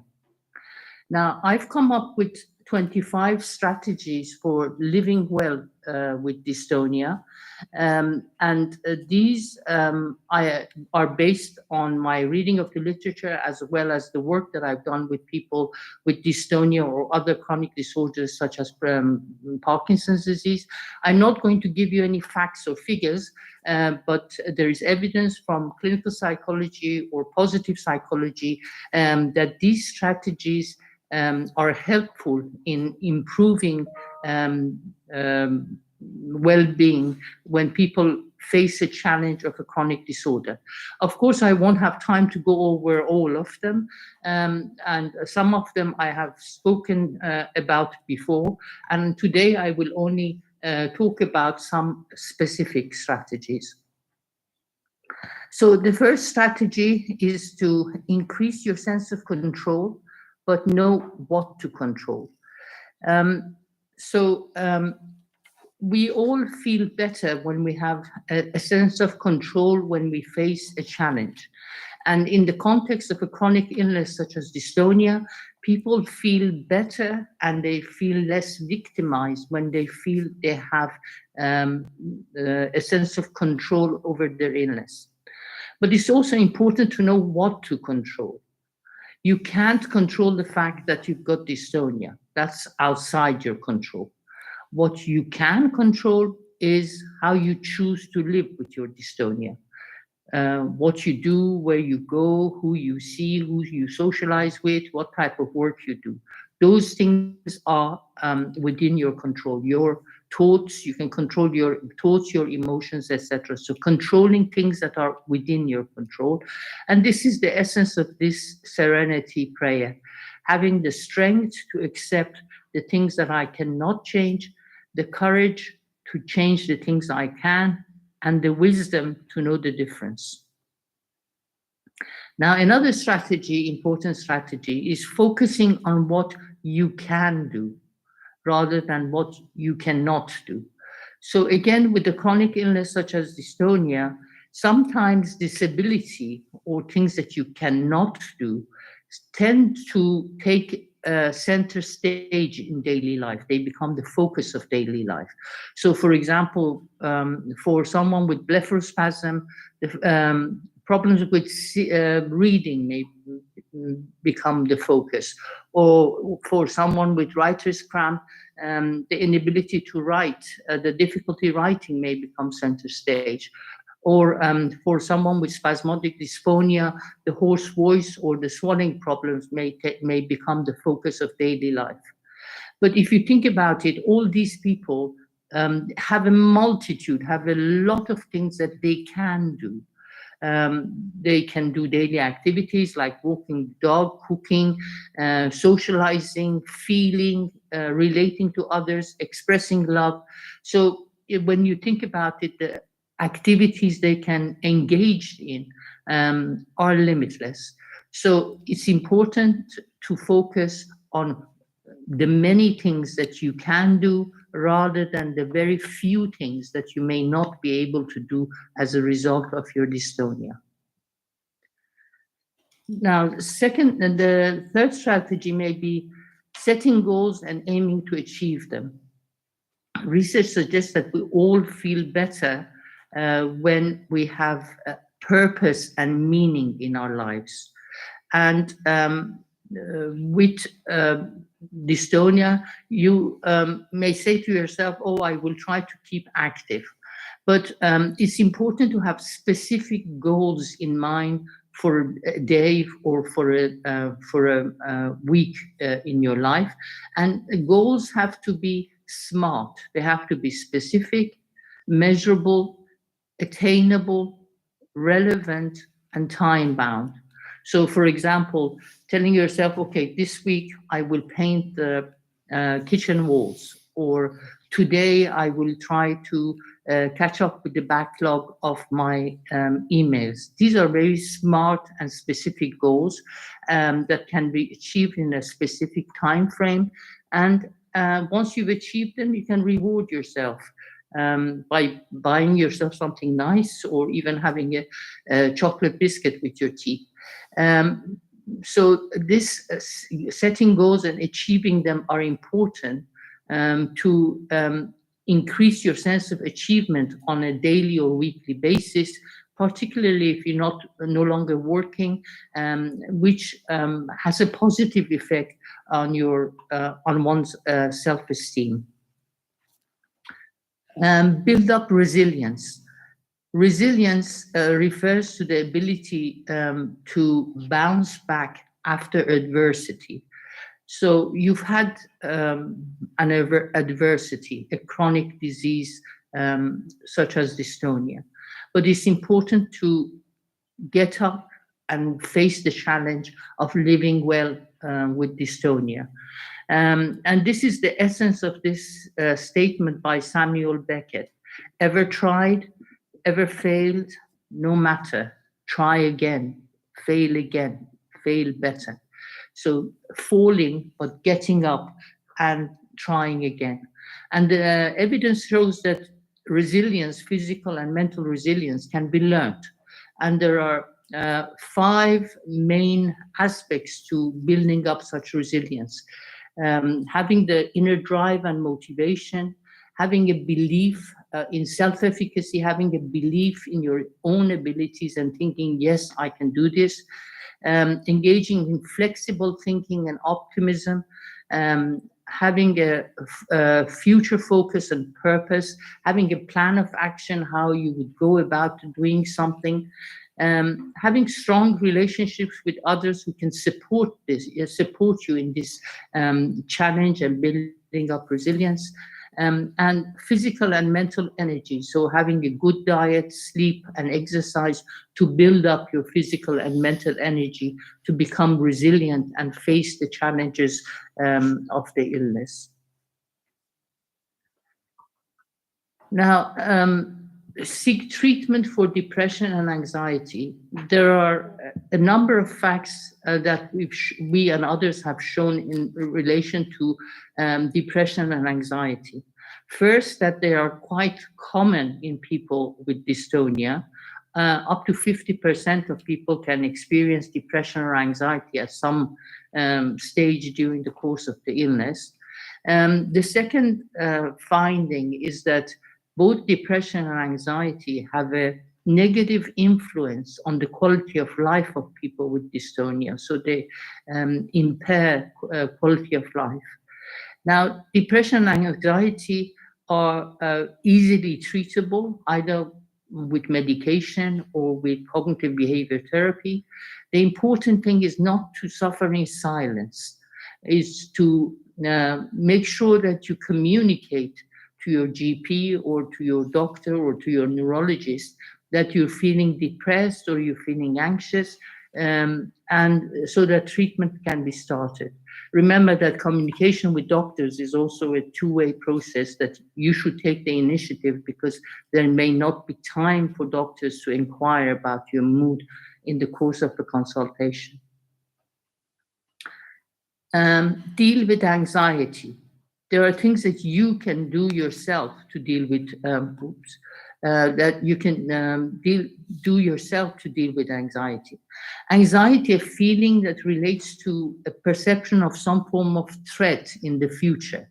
It's usually experienced when people overestimate a threat of some sort to themselves and underestimate their own ability to cope. So to give you an example, you may be anxious about your dystonia getting worse, or you may be anxious about interacting with others because you think, oh, they will consider that I look odd. As a result of these negative thoughts, then physical symptoms of anxiety, which is heart pounding, or breathlessness and butterflies in the stomach, etc., develop, and there is a sense of dread and fear that develops, and you don't want to stay in a situation that makes you anxious. You want to escape and avoid situations like that in the future. Now, the strategies that you can use yourself to overcome anxiety deal with all the sort of components of anxiety. You can distract yourself by socializing, is a good way of distracting yourself. You could challenge the thoughts that make you anxious. So, for example, with the thought that my dystonia is going to get worse, you have to challenge the thought and say, can you predict the future? This is an error of thinking, that you can predict the future. Challenge that thought. Or with the thought with the statement that others would think that I look odd. The distortion of thinking is that you can read other people's minds. So don't engage in this mind reading. So challenge the thoughts and engage in some alternative positive thoughts. Physical aspects of anxiety can be controlled with controlled breathing exercises. And the behavioral aspects, avoidance and escape, can be overcome with a sort of a step-by-step graded exposure to the thing that you don't like. So, if you're avoiding social situations, gradually exposing yourself to a few friends, and then increasing your exposure to new situations and novel social situations to overcome the anxiety, and at all times trying to remain relaxed by controlled breathing and challenging the negative thoughts that may come to you. Other strategies may be engaging in laughter. Laughter is a very good antidote to anxiety. So watching comedy films on TV can usually overcome this sense of anxiety, because our body cannot be anxious and relaxed at the same time. This next strategy may be maintaining a positive outlook and keep hope alive.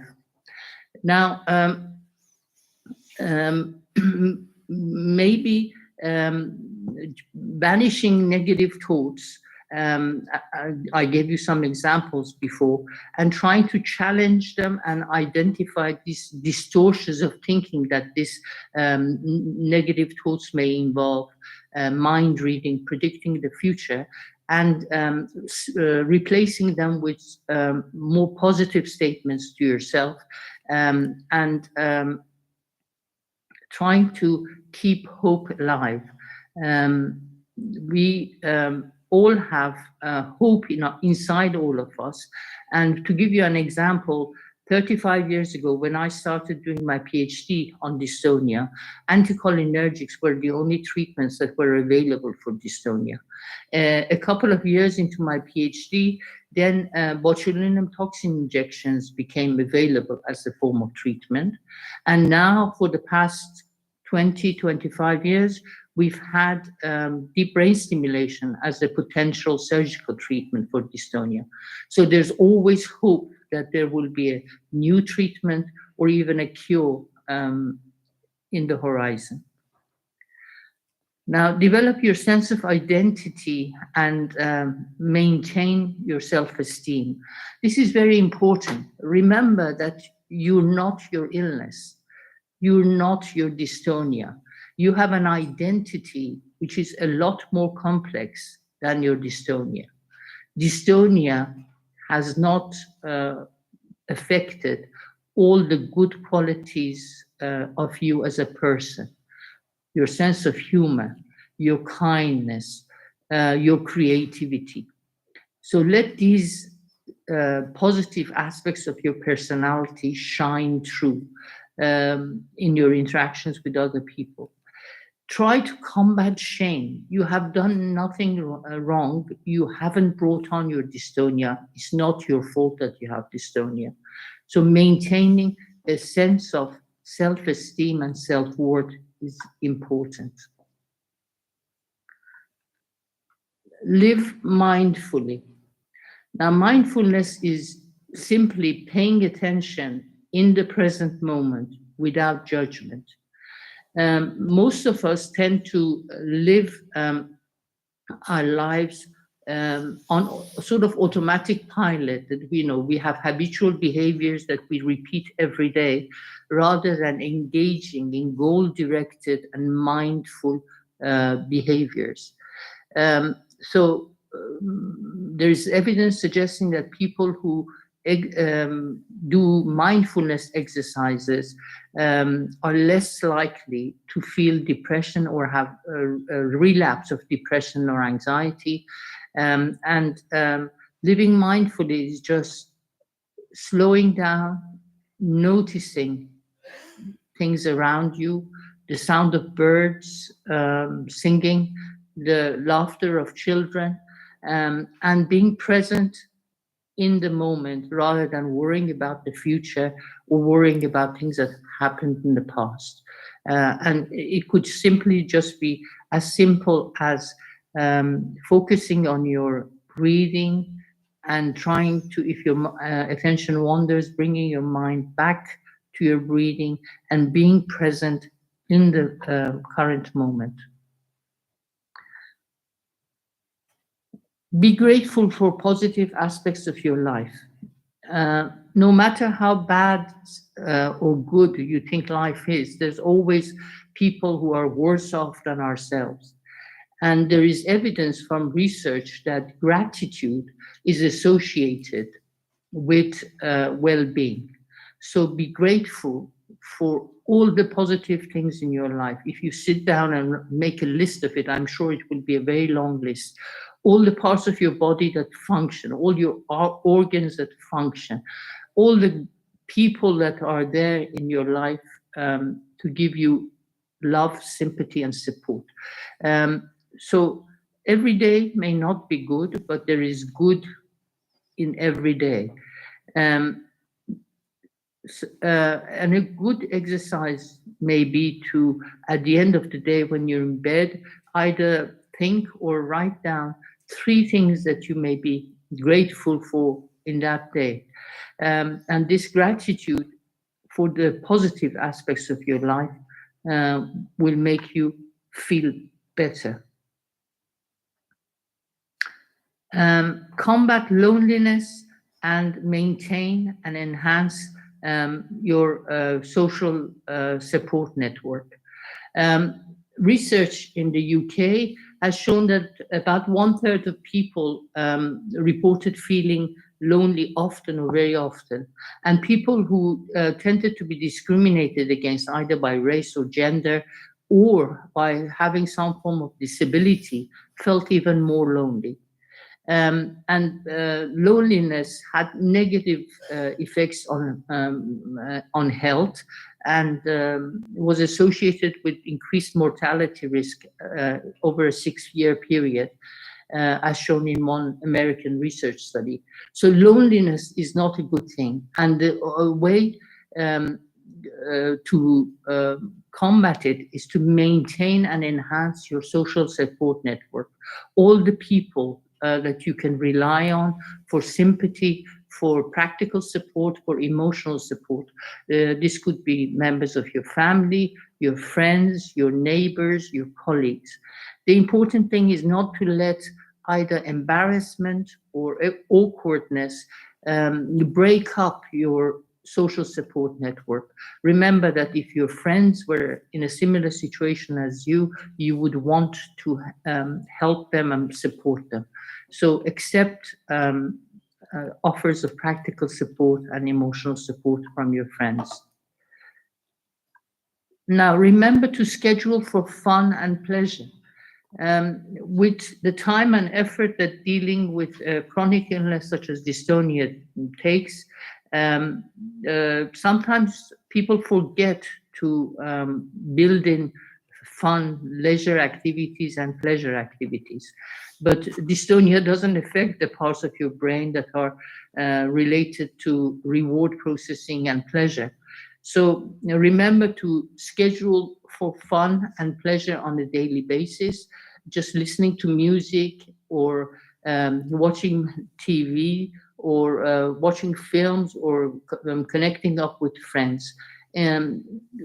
Scheduling for fun and pleasure is important for energizing your batteries so that you can face the challenges of daily living. Now, finally, develop a sense of self-compassion.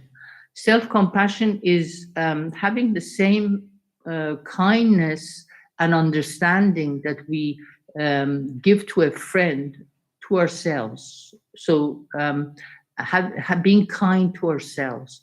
And there is research suggesting that people who engage in self-compassion tend to be more resilient, they are less stressed, and they are happier. So try to practice self-compassion. Be kinder to yourself. Try to silence that critical voice in your head. Say to yourself, talk back to it and say, I'm doing my best. Give yourself some slack. Show yourself the same kindness and understanding that you would do to a close friend.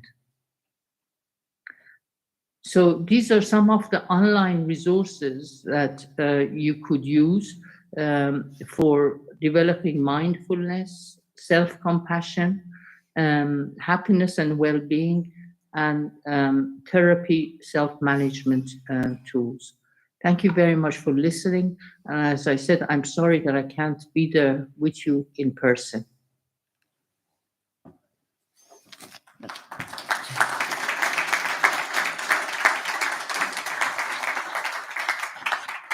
I think that's a very lovely, positive note to finish the main presentations with, and I think everybody actually can benefit from that and be reminded of that. Absolutely, all of us will benefit from that. And with that, I think we have got time to do a panel Q&A, Monica, if that's okay with you. Do you want to do that? Yep. Okay. So if I can ask Jean-Pierre and Joanna to actually come back up to the table, please. And if we can have a handheld microphone as well, please.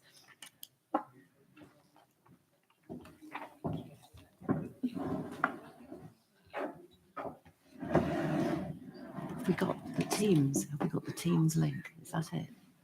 Yeah. Okay. Yeah. Yes. Yes. Yeah, and we do have, I hope, if the technology has worked, we have Marjan joining us as well on Teams, I believe. Could somebody tell me if the link is working for Teams? She's right there, online.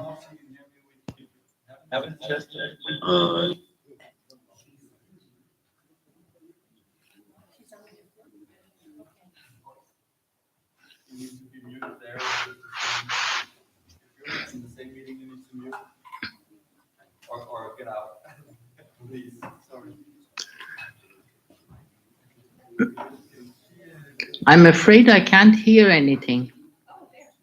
She's here. Can she hear us now? No. To myself. Can you hear us now?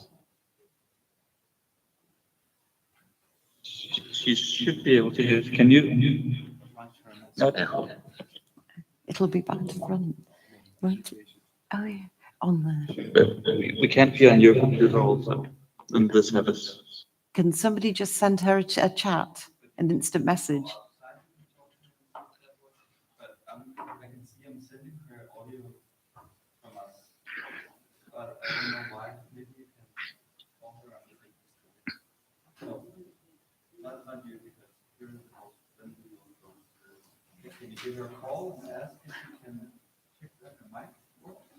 Can I suggest what we do? If we actually start our questions, and then Monica, would you be able to maybe call her or send her a message and we start the questions? Because I think she can see us, but frustratingly, she can't hear anything that we're doing. But if we, yeah, exactly.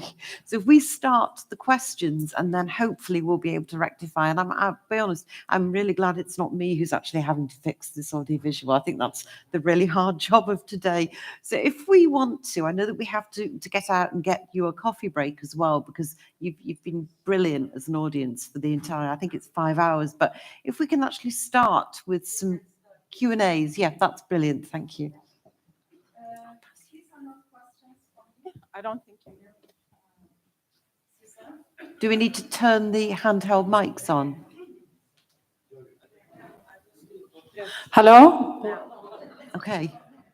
Yeah, these questions are not from me, but as this is live streamed on YouTube, we have 2 questions that came in the chat. The first one, I think, is for Dr. Jean-Pierre Lin.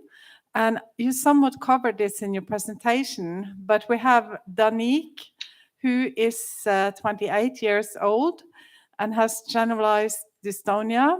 And she uses botulinum toxin, baclofen, and Artane.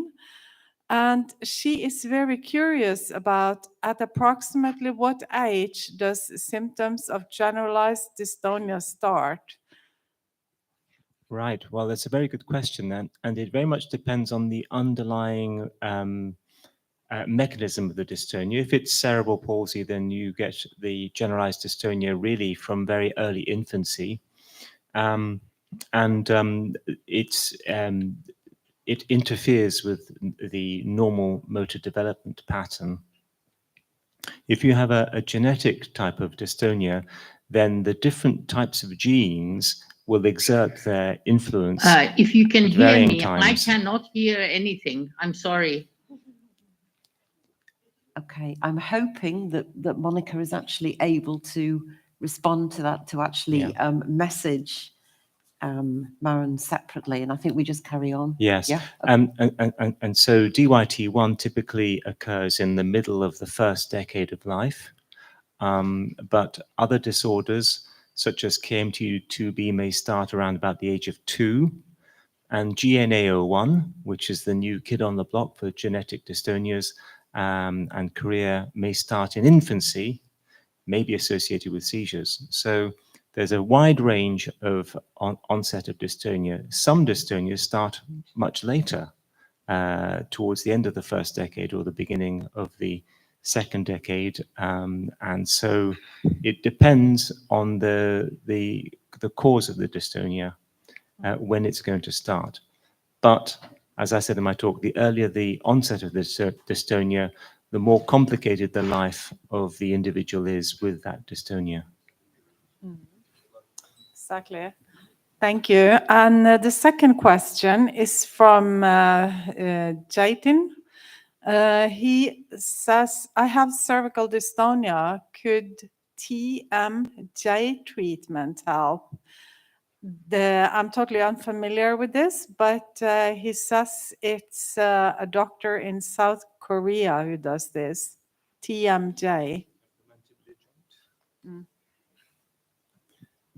Do you want to just repeat that into the microphone, what you think of that? Yeah. Well, I'm not sure what TMJ means, but it may mean temporomandibular joint therapy, maybe something to do with massaging the TMJ or something like that, but I don't know whether.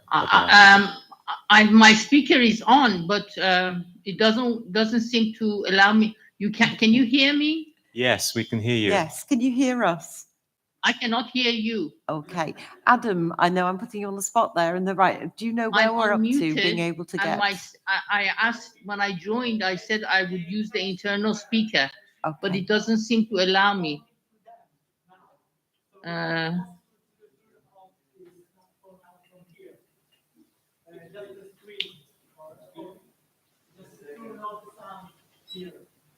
We know it works because there's another computer out there. I think we'll carry on with some more questions, please. Okay. I could send about TMG. Please, yeah. Yes. Okay. Adam, we'll carry on doing our questions here. About the Go for it. TMJ, Please, if yeah. it is like Sean says, and it's about the mandibular and tongue and so on joints, then it's of course, as I told you, there can be some good Yes, hi. effects of this type of training and relaxation. I don't know the concept of that TMG technique, so I can't say anything about it, but I can say that many patients with cervical dystonia have good use of being aware of the tensions and the relaxation through the joints and the tongue and jaw and so on. Thank you for that.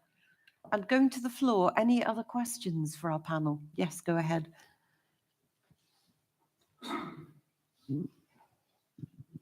Hi, I actually have two questions. First and foremost, there have been so many good points and so many good slides in the presentations, and I would very much like to know whether the slides or the presentation would be available to us afterwards. And Adam has just come in, but I believe they are available to you. Okay, Yes, they that's are. good. Yeah.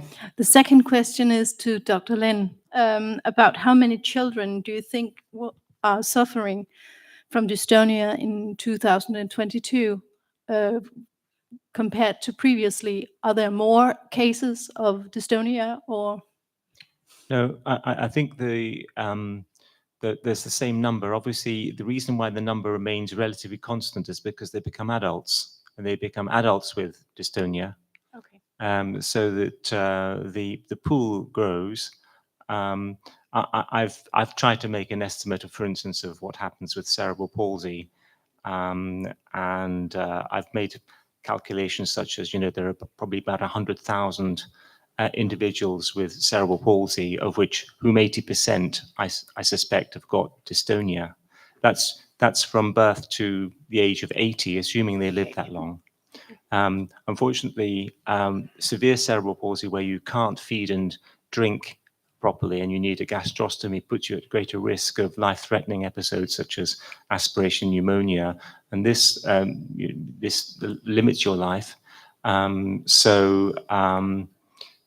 if you can eat and drink, then you have a much greater chance of living a longer life.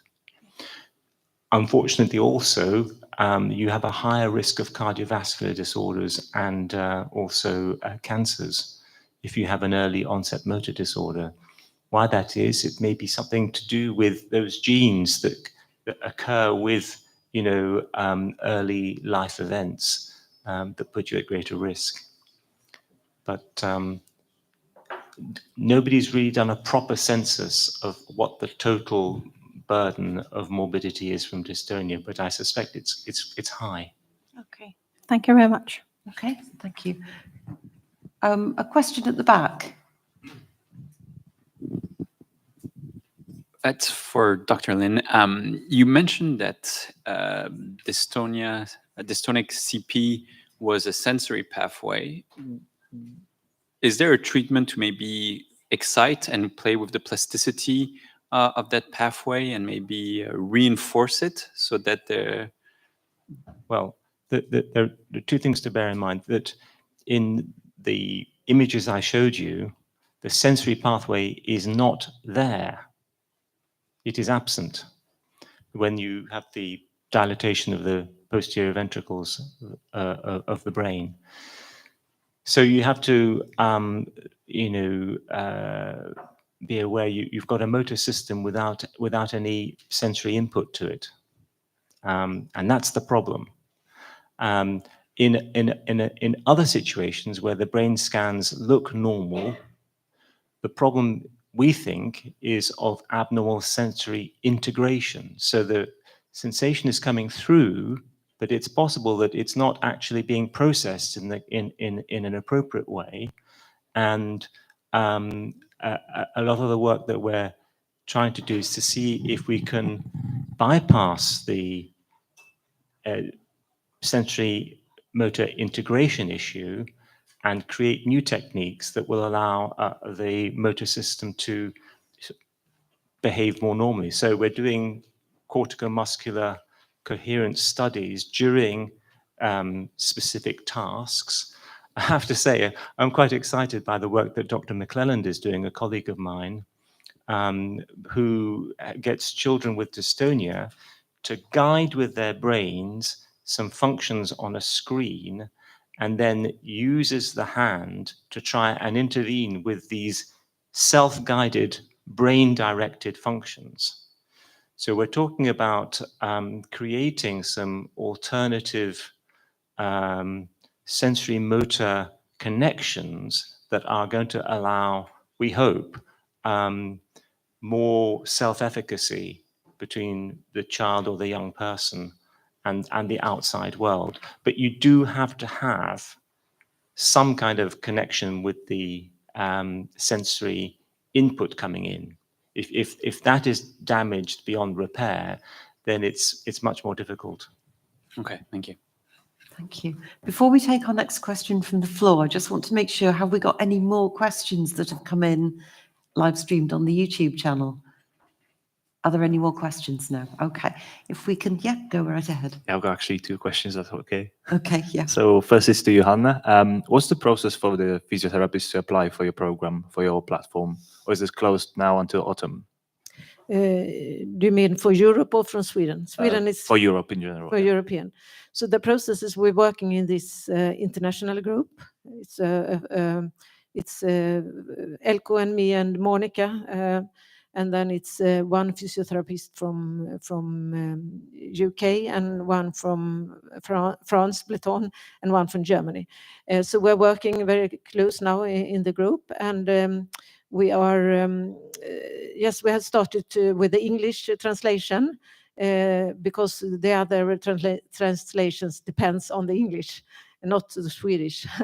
so that we have started with that, and also start with the animations, and then we will spread it out. The physios in different countries will have responsibility to let other physios in. So, example, Jean-Pierre Breton will let other in France in when we have finished, and also do some advertisement about the platform. So there is different systems in different countries how they can know that it is a physiotherapist who is searching for the registration. So we will find these different systems in different countries. And example, I have already some requests from Poland and so on, Poland and Serbia and yes, Slovakia and so on. So I will take care of them, but they have to choose language. So yes, it's this answer on your question? Yes, thank you. And one question, Dr. Lin. You mentioned there's like a significant benefit when DBS is performed on younger children, but then as they develop, as they grow, do you have to repeat the surgery because the bodies basically grow, the brains grow? Yeah, I mean, this is something that that's inevitable. That sometimes the hardware is under strain as they gain in length. But I think a revision is preferable to implant early is preferable, even at the expense of a revision later on in mid to late teenage life, because it allows them to go on to step onto the ladder of motor function, and then therefore to avoid that the ingraining of the dystonia, because as you know, the plasticity of the brain will lay down maladaptive patterns, and so the longer they spend doing that, the more difficult it is to reverse it or to improve or to set down some adaptive patterns. Thank you. Thank you. One more question, go for it, and then I think we'll bring you out for your break. Could we have the microphone? Okay, we're just bringing the microphone down. There you go. Yeah, there you are. Thanks. I wanted to ask if there in Europe the device that is called portable neuromodulation stimulator device. It is, I say, it is authorized. Portable device. Which device? Portable neuromodulation stimulator device, PONS. Okay. Yeah, and it is authorized medical device in United States, and it is being used in conjunction with physical therapy.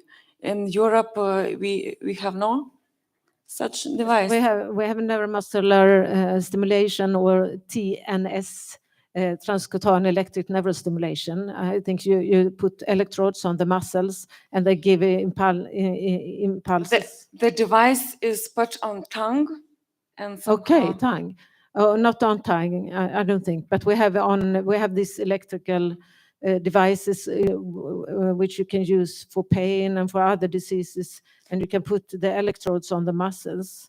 But that's not very easy for dystonia patients, because it's you should not give impulses to the dystonic muscles because it gets worsened, but you could give it on the antagonist, the corrective muscles. But it's for example, in the cervical region, it's very difficult to differ between with the different actions of the muscles. So it's, you can't isolate the antagonist and put the electrode there. But not for, I don't know about the tongue. I have never heard about. Maybe I can send you after. Yes, you're welcome. Yes, you're welcome. Okay.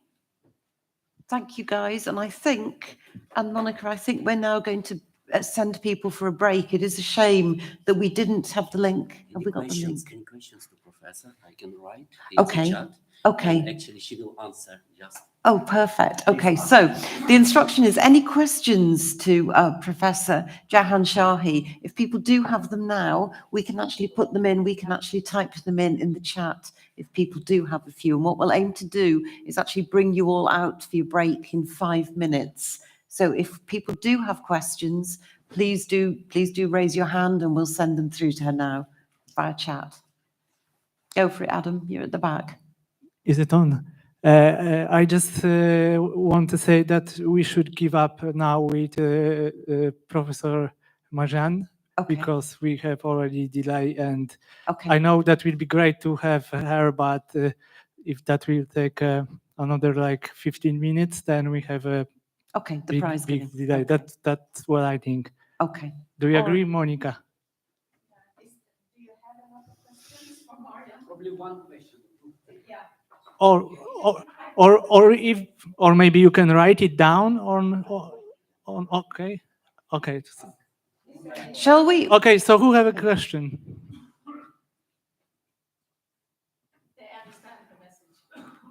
Yeah. I'll tell you what we'll do. I think if we take people for a break now, if people have questions during the break, because I think it was a brilliant presentation by Marjan. I had plenty of questions. If we have them, why don't we send them in a chat during the break and get them answered, Monica and Adam, maybe during the break, and then we can actually feed back after that so that we get people out and bring people back on time. Okay, all right.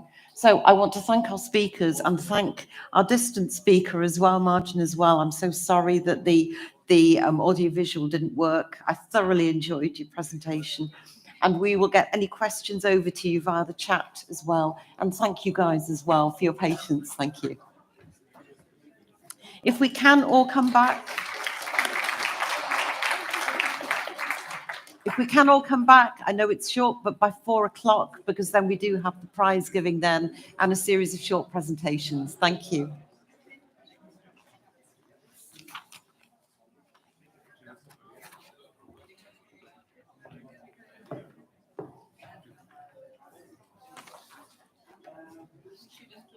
Longer than 15 minutes. I mean, we can delay it. Do you want to delay it a bit? Yeah. so- We'll just, I mean, yeah. I wish they'd turn.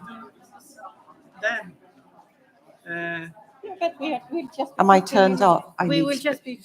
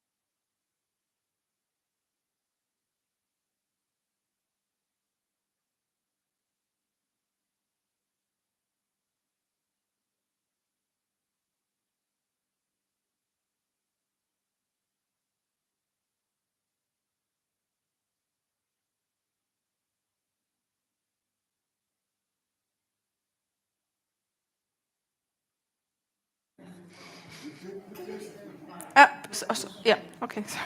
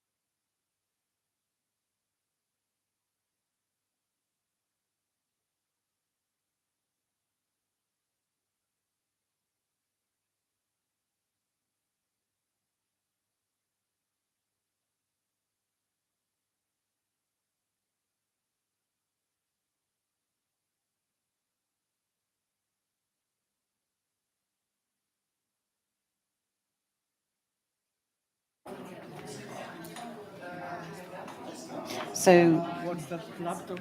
that is your account. Thank you. That's your link.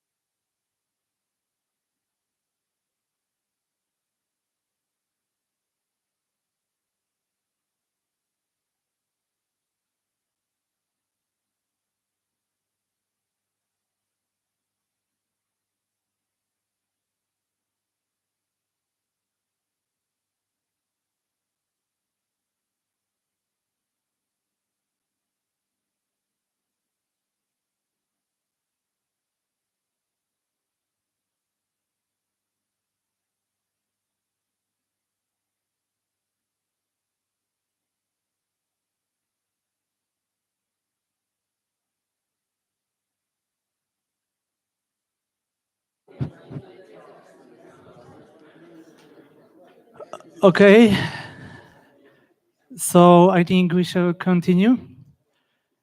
I hope you can survive another hour. I know how difficult it is to stay still with Dystonia for so long.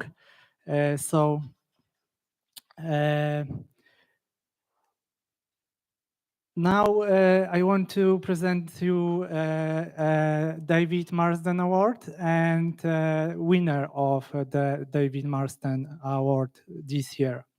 So Professor David Marsden was the Dean of the Institute of Neurology. Can I get the slide? Yeah.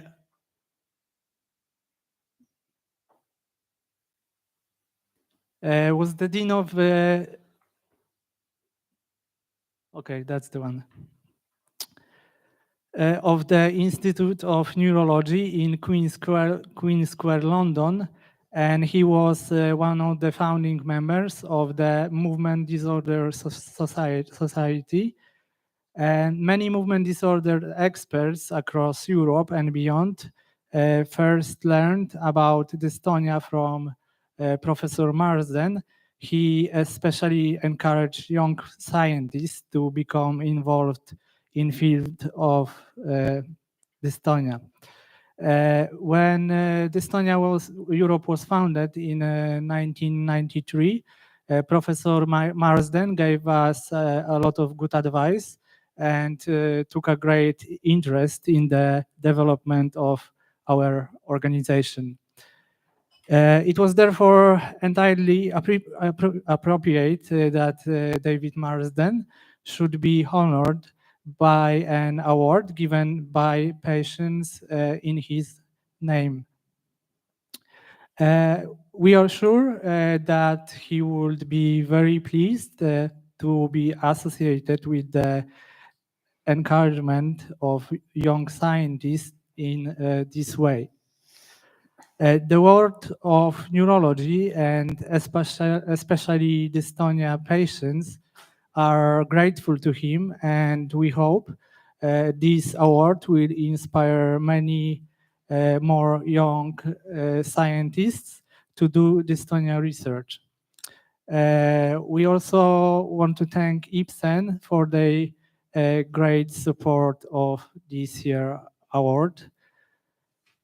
And now it is an honor to me to present the 10th David Marsden award to Dr. Suzanne Knorr from University Hospital in Würzburg, Germany, of the Department of Neurology, for her paper, which the name I'm not trying even to read.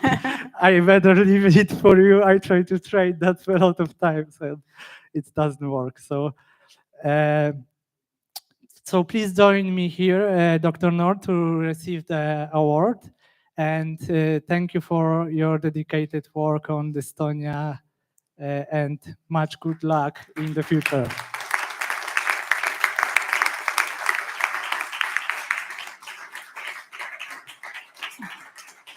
Thank you. Thank you.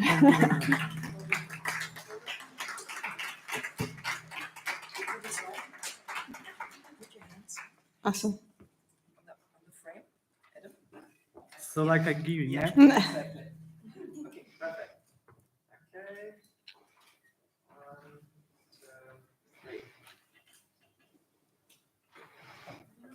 Okay. Okay, so I hope that you agree to give us a presentation about your research now. Yep. Thanks, Okay. Thanks a million. Okay, thanks a lot. First, I want to thank Dystonia Europe, also the committee who selected my paper for the David Morrison Award, and also Ibsen who is supporting this award.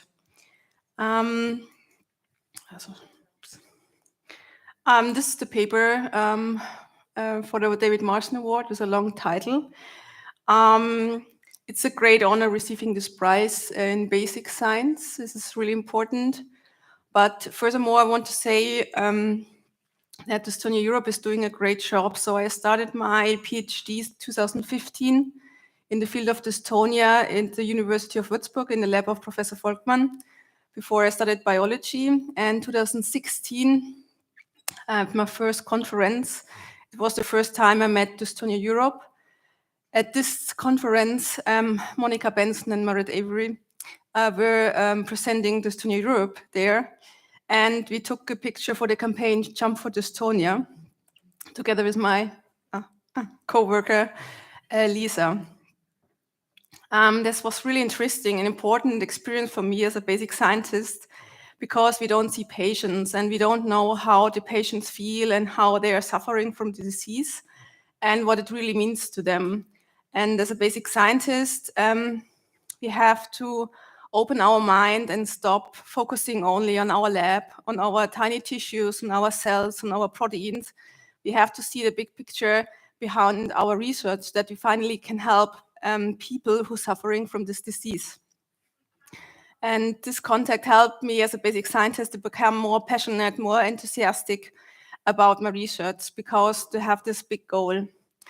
This was important for me to say, but let's continue with science. I think I don't have to explain anymore what dystonia is because we heard a lot of it and how dystonia is defined. I think we also read a lot of this paper or this definition from Albanese from 2013. What we all know is that the phenotype, so the clinical picture of dystonia is really diverse. So any voluntary muscle can be affected and the involvement of the affected muscle can be spread over time. Dystonia can occur spontaneously or it can be inherited. But what you all don't know is what's the cause behind dystonia, the so-called pathophysiology. And exactly for this issue, to deepen our understanding in human diseases, animal models are excellent model organisms for this purpose. Animal models have the huge advantage to prove causation and test hypotheses in every biological level.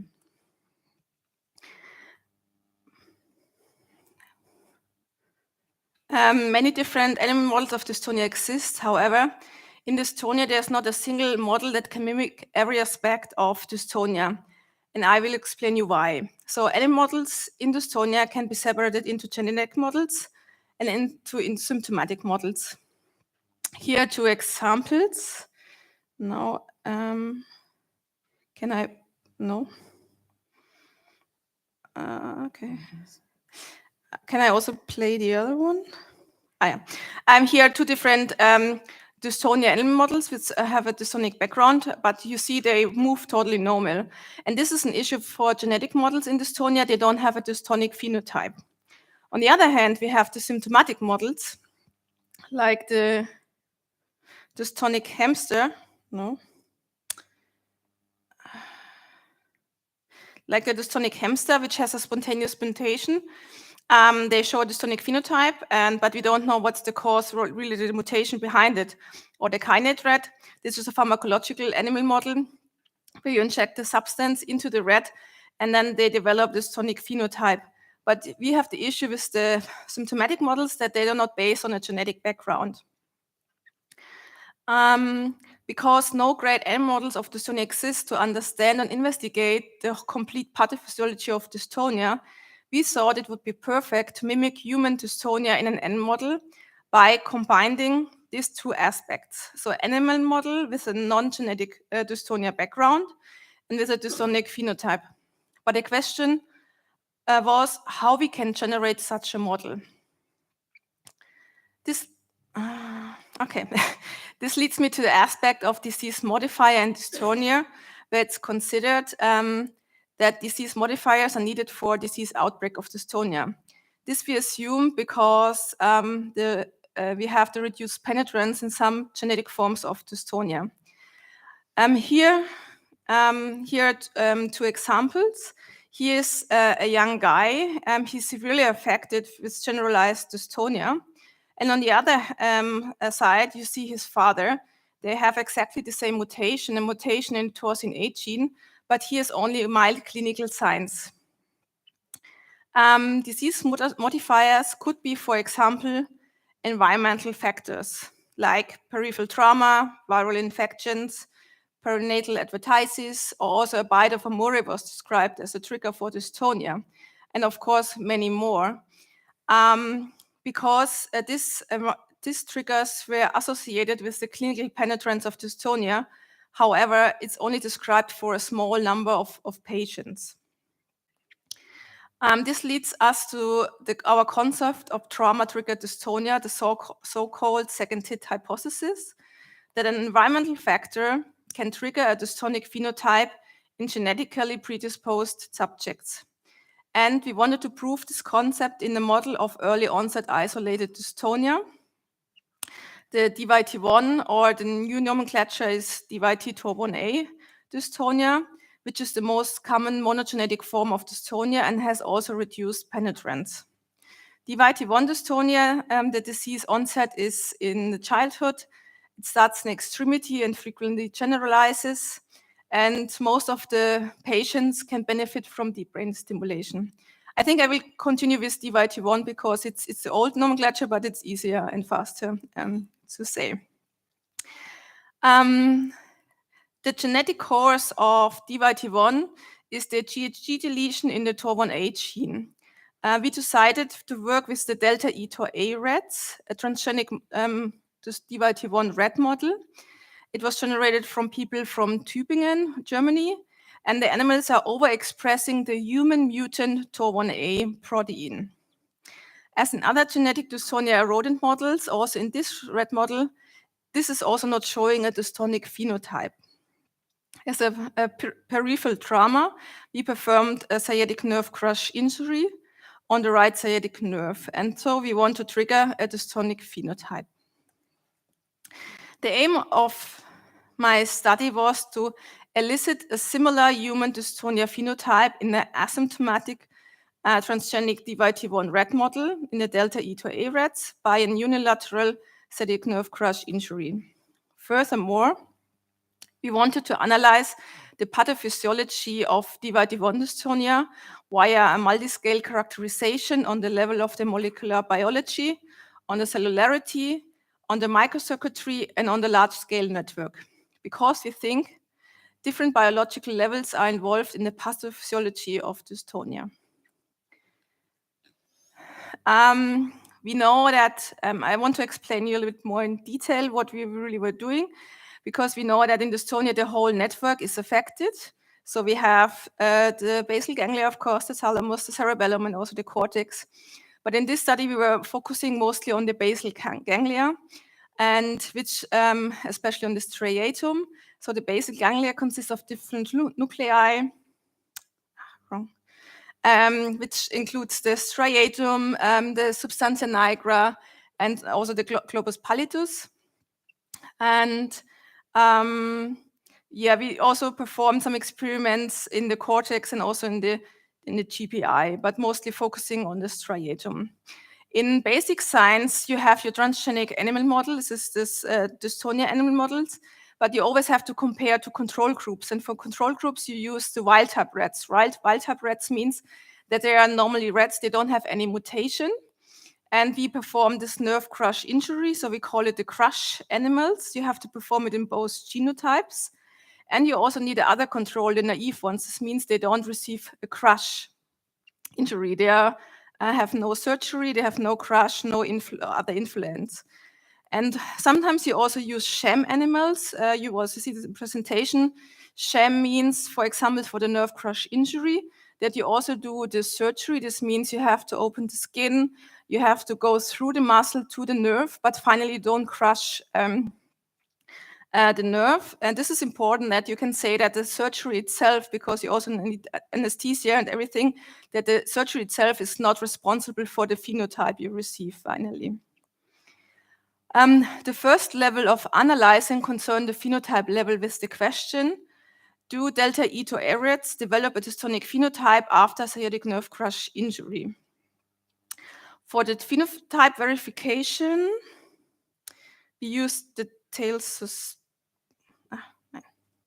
Can you start? Oh no. For the phenotype verification, we use the tail suspension test. This means we lifted the rats carefully up by their tail for the video recording, and we could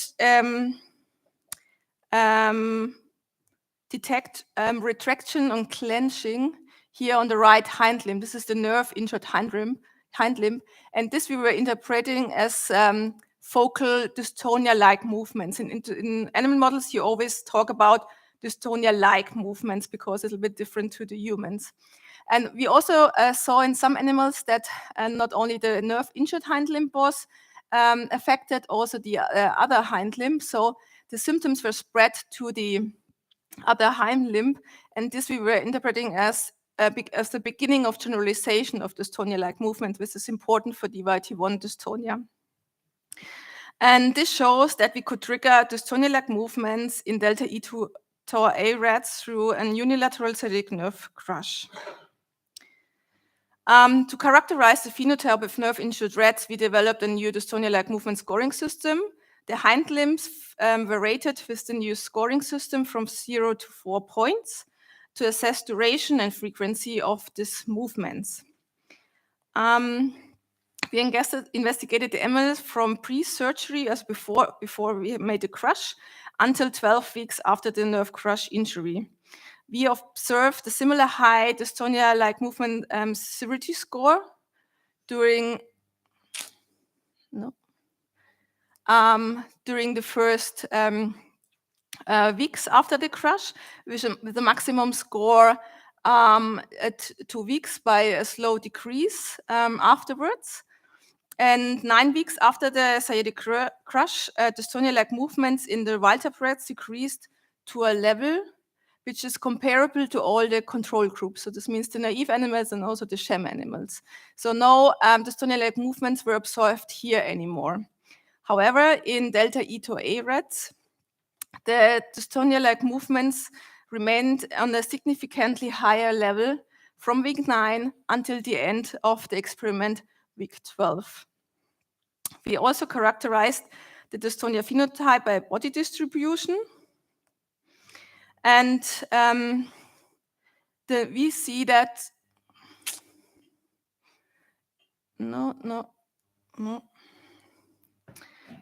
we see that the transgenic crush animals, that around 35% showing a generalized dystonia, 40% were showing focal dystonia-like movements, and of course there are some they don't show a dystonic phenotype.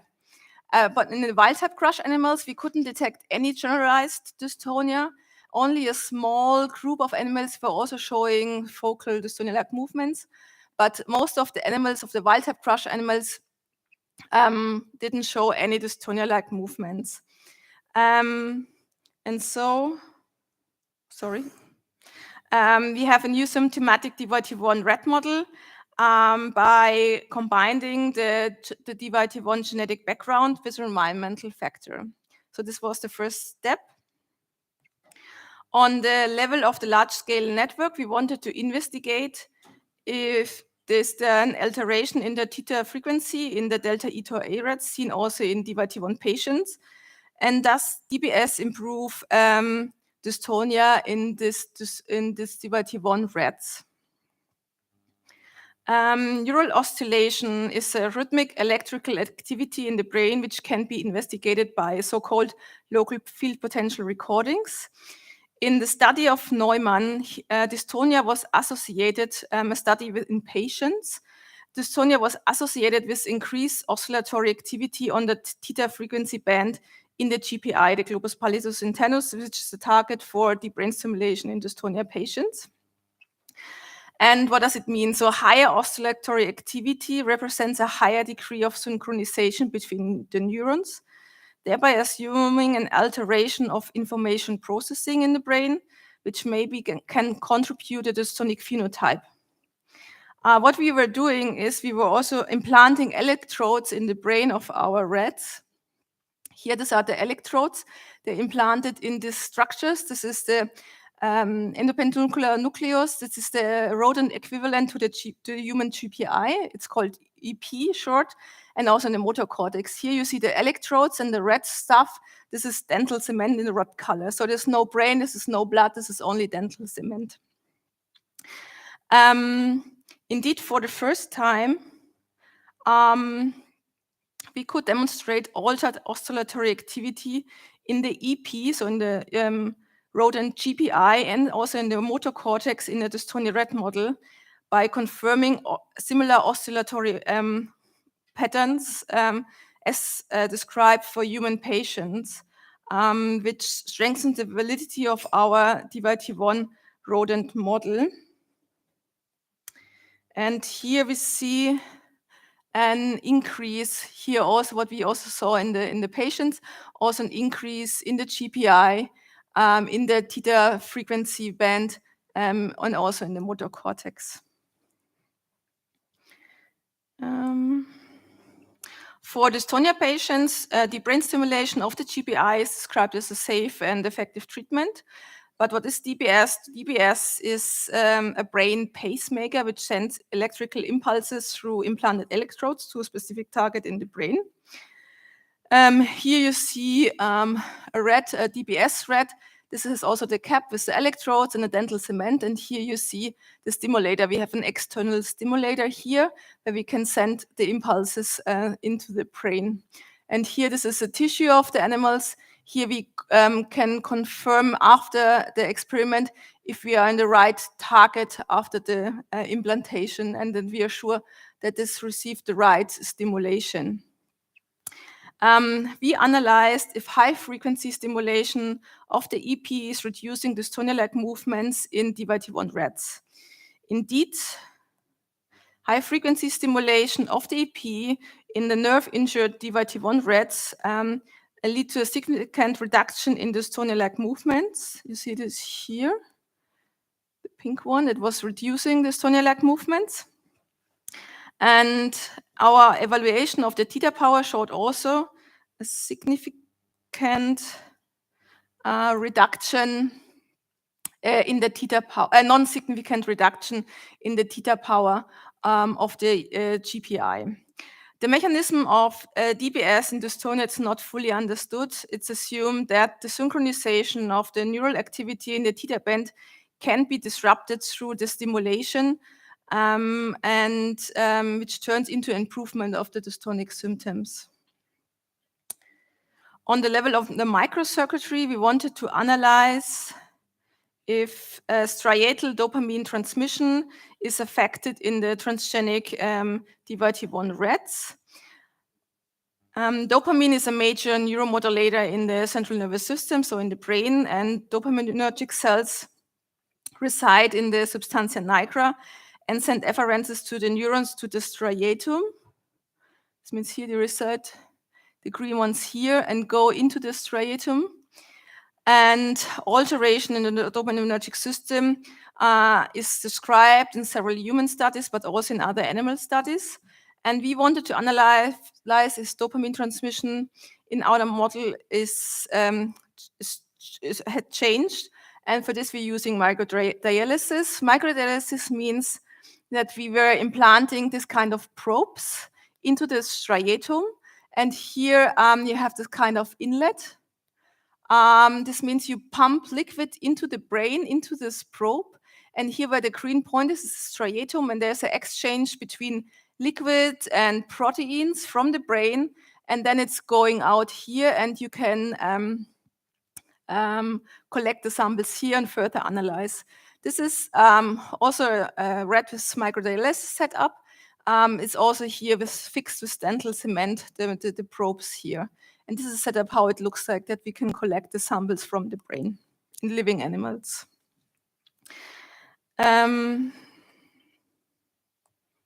Okay, 12 weeks after the nerve crush at baseline, no alterations in the striatal dopamine levels could be found.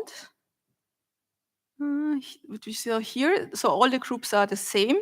Only a high potassium, which is a kind of stress trigger for the cells, could significantly elevate the dopamine release in the striatum. You see it here.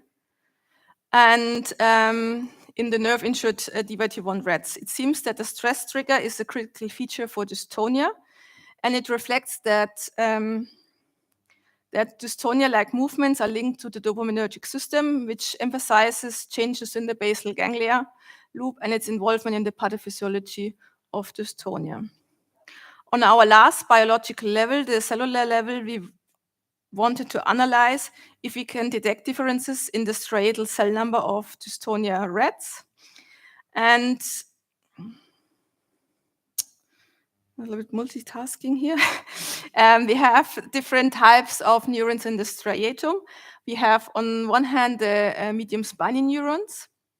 They send, the red ones, they send efferences to other regions of the basal ganglia, but we also have interneurons. They sit inside the striatum, and they have a kind of modulatory effect. And there are also different types of interneurons. And what we analyzed here, the first four, this is pavalbumin, enos, calretinin, and chat. These are interneurons, but we couldn't find any differences between all the groups.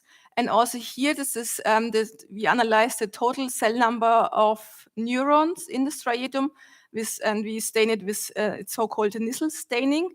But also here,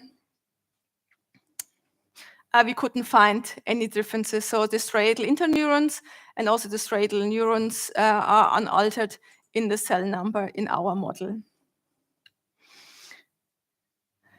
To sum up, we combined a DYT1 genetic background with an environmental trigger, and thereby we could generate a novel DYT1 rodent model with a dystonic phenotype. So we could prove our so-called second hit hypothesis that we need a trigger environmental factor to generate such a model. Besides having a similar human dystonia phenotype in this rodent model, we also detected similar human pathophysiological aspects. On the level of the large-scale network, we could find changes in the oscillatory network activity, and we can also find that DBS has a beneficial neuromodulation effect on these rats. On the level of the microcircuitry, we could confirm a link between dystonia-like movements and the dopaminergic system in the DYT1 rat model. And on the cellular level, we couldn't find evidence of alteration in the striatal cell numbers. This novel symptomatic DYT1 rat model proves there's a valuable chance for DYT1 dystonia to further investigate the pathomechanism in more detail and to establish new treatment strategies. What we are doing at the moment is we are focusing here on the molecular biology level to further analyze this model to find changes, and we're doing a lot of analysis with RNA and also proteins. And we have also, I don't know if you have more time on. A few more minutes and then we. Okay. We have also 2 big projects in our group next to a smaller project with Dystonia. So we have the EuroDiscover project, where also Dystonia Europe is involved, and this is a project with different groups in Europe from Italy, France, Portugal. And what we are doing is we use different models, DYT1, DYT6, and DYT25. We also crush the nerve here. And what we are doing is RNA sequencing and proteomics. This means a huge screening of all the RNA and all the proteins.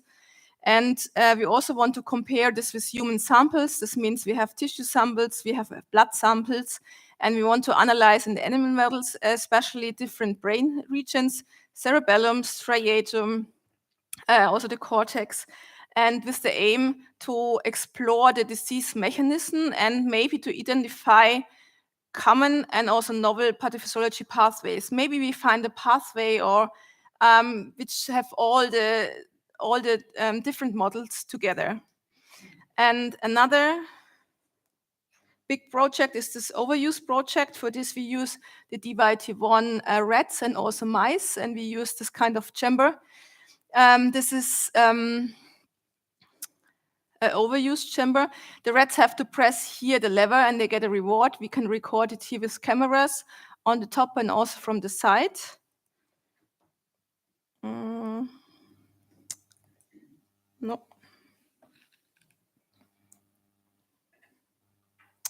Yeah, you see, here's the lever.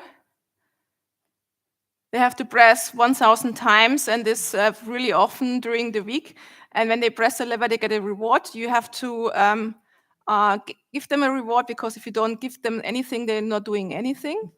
And this is how it looks like. And after a while, you're doing it's really fast. And what we want to do is also trigger dystonia with an overuse task. So it's another system compared to our nerve crush injury. It's more comparable to the task-specific dystonia, like writer's cramp, musician's dystonia, runner's dystonia, for example. And we also want to explore the disease mechanism there. And we want to assess the mechanism of DBS also in this model. The benefit with animal models is that you can really try different brain regions, different stimulation parameters in the rats compared to human to see what's really the best target, what's the best parameter for this kind of dystonia. I want to thank my boss, it's Shivang Ip from Würzburg, and also our leader from the hospital, Jens Volkmann. And thank you for your attention. Don't forget this. Don't forget that. Okay, and you just take off your headset. So I want to thank you, Susan, for taking us through that. I think you've actually, what was poignant for me as well, when you actually said, when you start talking to patients and people who live with the condition, it kind of brings the science to life, doesn't it? And vice versa. I think a lot of people won't have seen how an animal model translates into a human model as well. So this is really what it should be, isn't it? The scientists and the doctors and patients and families all together, and sponsors. And it's not as common as you think, actually, to have all these people together. So thank you. Yeah, thank you too. Brilliant. I'm really happy about the prize. And if you have questions, because I have to leave soon, you can write me every time if there's questions or recommendations or whatever. So I'm happy to answering and getting back to you. Thank you. Thank you.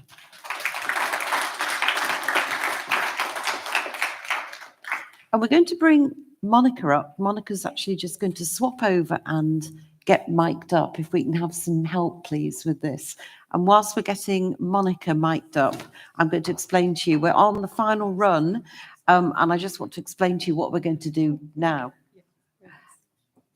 If we can just get Monica mic'd up, that would be great. So we're in the final bit, and now we're actually going to have a series of short bursts, short, small presentations and one video.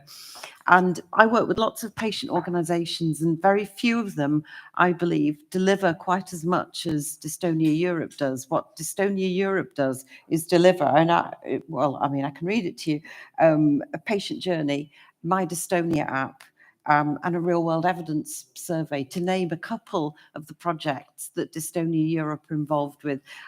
Many patient organisations deliver one of those, but it's actually really unusual to have a raft of all those projects. So what we're going to do is we're going to take you through with a few individual speakers plus a pre-recorded video of those short sound bites, really, of some of the project work that Dystonia Europe are going through.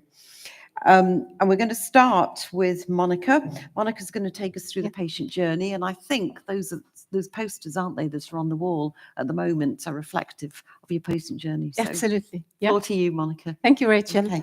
Hello, everybody. So I'm really happy to be here and to see all of you here today. And it's been a long day with lots of presentations, but I hope you have enjoyed it all. So have I, and also to see people face to face again instead of on the laptop. And during this last year, or the 2 years of the pandemic, we have been focusing a lot of different projects in Dystonia Europe that we have been able to do from our office at home. And one of the things that we have been doing is the development of a patient journey map for people living with cervical dystonia. And as Rachel said, you can see the posters here on the walls. That is the patient journey map. I see here, and I go there. Yeah. So what is a patient journey map? So it's another way to visualize the patient experience is to develop a patient journey map, which describes the processes that patients go through when they undergo diagnosis and treatment. And this consists of several stages, where each stage comprises one or more healthcare touchpoints. And patient journey maps are increasingly used as a tool that enables healthcare providers to reconfigure their approach to the treatment and care, seen from the patient's point of view. And through the patient journey mapping, a healthcare provider and other stakeholders can identify the unmet needs, the barriers, and the potential gaps in service provision and work on the solutions to these problems, as well as identifying potential new opportunities for improvement and innovation.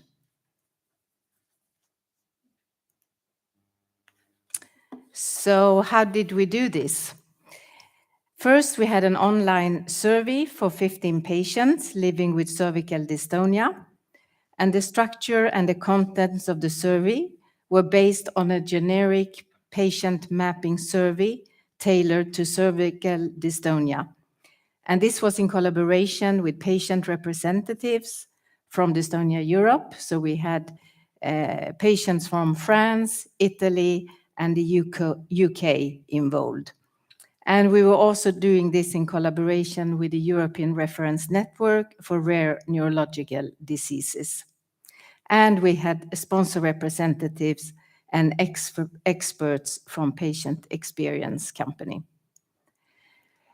So other than having the diagnosis of cervical dystonia, there were no formal inclusion or exclusion criteria for participation in the mapping process.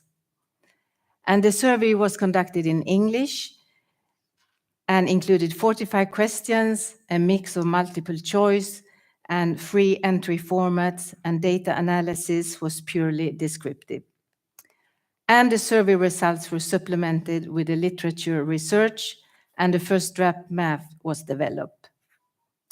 And then this map was shared with expert patients from Dystonia Europe and its participating affiliates. and an online focus group meeting was convened to refine the map. And this is part of the patient journey.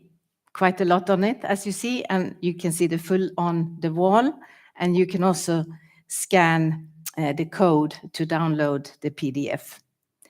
And without going into detail, the map summarizes the typical medical experience of someone with cervical dystonia, including the intersectoral pathway on the prior slide, and also the emotional experience.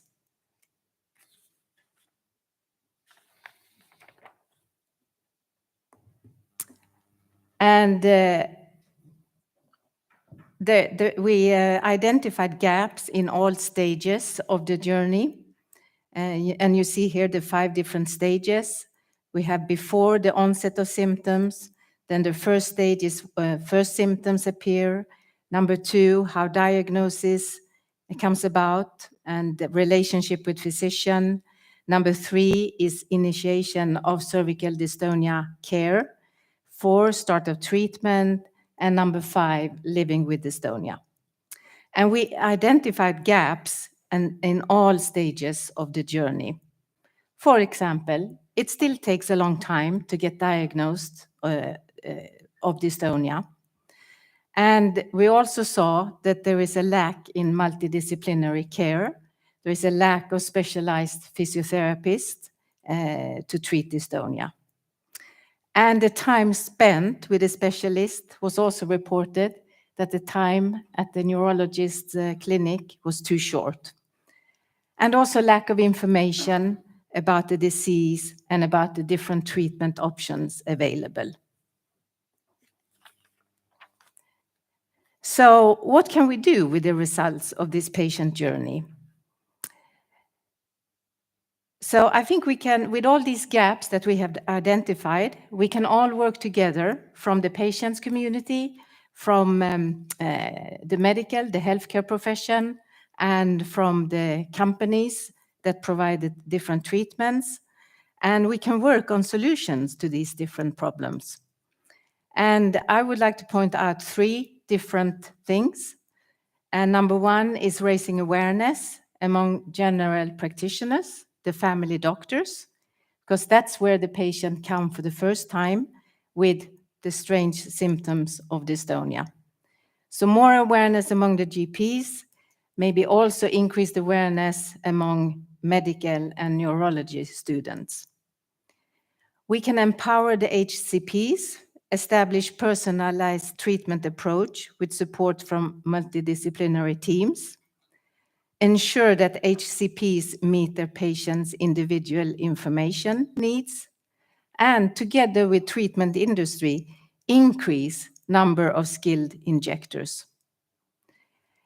And number 3, empower ourselves, empower the patients, so that we are part of this self-management journey that Marianne was talking about earlier, that not sit waiting for treatment and waiting for results.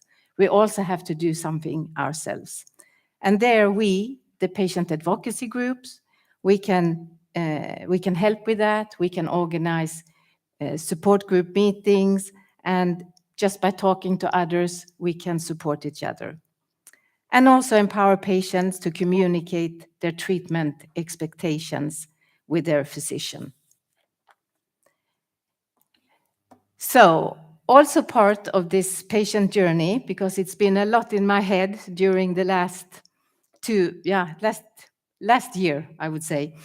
And 2 months ago, I went to a patient meeting in Norway, and that was the first time I met dystonia patient again since the beginning of since the pandemic started. And I was shocked. There was one lady who told me that in 2017, she was diagnosed with dystonia, and it took her 30 years to get diagnosed. In Sweden, a month earlier, a lady told me it took 20 years. I don't think it's okay. So I want to collect this time that it takes to get diagnosed, and I need your help, the patients. So I have a very simple script, and I encourage you to get your camera out, to take a video yourself or somebody else take a video of you, and you will say, I am Monica from Sweden. It took 8 months. And then we collect all these videos and we can highlight the problem, and we can use this material for awareness, for September Awareness Month, for when I go to medical congresses. And I hope you take the challenge. Thank you.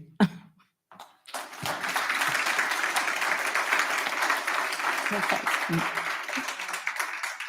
Thank you, Monica. That's brilliant. And actually, in a year's Maybe time, it's too long. No, it's good. Yeah. In a year's time, I look forward to seeing and some of the patient journey stuff you've come up with. It'd be really nice to see if actually something's changed from that. You know, just a tiny little change. It's got to be small little changes, doesn't it? I will be back talking You'll about be it. back. Yes. Yeah, absolutely. And talking about making a comeback, we have Adam. Welcome with back. your handheld microphone. And just to clarify, you don't need to say I am Monica. I am your name, and it took because that can be misunderstood. Because then we could have someone. Okay, I should continue. So I want to talk about My Dystonia app. Probably most of you are familiar with this app. Can you raise your hands who using or use the app or know the My Dystonia application? Okay, so less than I thought anyway. But for those who already used, that will be some kind of update because we have a new version, and even that new version recently was improved a lot. So okay. My Dystonia application is an electronic diary created for people with dystonia. This diary enables patients to monitor their symptoms and how those symptoms affect their daily life. And patient can share insights with doctor to discuss how to optimize treatment approach. The My Dystonia app was launched by Dystonia Europe in 2016.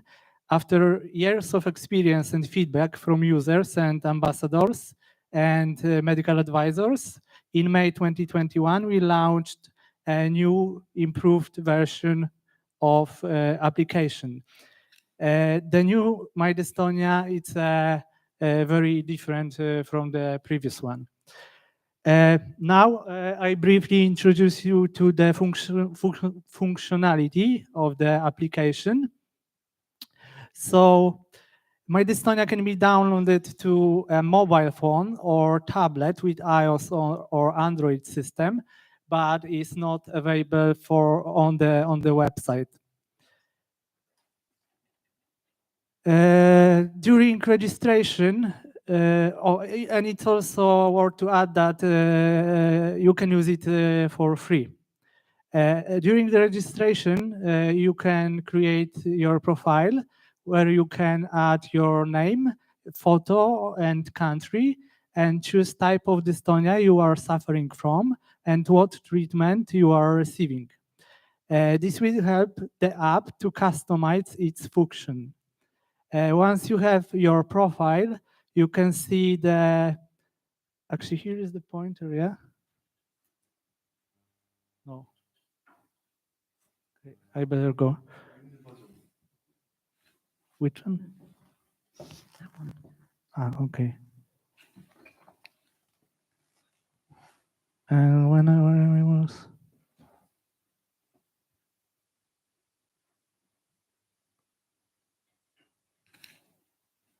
Okay, once you create your profile, you can see the dashboard.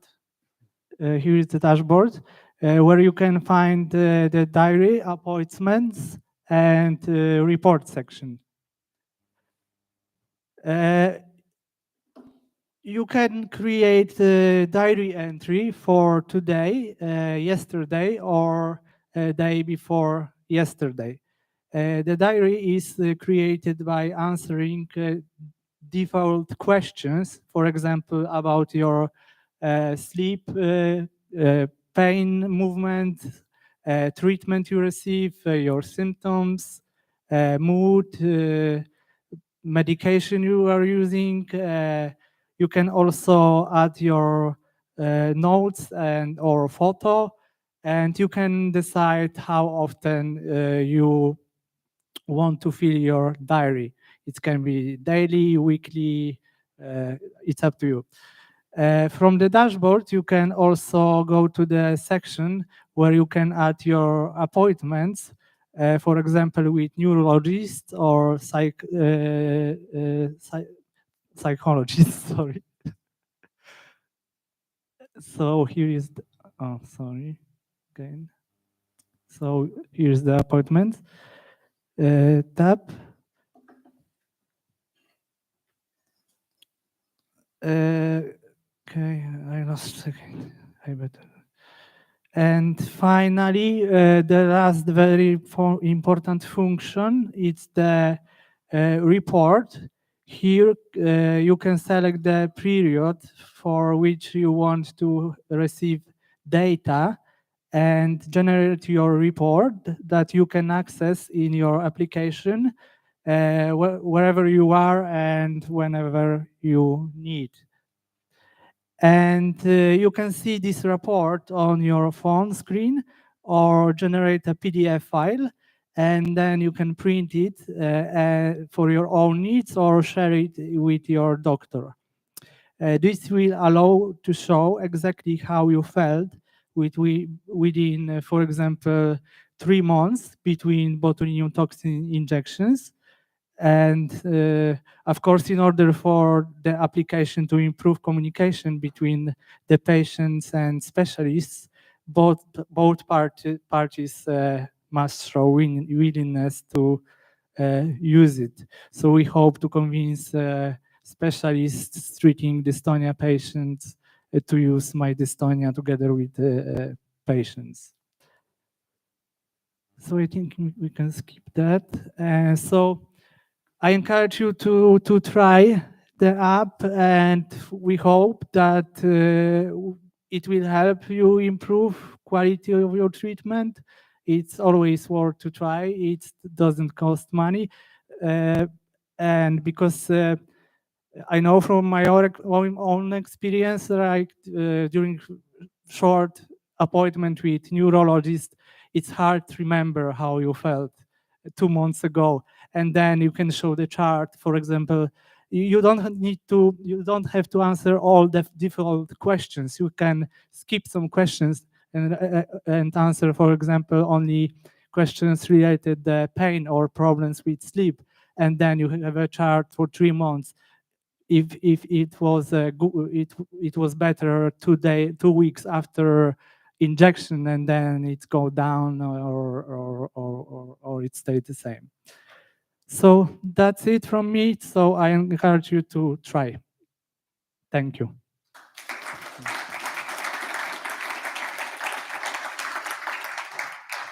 Thank you, Adam. And so we bring you out on time. We're going to move quite quickly into a video. There is a pre-recorded video that we now want to show, which is from Dr. Smilowska from Poland. Again, the theme of collection of data. This is a real-world evidence survey, which I remember back in 2019. How did that happen? How did 3 years just go? But 2019 in London, I think that was introduced. And I remember last year as well, Monica mentioning it at the virtual conference. So it'd be great to actually hear the video and actually see where that real-world evidence survey has Good taken afternoon, us. everyone. My name is Katarzyna Śmiłowska, and I'm a neurologist and movement disorder specialist currently based in Poland. First of all, thank you, Dystonia Europe, for this kind invitation. And I need to say that I'm very, very sorry that I cannot be there with you in person, but I'm pretty sure that you enjoy this celebration day very much. Today, I would like to present the results from a survey on sexuality, relationship, and dystonia that I co-authored with Daniel van Vamelen. We incorporated current definition of dystonia, that this is a movement disorder characterized by sustained or intermittent muscle contractions, causing abnormal patterned and twisting movements or postures to the limbs or other body parts. However, regardless of body distribution and independent from the motor severity, people with dystonia report to experience multiple non-motor symptoms. Functional impairment, pain, social embarrassment and anxiety, social phobia and stigmatizations are particularly common and have a clear impact on quality of life. This might influence self-confidence and could have an impact on relationship and sexuality, as the relationship of mental health and sexual functioning is multi-layered and mutual. It is worth underlining that sexual dysfunction is very common in neurological condition. It is a heterogeneous group of disorders and are typically more common in women with neurological disorders. It is characterized by a clinically significant disturbance in a person's ability to respond sexually or to experience sexual pleasure. However, surprisingly little is known about sexual issues in people with dystonia. Therefore, the aim of our study is to assess patient views and perception on their impact of their illness and its treatment on sexuality and relationships. We would like to provide a preliminary overview of the sexual problems and their impact in people with dystonia, and perhaps it will be a basis for further research. This international online survey was conducted between May 2021 and February 2022. The structure and content of the survey were designed in collaboration with Dystonia Europe. The survey was designed to be self-reported by participants, or online survey responses were purely volunteer. Firstly, it was designed in English, and then it was translated into 15 languages with help of Dystonia Europe. So thank you again, Dystonia Europe and Dystonia Europe community for this huge effort to help us with this survey. And then all the responses were verified by native speakers. And of course, saver responses were anonymized. In the end, we had participants from 43 countries. So this survey was available online for 9 months. We received 625 responses, but 4 participants indicated that they had functional dystonia. 3 participants left all survey fields empty. 14 completed only age and sex. And then those participants were excluded from further analysis. In the end, 599 participants completed questions related to demographics, and 522 fully completed the questionnaire.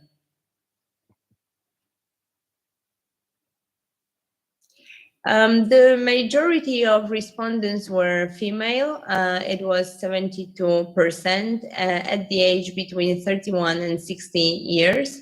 In terms of employment, 32% of responders were employed, 18% were retired, and 9 were not currently employed or were full-time students.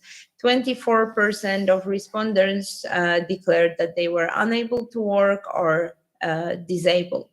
The majority of responders declared that they had cervical dystonia, followed by generalized dystonia.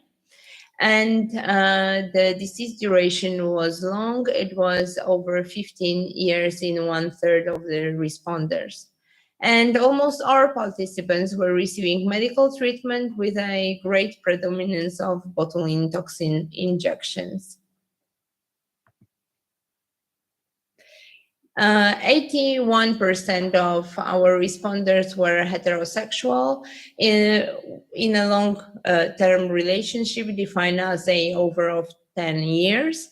66% of responders had children, at least one, and participants who were sexually active were significantly younger, more often in a relationship, and more likely to be in long-term relation than those who were not sexually active. We didn't find any difference in terms of gender, type of duration, type and duration of dystonia symptoms, and percentage of participants receiving dystonia treatment. In the end, 31%, 38 participants were satisfied with their sexual life, but almost half of participants declared that they are not satisfied with their level of sexuality. 12% not indicated satisfaction at all. We found some interesting factors that were associated with satisfaction of current level of intimacy. It was marital status, duration of the relationship, work, and religion. So in conclusion, we need to say that sexual dysfunction represents an important non-motor symptom in dystonia. Sexual dysfunction severely impairs quality of life and has to be addressed in the treatment of patients with dystonia. I think that in the coming weeks, we'll have all detailed analysis of the responses that we have received, and we will be able to share with you more details. So thank you very much, and I hope that you enjoyed this talk. And thank you again for the collaboration and making this survey possible. Thank you very much, Dystonia Europe, and have a great day.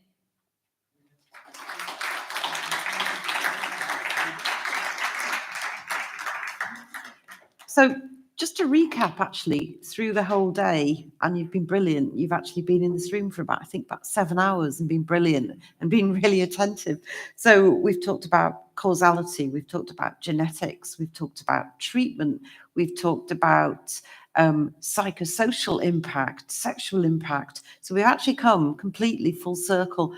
And the day wouldn't be complete, really, without introducing a family member of somebody who lives with dystonia. So I think we'll all agree that family members and friends and spouses and partners are absolutely integral to somebody's, I suppose, prognosis, their diagnosis, and how they live with that condition, as well as dealing with their own impact as well. So I want to welcome for our final speaker, and it is right, you're the final speaker, to the stage, Sandra Thiel Sorensen from Denmark, who's going to talk us through what it's actually like to be a family member of somebody who lives with dystonia.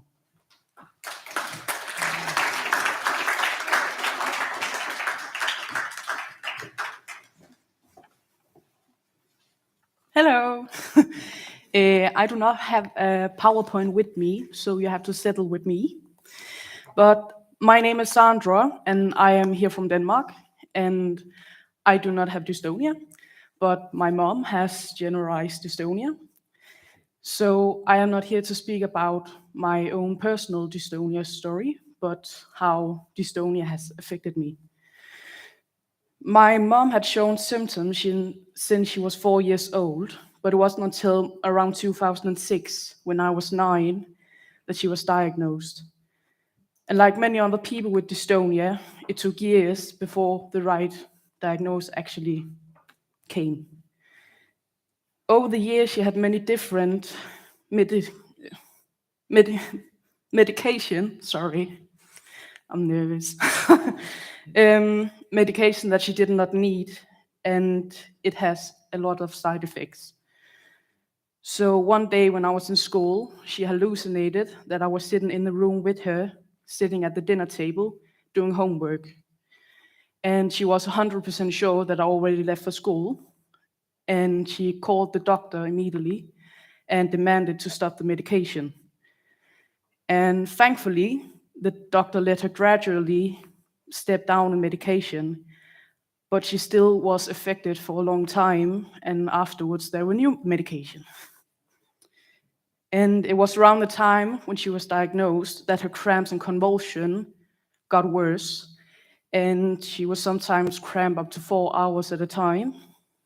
and it just became more frequent. And it was about that time that the local authorities started to investigate what changes that should be done for our living condition to be the best.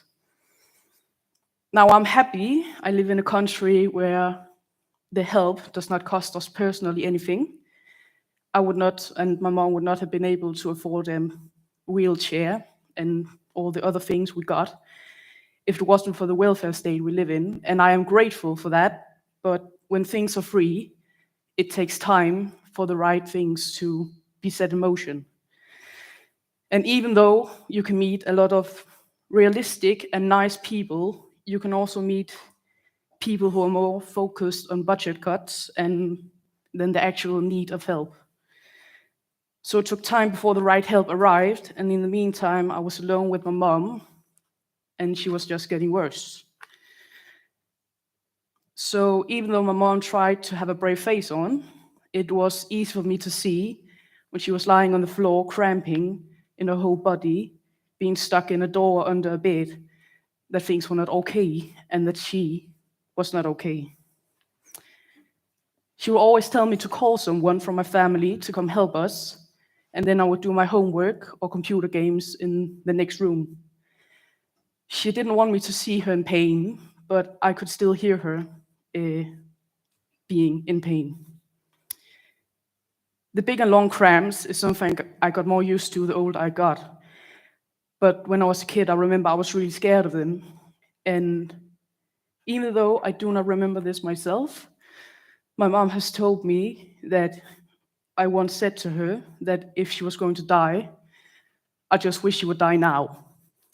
And my mom lost her mom at a young age, so she kind of understood what I was saying, but she was still a bit freaked out. She understood that I did not wish for her to die. I just didn't want her to suffer if she was going to die of her cramps anyway. The thought of my mom dying came from the fact that I did not understand what was happening. In my head, I was seeing her in pain, and as a kid, I just thought that meant she was going to die. So when my mother heard this, she sat down with me and let me explain and ask all the questions that I wanted. And also got to say that I wish she never had gotten me, because then her life would have been easier and she didn't have to take care of me. And every time she would tell me that the reason she has all this energy and the reason she keeps going is because of me. Cheers.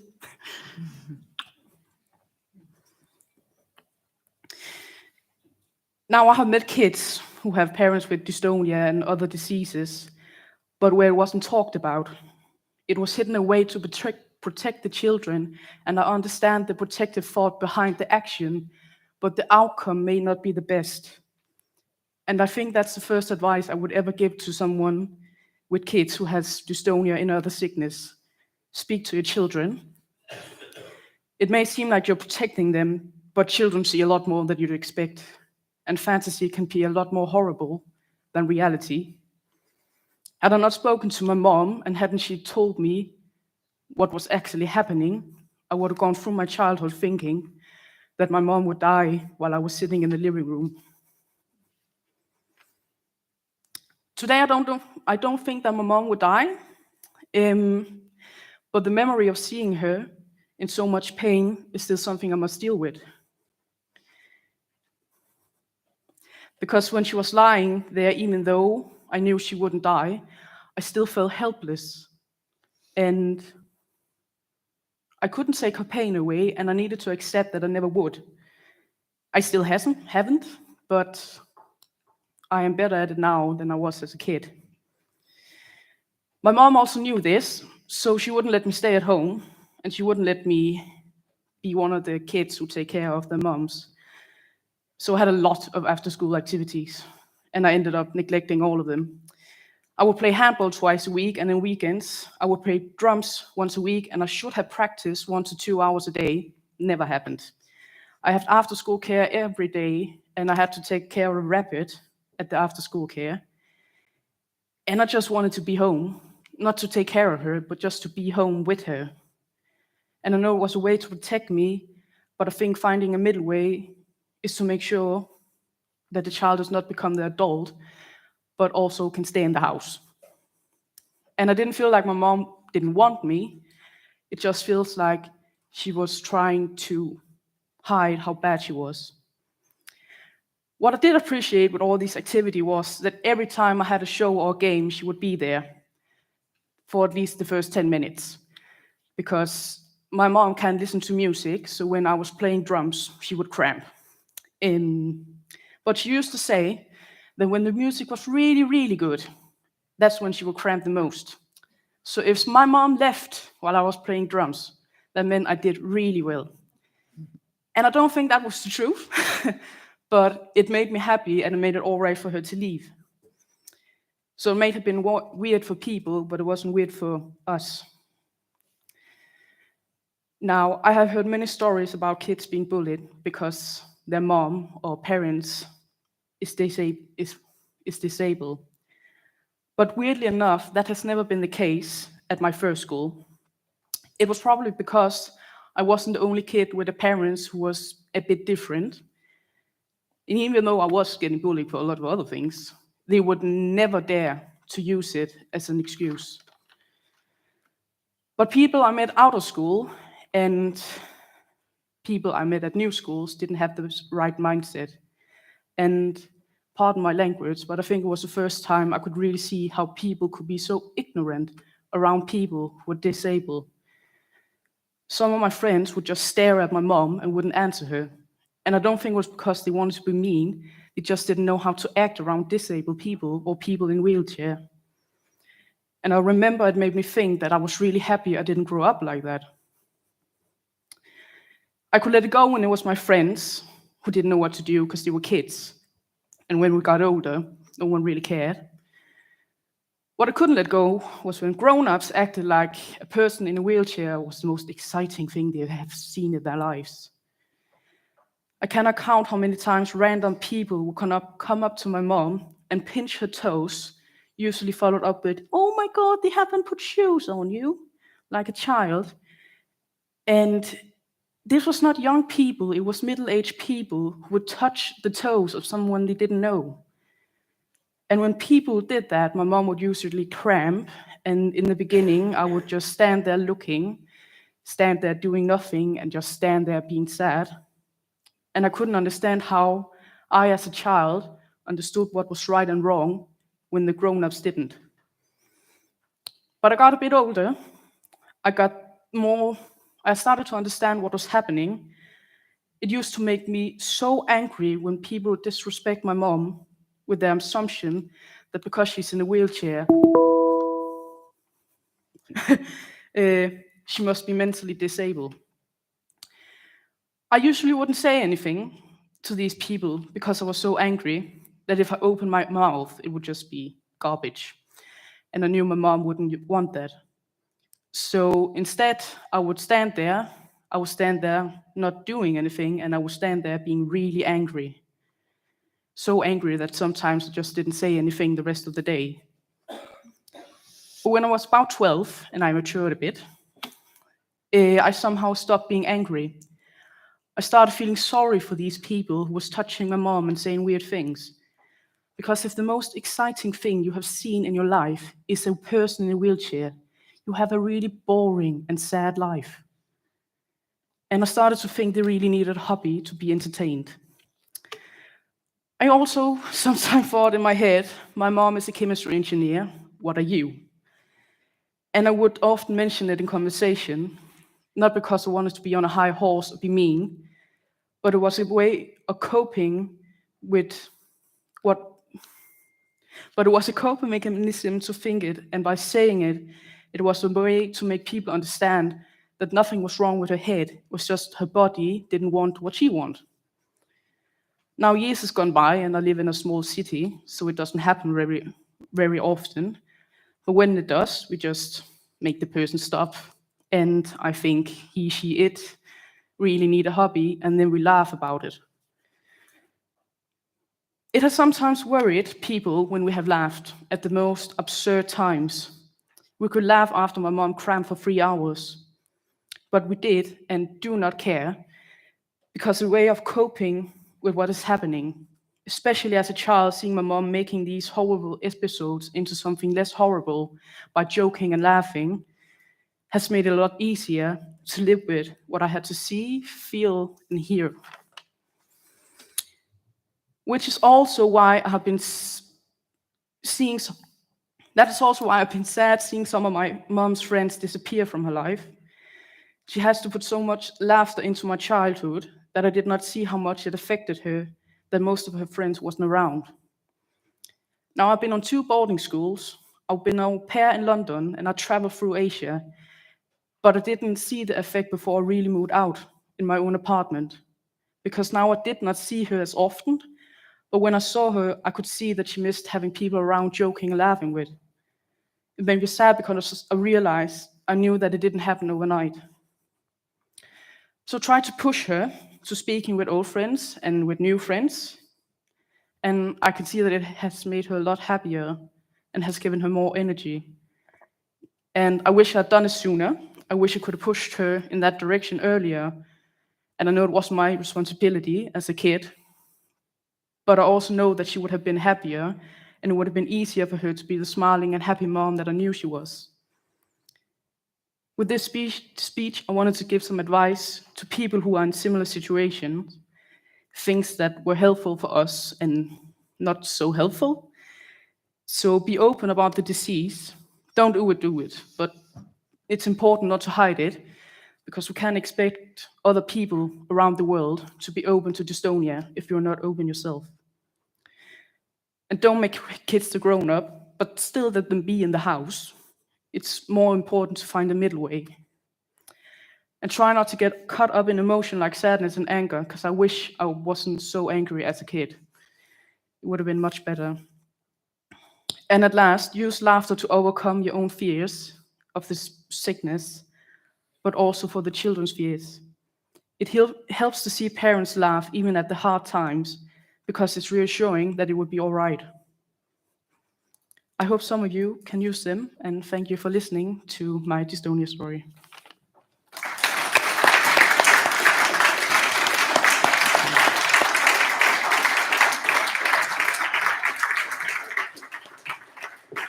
I know you're on your way back, Sandra, but thank you so much for that. You didn't come across as nervous. You were confident, you were eloquent, and I really hope you keep doing this. I think you were amazing. Thank you. Thank you. And with that, I want to bring Adam up with his handheld microphone to actually close the day. That will take only 30 minutes, so I hope it's okay. That's the joke. Can I get a slide with it's called, no, not that one. Evaluation. Oh, that's the one. So, before I say goodbye, I want to inform you that our next Dystonia Day conference will be held in Dublin, in Ireland,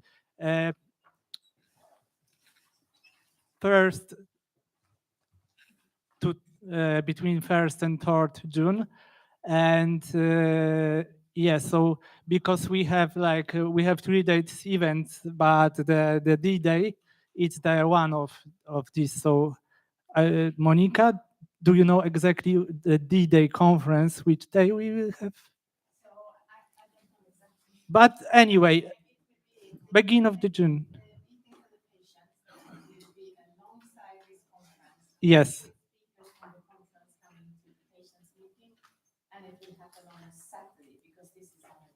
Yeah, because that time in Dublin will be held International Dystonia Symposium, which was postponed in 3 years. Should be in 2020. Okay, so and it's with collaboration with Dystonia Medical Research Foundation. Okay, now thank you all who survived. I hope it was worth. I think it was very informative conference, and I hope we know much more about Dystonia now. I want to thank you, all of you, for joining and interacting here in Copenhagen and online. Patients, caregivers, and I know also we have some neurologists attended. Thank you, speakers, for coming, presenting, answering questions, support to Dystonia Europe, and work you do every day. To the whole Dystonia Europe team for your hard work, not only recent days, but all year around. And Danish Association for their support, our sponsors who have been supporting us to facilitate that conference, and of course Rachel for your great contribution.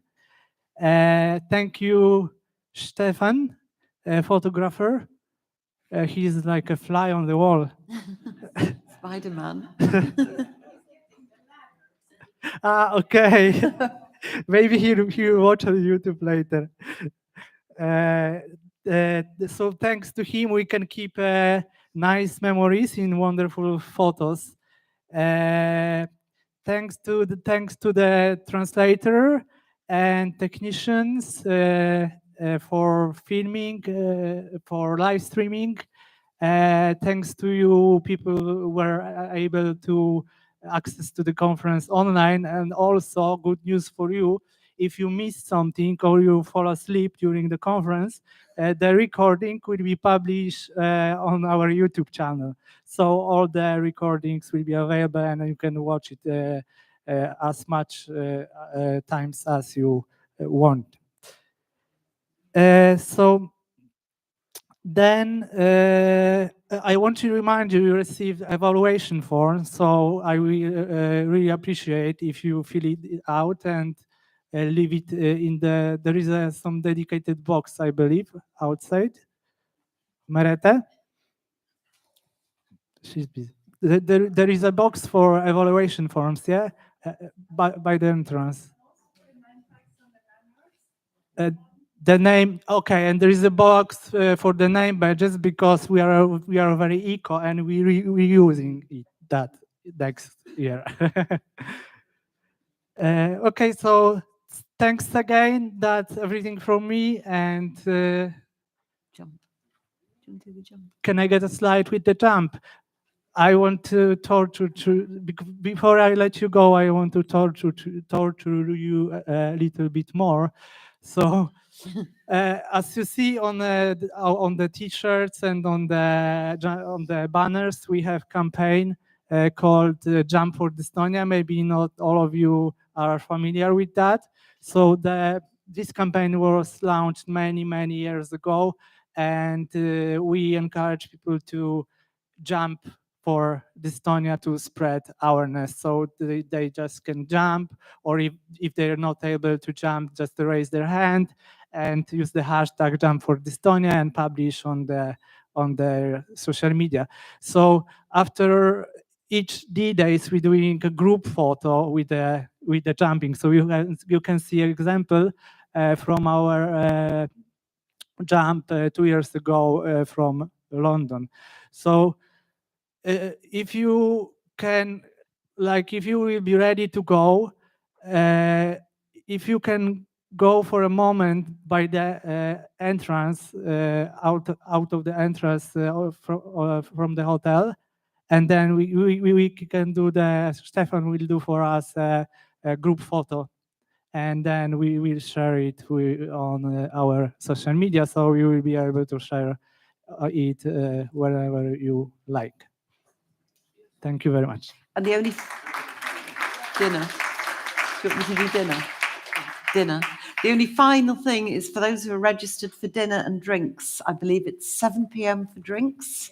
Reception here, isn't it behind this wall here, Monica? Yeah. And then dinner at 7:30 for those who are registered. So don't run, wait in front of the hotel, please.